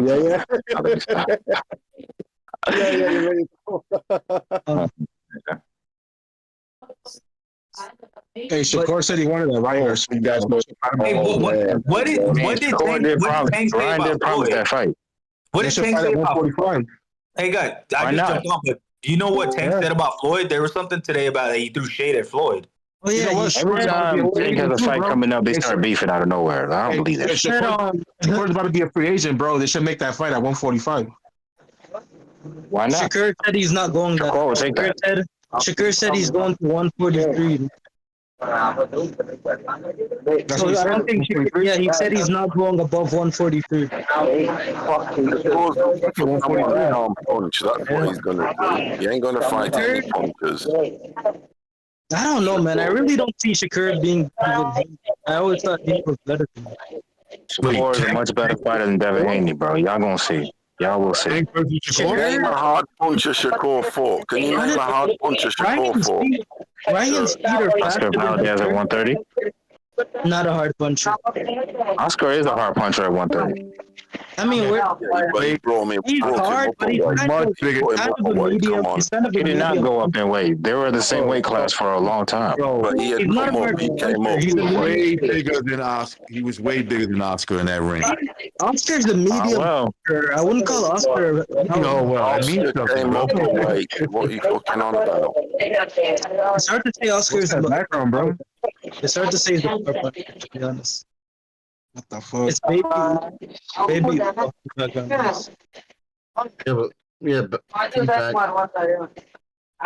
If ever there was weight bullying, that was weight bullying, by the way. Oh, that's coming from Uno. Yo, Uno. Hey, nigga, what? Okay, lower your mic. Hey guys, what's up? Yeah. Hi guys. I'm from the UK, so I just thought I'll, come in and give my 2 cents. How's it going, everyone? Good, man. You had background. I'm from the UK. Yeah, you have background noise. Can you guys hear me? Yeah, we hear you and your background noise. Cool. I just wanted to ask, what's your take on the Saudis in coming in boxing? Do you think they're good for boxing in the long term? What's your take on that? I'd say so. We shall see. So far, so good. Yeah, so far. Here's the problem with the Saudis. If they're not all the way in it, right? They're just doing it for now. What they're gonna do is get these fighters used to a lot of money, and then when that money's not there, they might not fight each other. You know what I'm saying? So that's the only downside. I agree with recognize. I was gonna say something similar.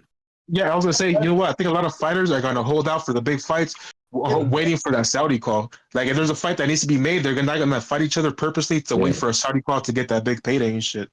Yep. And if that Saudi call don't come in, the fight's just not gonna happen. Yep, I agree with you, man.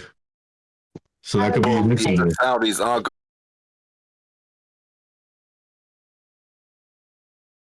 it looks like a UFC card in terms of the odds. It's like nearly all the fights are even. So that's good for boxing. Yeah, what I like about the Saudi cards is there's a lot of unexpected results. You don't really see that with American cards that much. I did not like Wilder Parker. I don't know. I thought it would have been different.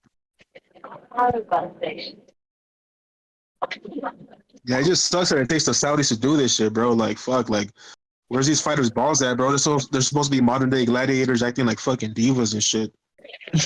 Well, they just out for the money, bro. They don't really care too much about legacy. Outside of a few fighters maybe, but for the majority of them, they're just trying to get that payday. They're trying to get that cash out fight. They just want to be popular for a bigger purse. Yeah. I don't know. I don't see Ryan fighting Boots. Here's the reason, right? If Ryan beats Boots, I think he would. If Ryan will fight him. Ryan will fight him. I don't think he'll win, but I don't see why he would duck him. He'll definitely fight him. No, Ryan should not fight. Ryan should not fight a guy like Boots until Boots is like a name. No way. That's too dangerous. I'm not saying Ryan don't have a shot. I'm just saying that's too dangerous of a fight, and that's a big welterweight too. He's getting the time. He's going to win the belt at 147. Recognize. That's not what I'm saying. What I'm saying is I don't see him fighting Boots, because if he beats Boots, there's really no going up from that. Everyone's going to be like, yeah, no one's going to beat this guy anymore. I think he has to fight other people. Ryan will be the biggest star in the world. He does some shit like that because he'll be a huge underdog against Boots. I know. Come on. What I'm saying is that's not why. Because let's be real. Lopez is a bigger fight. Come on, come down. No, what I'm saying. Ryan is a bigger name, but he will be underdog against Boots. That's what I mean. Yeah. What I'm saying is, hold on. He's gonna be the underdog against Teofimo Lopez also. Yeah, but he'll be even bigger underdog against Boots. He'll be an even bigger underdog against Boots. Nah, but what I'm saying is, right? If he beats Boots, no one else he fights, people are gonna be that interested because they're just gonna be like, yeah, that's they will. No. They will. I mean, you don't know what can happen. What about Teofimo Lopez moving up in weight? Did people start watching Canelo because he beat Triple G allegedly? Yeah. No, his pay-per-views went a lot down after that. That's because there wasn't anybody as big as Triple G out there. But Ryan will become a Canelo. They want to win more. You're saying the opposite. I don't like Canelo, but Canelo's a real fighter. Stop it. Were people not watching Tyson's fight? Ryan just was beat destroying everybody so easily. Right, Devin Haney was overrated, bro. Not as overrated as Shakur. You know who's overrated? Shakur Stevenson's overrated. Yeah. Well, I gotta see it first. I don't believe you, motherfucker. I think Shakur. I just saw Shakur.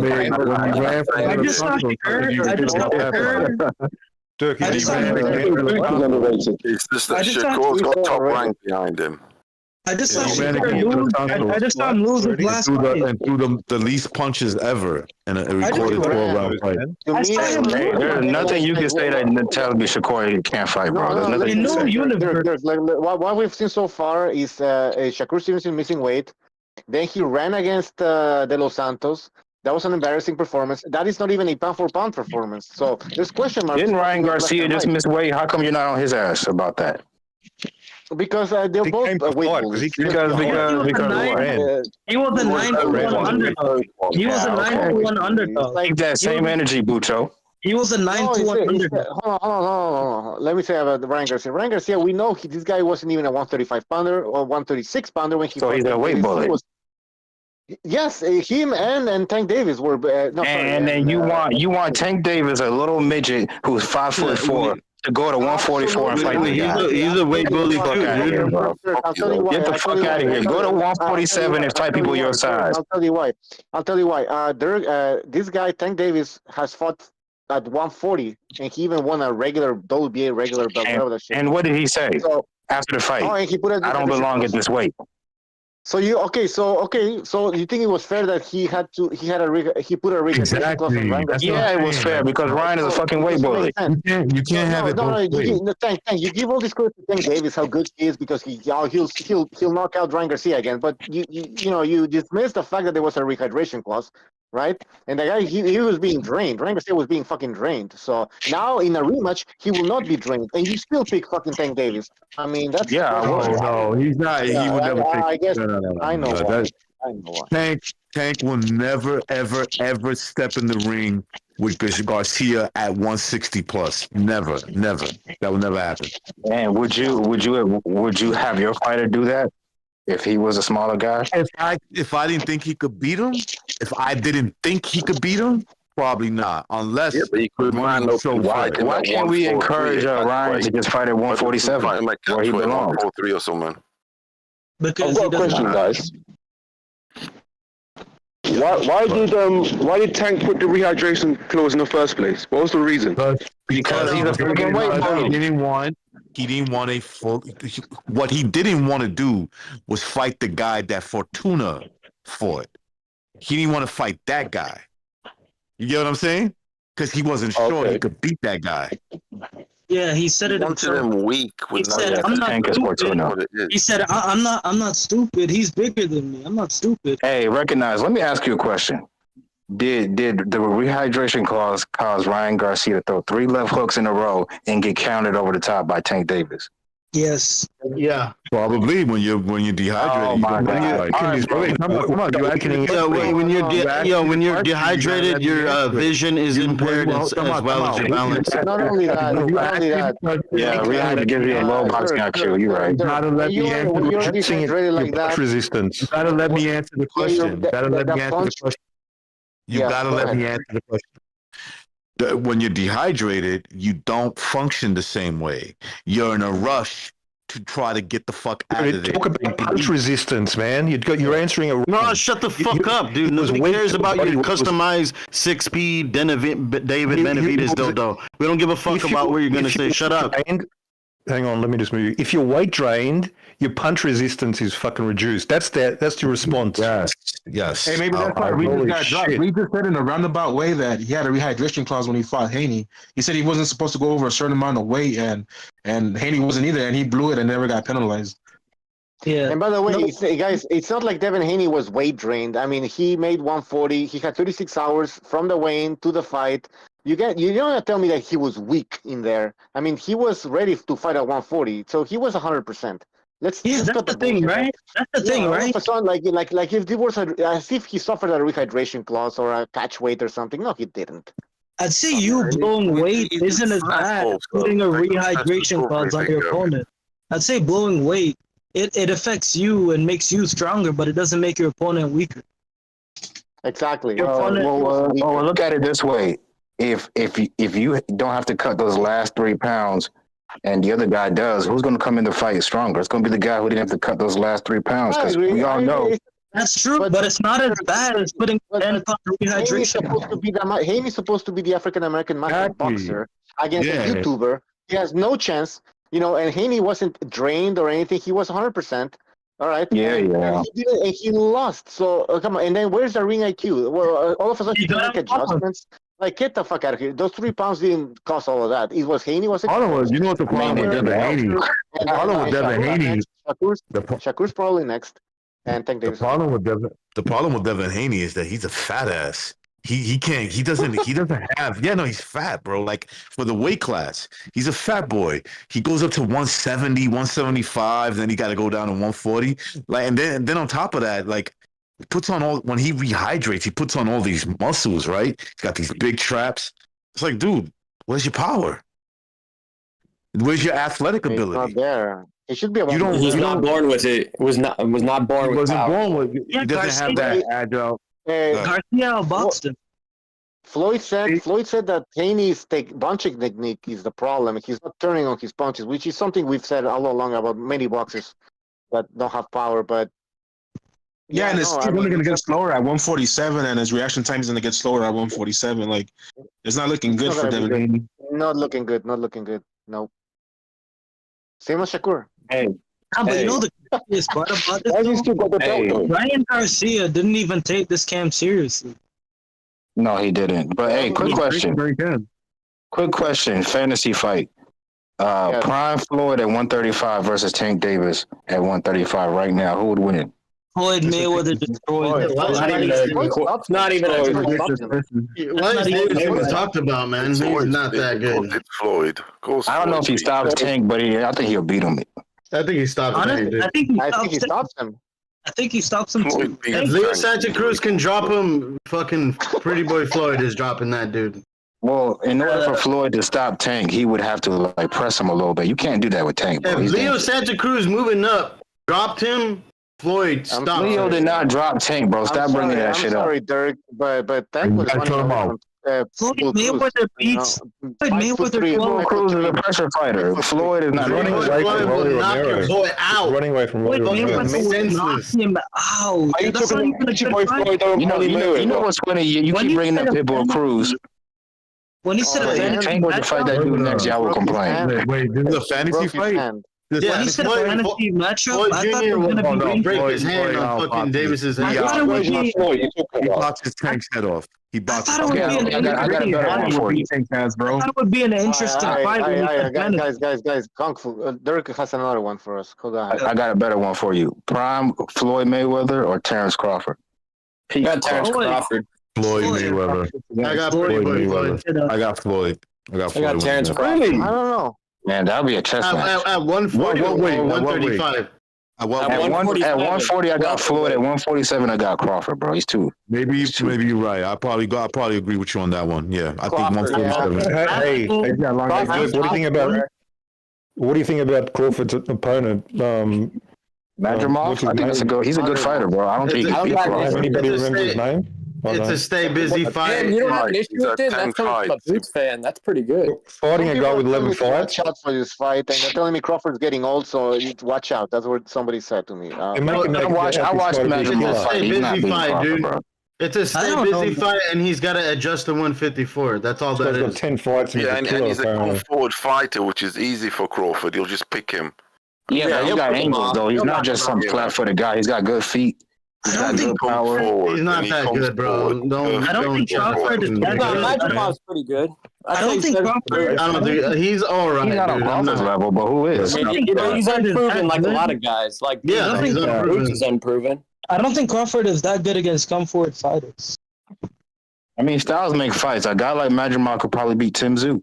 You never know. I don't think so. I think Tim Tszyu would Crawford, actually. I think I'll go with Tim too, but you're right. You never know what could happen. That's like saying Hitchens can fucking beat Haney. I just don't see it. Tim Tszyu might beat the shit out of him easily. Didn't we learn our lesson with the Ryan Garcia Devin Haney fight, bro? We can't. Even I learned my lesson, bro. We can't just say. Haney is chinny. Haney's chinny. Hinchin don't have that power either. Hitchens don't got that dog. You don't have that dog. You don't have that power. You don't have any of that. Haney does everything we he saw does. Mean Machine hurt Crawford. You tell me Madrimov can't hurt Crawford? I think Tim Tszyu would. You really think Hitchens can beat Haney? That'll be a good fight. It'll be a boring fight, but it'll be a good fight. Nah, Haney does everything Hitchen does, but better. Everything. I don't know, man. I think they both. Okay, well, not everything. Majority of what he does, Haney does better. They're like clones of each other. Haney would be. Hitchens might be better than Haney. I don't know. No, he's not. I'll say this: Devin's got more heart than Hitchens. I'll give him that. Ryan Garcia would have knocked out Hitchens in like 3 rounds. Yeah, I agree. 6 rounds. See, the difference is he would have back foot like you guys. Yeah, but he would actually been back foot. He still would have got knocked out. Haney tried. Devin wasn't back footing. He tried back footing in the first round and got caught. That's why. Did you see? This is where you guys forget. Devin Haney and Bill put themselves in a hole. They said that we're going to stand in the middle of the ring, don't run, and we're going to knock you out. That's not what happened. They were not going to box Ryan Garcia that night. That's not what happened in the fight. I'm talking about. Yes, it is, bro. I'm talking about the first round. Haney started off on the back foot. He threw a jab, and Ryan countered it. Then Ryan went on the back foot. Yeah, he started to watch that fight again. Ryan started disabling Haney's choice. You keep saying that Haney didn't fight smart. Ryan made him go forward. Yeah, Ryan wasn't really chasing him. He was trying to do his fancy little. No, but Haney had the wrong game plan though. No, he didn't. Bro, Ryan was the counterpuncher in that fight, not Devin. Haney didn't have the wrong game plan. He did the same game plan. No, he didn't. Watch the Kambosos fight. That's moving. He was moving like a motherfucker in that fight. Against Ryan, he was coming forward. He had a midget in front of him. I'm sorry, Yeah, Kambosos, he wasn't one down. He's 130. He's a 130 pounder. Kambosos is a 130 pounder. He's a and he's a I'm not trying to make excuses for Devin Haney, but let's not lie either, bro. He was not against Ryan. Haney was trying to box. We saw the same David Haney we always see. No, we didn't. He got cut off. We always see. He got cut off. Ryan Garcia countered his jab. If your jab gets countered, he was coming forward when he got countered. No, he wasn't. When he got countered, he was coming forward. No, he said Ryan was coming forward. Ryan countered Haney. Ryan was coming forward.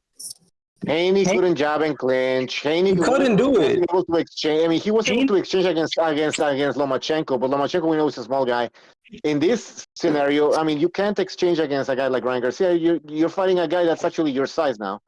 Yeah, this is why. And with speed, and with power. This is the first time. He was this is why Derek James. This is why Derek James is such a good coach. Ryan Ryan had to cut off the ring. Ryan Garcia was better than him in every way. It wasn't. I know. It wasn't anything. Ryan didn't have to train and beat his ass. He didn't even train. He was probably 40%. In the same fight anyway. When Ryan came this is what some people don't want to admit. Devin Haney's inferior. Devin Haney's inferior to Ryan Garcia. That's a fact. Skill, boxing, inferior. Maybe like but skill and boxing, way better. Ryan gassed out in the first round and still beat his ass. He gassed out almost every fucking round. He gassed out every round, bro. Ryan would throw barrage, hurt Haney, and then just try to recover. And he would just let Haney hit him. Yeah, that's why I think that's how bad Haney was. Yeah, that's why I think Giovanni will stop fucking Ryan because he'll gas out in the first half of the fight. That's the thing. Ryan would prepare for Giovanni. That's my thing. I don't know. I think Giovanni stops that guy in 6 we saw one good performance from the men. We can't really go too crazy, bro. I know, but I'm just saying if this is a Ryan with no stamina, right? He's gonna dude. I wonder what Ryan would look like if he actually trained. Like, what if Navarrete trained? We don't know what Navarrete looks like if he trained too. Yeah. That motherfucker doesn't do push-ups. I'm gonna give Ryan. Here's the thing, right? I'm giving Ryan the benefit of the doubt and saying he'll train for these other fights. Yeah, but he can't really say that because he's. I don't know, bro. I don't know. I don't think he needs to train to be. But for the other guys you guys brought up, I think he does. He's going to fight no names, man, for nothing. He's going to fight big fights for the rest of his career, just fucking showcase money, maybe a belt. This Santillan dude, that guy's a nobody. He's not going to fight him. Forget about it. Oh yeah, that's true. Hey, Mirage, your boy's in trouble at 175. I bet you're shaking in your boots, aren't you? It's a showcase fight. It's a showcase fight. Oh yeah, the goat thing, bro. Mirage, Benavidez got a better chance. Yeah, Benavidez got a better chance with Bivol than Better Beef. No, he'll beat the shit out of both of them. Don't worry, he'll beat them. Nah, better beef stops both of them. I think Better Beef is going to stop. He's going to stop. Honestly, Benavidez I thought Zerto would beat Benavidez. I love it how people pretend that Beterbiev was behind on the scorecards versus fucking Anthony Yard when he stopped him. He was down on the cards. Yeah, but Anthony Yard is underrated. Anthony is sea level. Anthony Yard is sea level. Yeah, and I guarantee you, Anthony Yard hurt, and I guarantee you, David Benavidez will struggle. And apparently, this guy's going to walk through Benavidez. Right. I guarantee you. Don't disrespect Anthony Yard. He's a decent fighter. Boxing is David's level? Is Anthony on David's level as a fighter? He lost to Benavidez will struggle against Yard, in his last fight. I think Anthony Yard and Benavidez will be a good fight. Yeah, that's a good fight right there. But David Benavidez is just hiding at 168. Better be Kovalev too. He was beating Kovalev also. Yeah, you can't just respect Anthony Yarde like that, Mirage. That he's not a bum. He's not a bum. He didn't get the job done. And better be on David's level. Mirage, you don't even watch the fights. You just look at the highlights. I'd like to see Benavidez. We haven't even seen Benavidez at 175, and I'd like to see him against Yarde as well. So now he's gonna fight a 38-year-old. Anthony Yarde. Lyndon Arthur did Anthony Yarde. Come on. Yarde is a big. We haven't even seen Benavidez at 175. Calm down. Yo, Yarde comes the fight, dude. Gvozdyk? 175. What? What's your pick versus Gvozdyk? I got dude. That's not a hard pick. He wins a decision. I think a prime Gvozdyk wins. Yeah, maybe you're right. Maybe Prime Gvozdyk does win. And so what are the excuses now? We've got the excuses. He's passed his shot. Is he? He's way past it. You just haven't been watching boxing. You wouldn't know. Hold on. Triple G, he was still a great win for Canelo. 36, but Gvozdyk. You don't know anything about Gvozdyk. You don't know anything about him, dude. Stop it. Okay. Okay. So because you keep asserting things, does that mean you know what you're talking about? Okay, who trained Gvozdyk when he fought Adonis Stevenson? Dude, who gives a shit? I've watched him fight in the ring. Bro. It's simple, bro. It's one of the biggest trainers. I don't know what he had for trained breakfast. one fighter at the time. I don't know what he eats for breakfast. Who cares? You're an idiot. Bro. You don't even know about Gvozdyk, but you're telling us that we're all. Hey, Mirage, are you expecting a stoppage? Are you expecting Benavidez to stop Gvozdyk? Yeah, it's going to stop him. Yeah, you don't sound very confident. Yeah. I'm very confident. So let's look at this. He's 36 years old. Apparently, he's past his prime. He's shot. But Canelo's best wins are against 36-year-olds, 37-year-olds, and they're great wins. Yeah. See how he immediately talked about Canelo instead of Benavidez? Oh my God. Immediately shifted to Canelo. This is Mirage. He's comparing Golovkin to Gvozdyk. I mean, this is hilarious. And Kovalev, by the way. POW when Canelo fought him, but that was a great win. He beat the crusher. You don't know anything about Gvozdyk, though. You've been watching boxing like 3 fights last year. He's ready to go. He's fresh. He's fresh. 21 fights only. This guy's a young 36-year-old. Ryder has a better resume at 168 than this guy at 175. One at a time. Ryder has a better record at 168 than this guy has at 175. Cool. And hey, how come nobody's talking about the big fight next weekend? Do you know why? Because nobody gives a shit. It's a fucking dud fight. Your hero's fighting next week. We haven't even talked about it once. The face of boxing fighting next week. Great fight. That's a great fight. You're going to be Ortiz. You'll be watching. Right. You're going to watch the fight. Oh, you mean Jaime Munguia versus Canelo? You know it's going to be one to watch the fight. What was the pay-per-view? You know you're going to watch the fight. You're going to watch the fight. It's a showcase fight. We all know. Guys, Benavidez is fighting in an undercard. Just let that sink in. He went from headlining a pay-per-view to a headline. And who cares? What were the pay-per-view? What were the pay-per-view buys for Plant and Andrade? Is it as pathetic as ducking? How do you call him Andrade? You're doing that on purpose.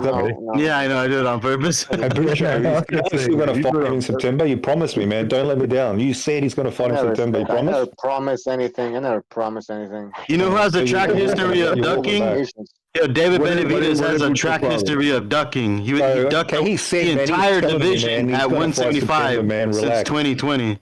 We're getting back into bullshit.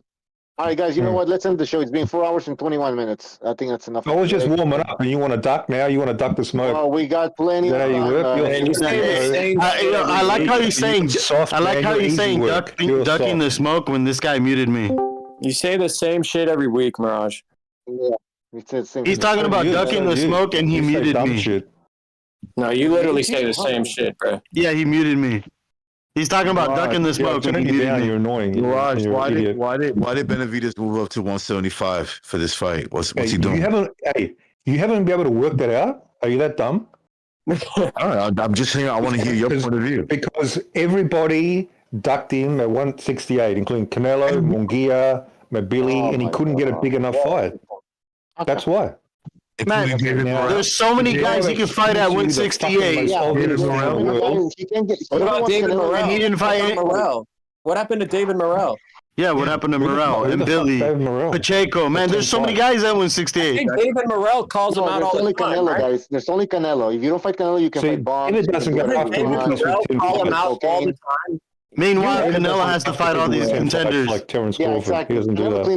Canelo is the one who cleaned up 168. Benavidez was sitting around. I don't know what the fuck he was doing. He was doing shit. How do you clean it out when you never fight the top guy? How do you clean out division? How does that work? There's only one guy left, and Canelo's the champion, not the challenger. When you're the challenger, you gotta earn that right. I got a question, guys. Don't you think the champion should fight his mandatories like Usyk is doing? You know, he's fighting with his mandatories. Don't you think Canelo should? Just to keep the principle, you know, and the ethics of boxing going. Because I agree. Part of the ethics in boxing is you got to earn that shot, not be given it. Pucha, answer his question. I'm gonna answer the question. So here's what Canelo did. He unified the division, right? So you're not answering in that division. Hold on. I'm gonna answer the question. There's always gonna be contenders, right? He entered into negotiations with Benavidez, something people forget or dismiss. These motherfuckers were asking for the TV rights. God knows what else they were asking for. Canelo said, "Fuck you. You know, you're not gonna come here and act like you're the A side. I'm the A side." Mm-hmm. And that's it. He's basically throwing a fuck you to that. That's basically it. You guys think he's afraid of David Benavidez after he So you just said it was not true. Hold on. What you just said was not true. Oh my goodness gracious! You know, if somebody has something to prove, it's David Benavidez. And like Amok was saying, there's so many other guys besides Canelo in the division that are also dangerous, and he hasn't even fought them. These guys just sitting around, not doing jack fucking shit, and then hoping, that people are gonna believe that he's the victim. It is pathetic. This guy has. So now you're gonna answer. Do you want to try again and answer his question? Why isn't Canelo fighting the top contender? Unify the division. Are you telling me he's scared of Benavidez? That's what I'm saying. Why? I have a question. I have a question for you, Mirage. I have a question for you. I answer your fucking question, Mirage. Negotiations didn't go the right way because Benavidez and his camp with that fucking drunk guy. They fucked it up. So go talk to them. So what you just said was okay. So can I talk now? What you just said, obviously not true. They offered him $5 million lowball, and they said we're going to take it. That's it. All these TV rights. Lowball. What was the pay-per-view price for Andredat and Plant? No, Mirage is lying. All of a sudden, the Loco Whiskey, whatever his fucking name is, he's like, "Oh, we offered him $50 million." It's not even true. Then they want the TV rights. These guys are clowning around, and you're believing all that bullshit, Mirage, because you're a fucking idiot. The TV rights was a hypothetical if they were on the zone, but they're not on the zone. They're on PB. It was not a hypothetical. They weren't serious. No, that's and then there's a 50 million, and then there's a 50 million. What's that all about? That's what PBC offered. Didn't offer it. PBC offered it. And where's Canelo's? Canelo makes the fights. Mirage, you don't understand. What you don't understand is the D side. The D side doesn't make ace demands. It's that simple, Mirage. You never fight your man. The D side doesn't make demands. It's that simple. No, they don't get it. They don't get it. They just want, and then Benavidez, he thinks he's the A side. Why would he be demanding so much? Accepted $5 million lowball. I don't even believe it. Okay, so 50 million. They come up with buys and then to believe that he's the victim. He can't even headline show, dude. You're ignoring what Canelo said. Only if they pay me $150, $200, that's the only reason I'm going to fight him. Oh my god! You actually believe that? Okay, that's what Canelo said. You're going is long. That's your argument. Everybody is long. You believe it. He said it. You're not answering my question, you fucking dumbass. I'm not going to answer your question. Don't answer my question. Of course I. Why wouldn't I believe it? Oh, okay, because ridiculous. It's like he's making a joke out of it. You don't understand that. Like you actually, that fight will never generate that amount of money. That's the point. He's pricing himself out. Classic. Mirage. He even speaks Spanish. You have no idea what's going on. You don't even speak Spanish. Everybody's lying. Every person that's that's your position. That's your position. Lukowitz is lying. He's lying. Canelo's making a joke. Oh, why would he enter negotiations? He never gets a negotiation. By the way, the record, Lukowitz agreed with the Canelo side. You think Boot is delusional? Lukowitz actually exposed David Benavidez as ducking. You know who's delusional? This guy who says, "Oh, we offered him $50 million." That's delusional. What the hell they're trying to say? But they're lying. There's no 50. Okay, well, you will not be. No, they didn't. Dan Raphael reported. Is he lying? Lukowitz said that Canelo wasn't ducking. Which your excuse now, Mirage? Okay. Canelo. So Butcher doesn't even believe Canelo. What Canelo says. So what's the point? He just denies everything. So you deny Lukowitz. What's your point? You're denying Lukowitz, the promoter of David Benavidez. Butcher would say he's cracking a joke. He wouldn't believe him. It is a joke, Mirage. It is a joke. Your fighter's a joke, dude. Your fighter's a joke. It's that simple. I find it hilarious. Your fighter's a joke. I find it hilarious that we're talking Haney. No, I believe Canelo doesn't want any money. He won't fight him. That's what I believe. No, here's the thing, though. Like, I don't see, like, why would Canelo be afraid of David Benavidez? When you because David Benavidez is a monster. You look at He ain't no monster. He's Dude. a monster. He's a monster. He's such a monster. David Benavidez is such a monster that he was hiding at 168. Hey, go on Twitter and tweet him. Why are you scared of him? Maybe he can tell you. I did. Should I tweet David Benavidez? Why are you hiding at 168? Ucho, he's not fighting him. He's fighting Munguia and 154 pounders. John Rocker. What's Benavidez's biggest win? What's Benavidez's biggest win? Proof is in the pudding. Canelo could have made that fight. What's Benavidez's biggest win? He just reminds you of the Triple G situation. I want to see what makes Benavidez a big threat. I want to see what Benavidez's biggest threat. Why is he such a big threat? Ask Canelo. Ask Canelo. I'm asking you. You don't believe me. I've been telling you for 2 years. I've been telling you for 2 years. You don't believe me. Tell everybody here. Tell everybody what makes Benavidez. Canelo's a great fight. Yo, Mirage, I've been telling you for years. David Benavidez has been ducking 175 for years. I've been telling you that. If Canelo wanted to make the fight, would the fight have happened? If Canelo picked up the phone and said, "I want to fight David," no, Mirage, you can answer my question here. What makes Benavidez such a monster? Like, tell me, break it down. Okay. Combinations: size, speed, power, youth, durability, volume. So why is he? I mean, everything. So why is he hiding at 168? Why is he hiding at 168? Who did he fight? Like, what do you mean who he fought? Who the fuck did Munguia fight? Yeah, I'm asking you a question. Answer the fucking question. Caleb Plant, Andre, Durrell. Now tell me who Munguia fought. He fought Ryder. Ryder has a better resume at 168 than Glavkic or whatever his name at 175. You want to answer the question?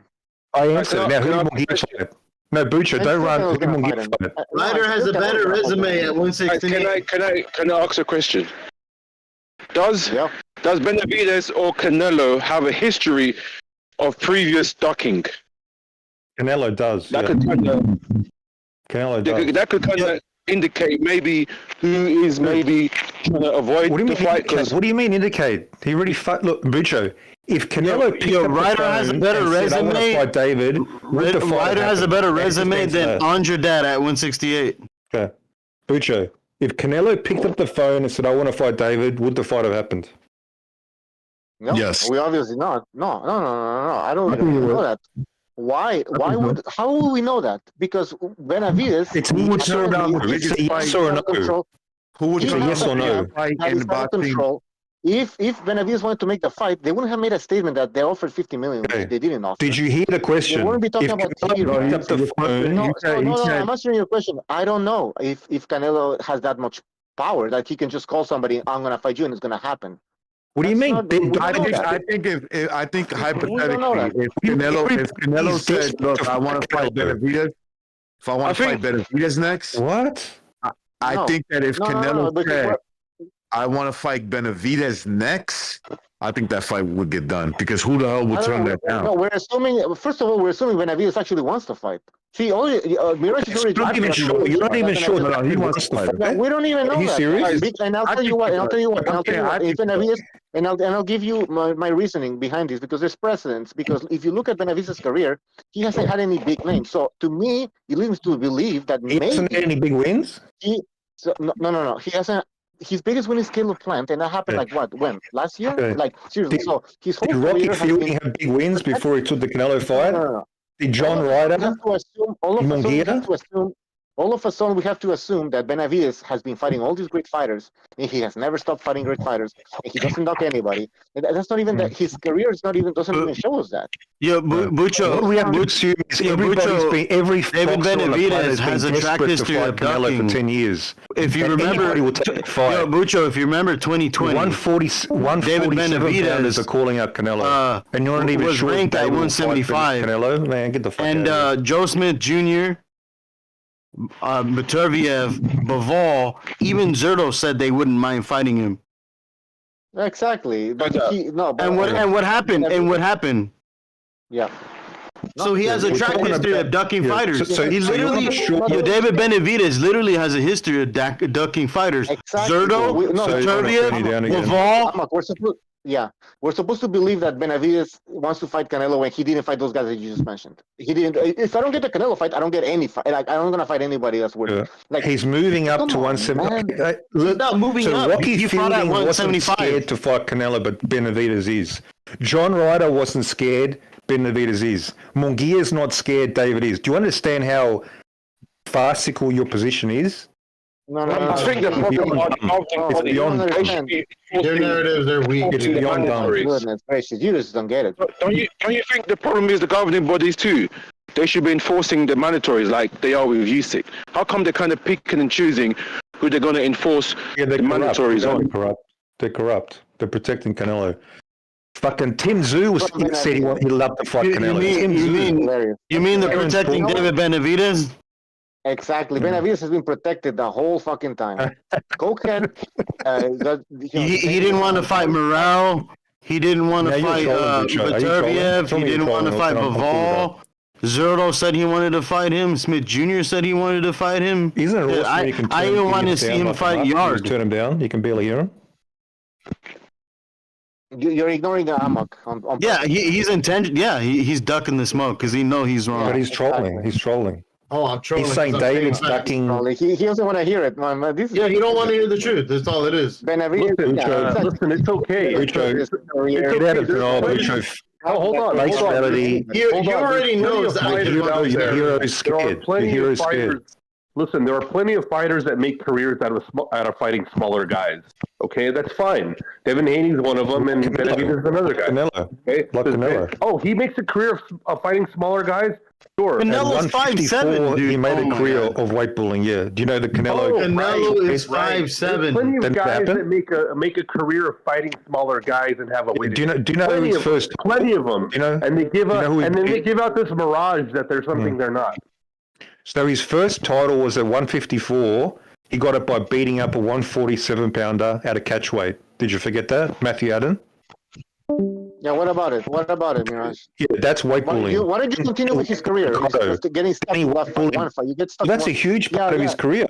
That's a huge part. Let's play this game. Go through, compare Canelo's career with Benavidez's career instead of getting stuck with the Matthew Hatton fight, whatever his name. Okay. It's crazy because comparing the first half. Move on. There's like a decade. You want to move from the weight bullying. You want to move on, man. Get the fuck out of here. Yeah, no, go ahead. No, keep talking about Canelo's career.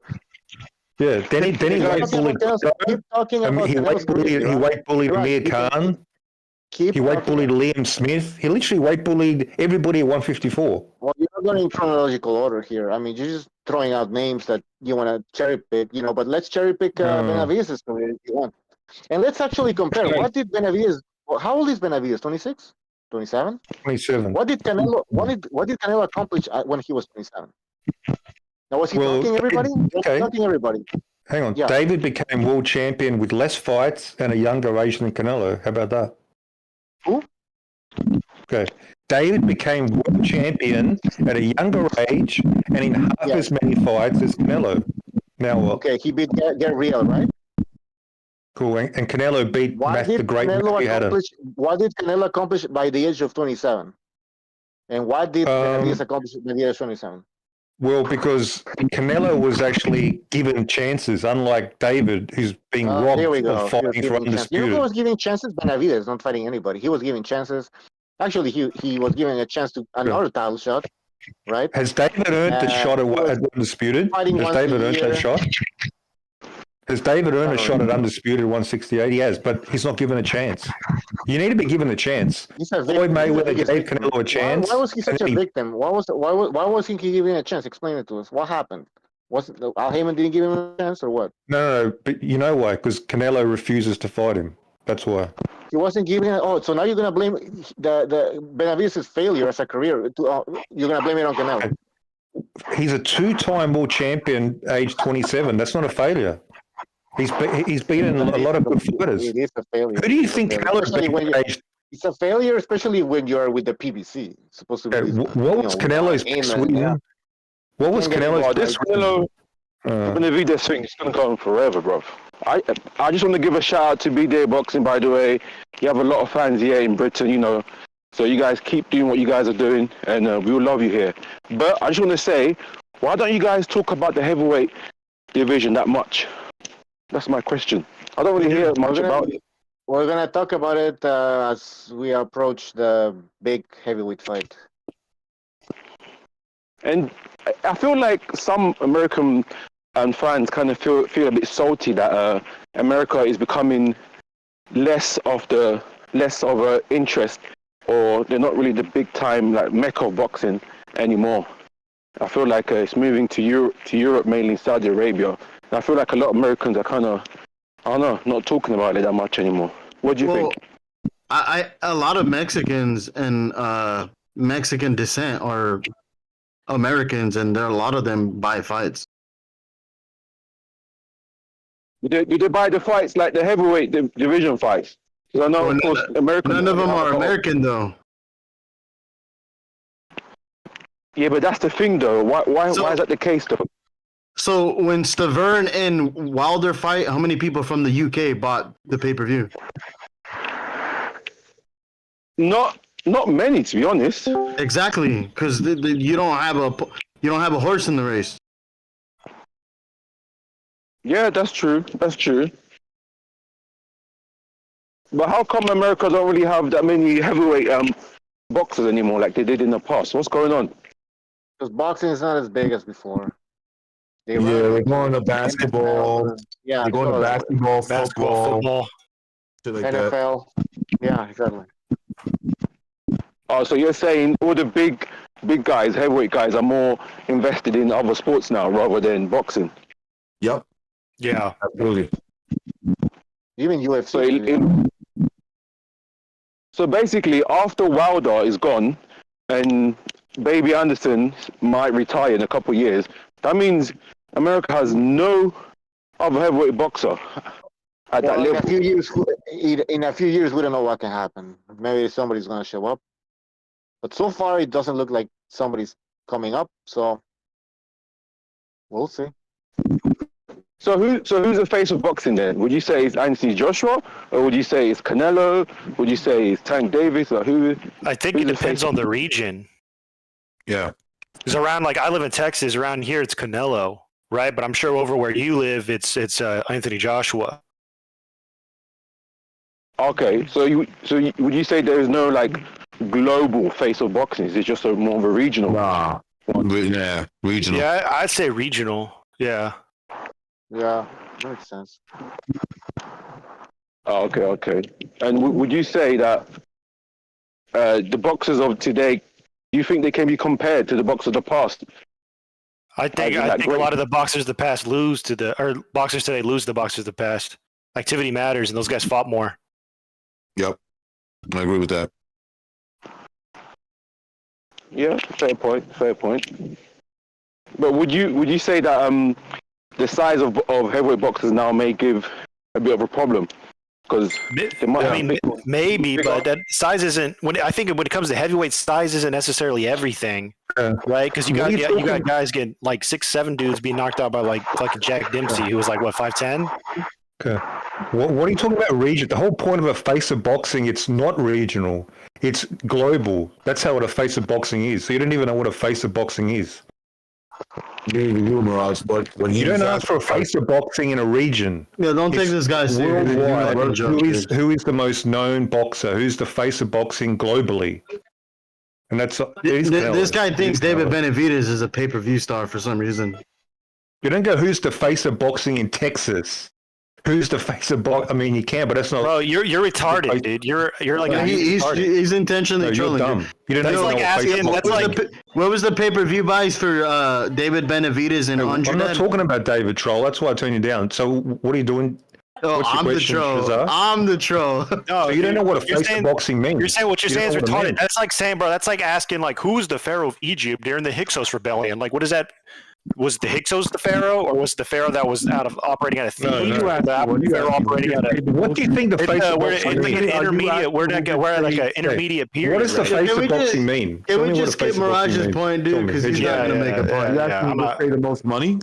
Are you asking who gets paid the most money? I'm asking Shazar, what does the face of boxing mean to you? What is it? I already told you we're in a period right now that's in flux.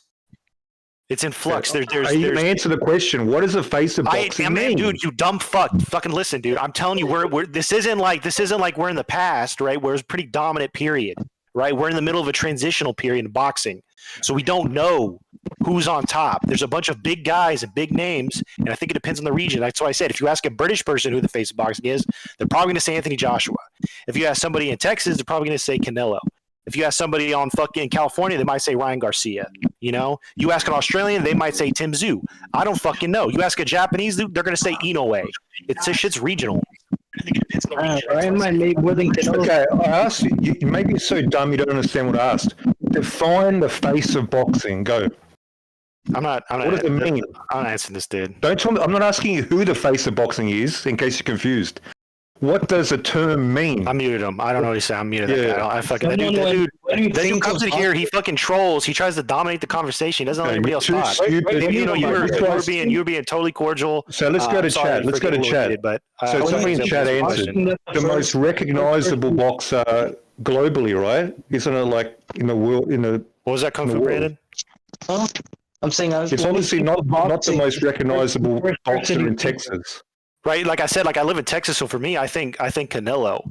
But again, like I think because Canelo's starting to get older and he's starting to cherry pick a little bit, that's starting to fade. It so somebody else is probably going to become the face.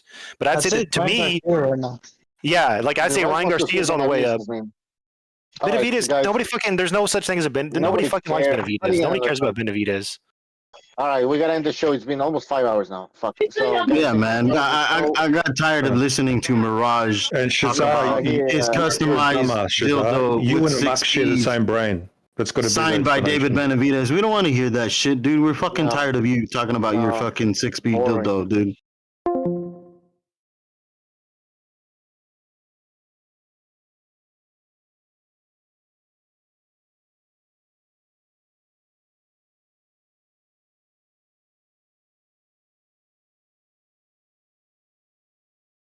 All right, guys. Thank you for being on the show, everybody on YouTube.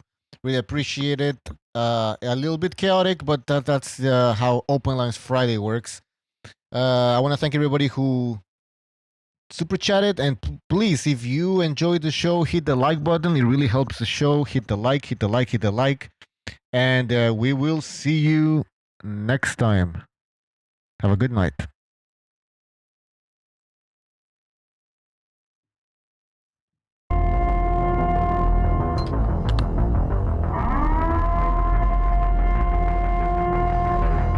Listos pelos chingazos. Listos pelos chingazos. I'm going to bring the whole fucking diseased, corrupt temple down on your head.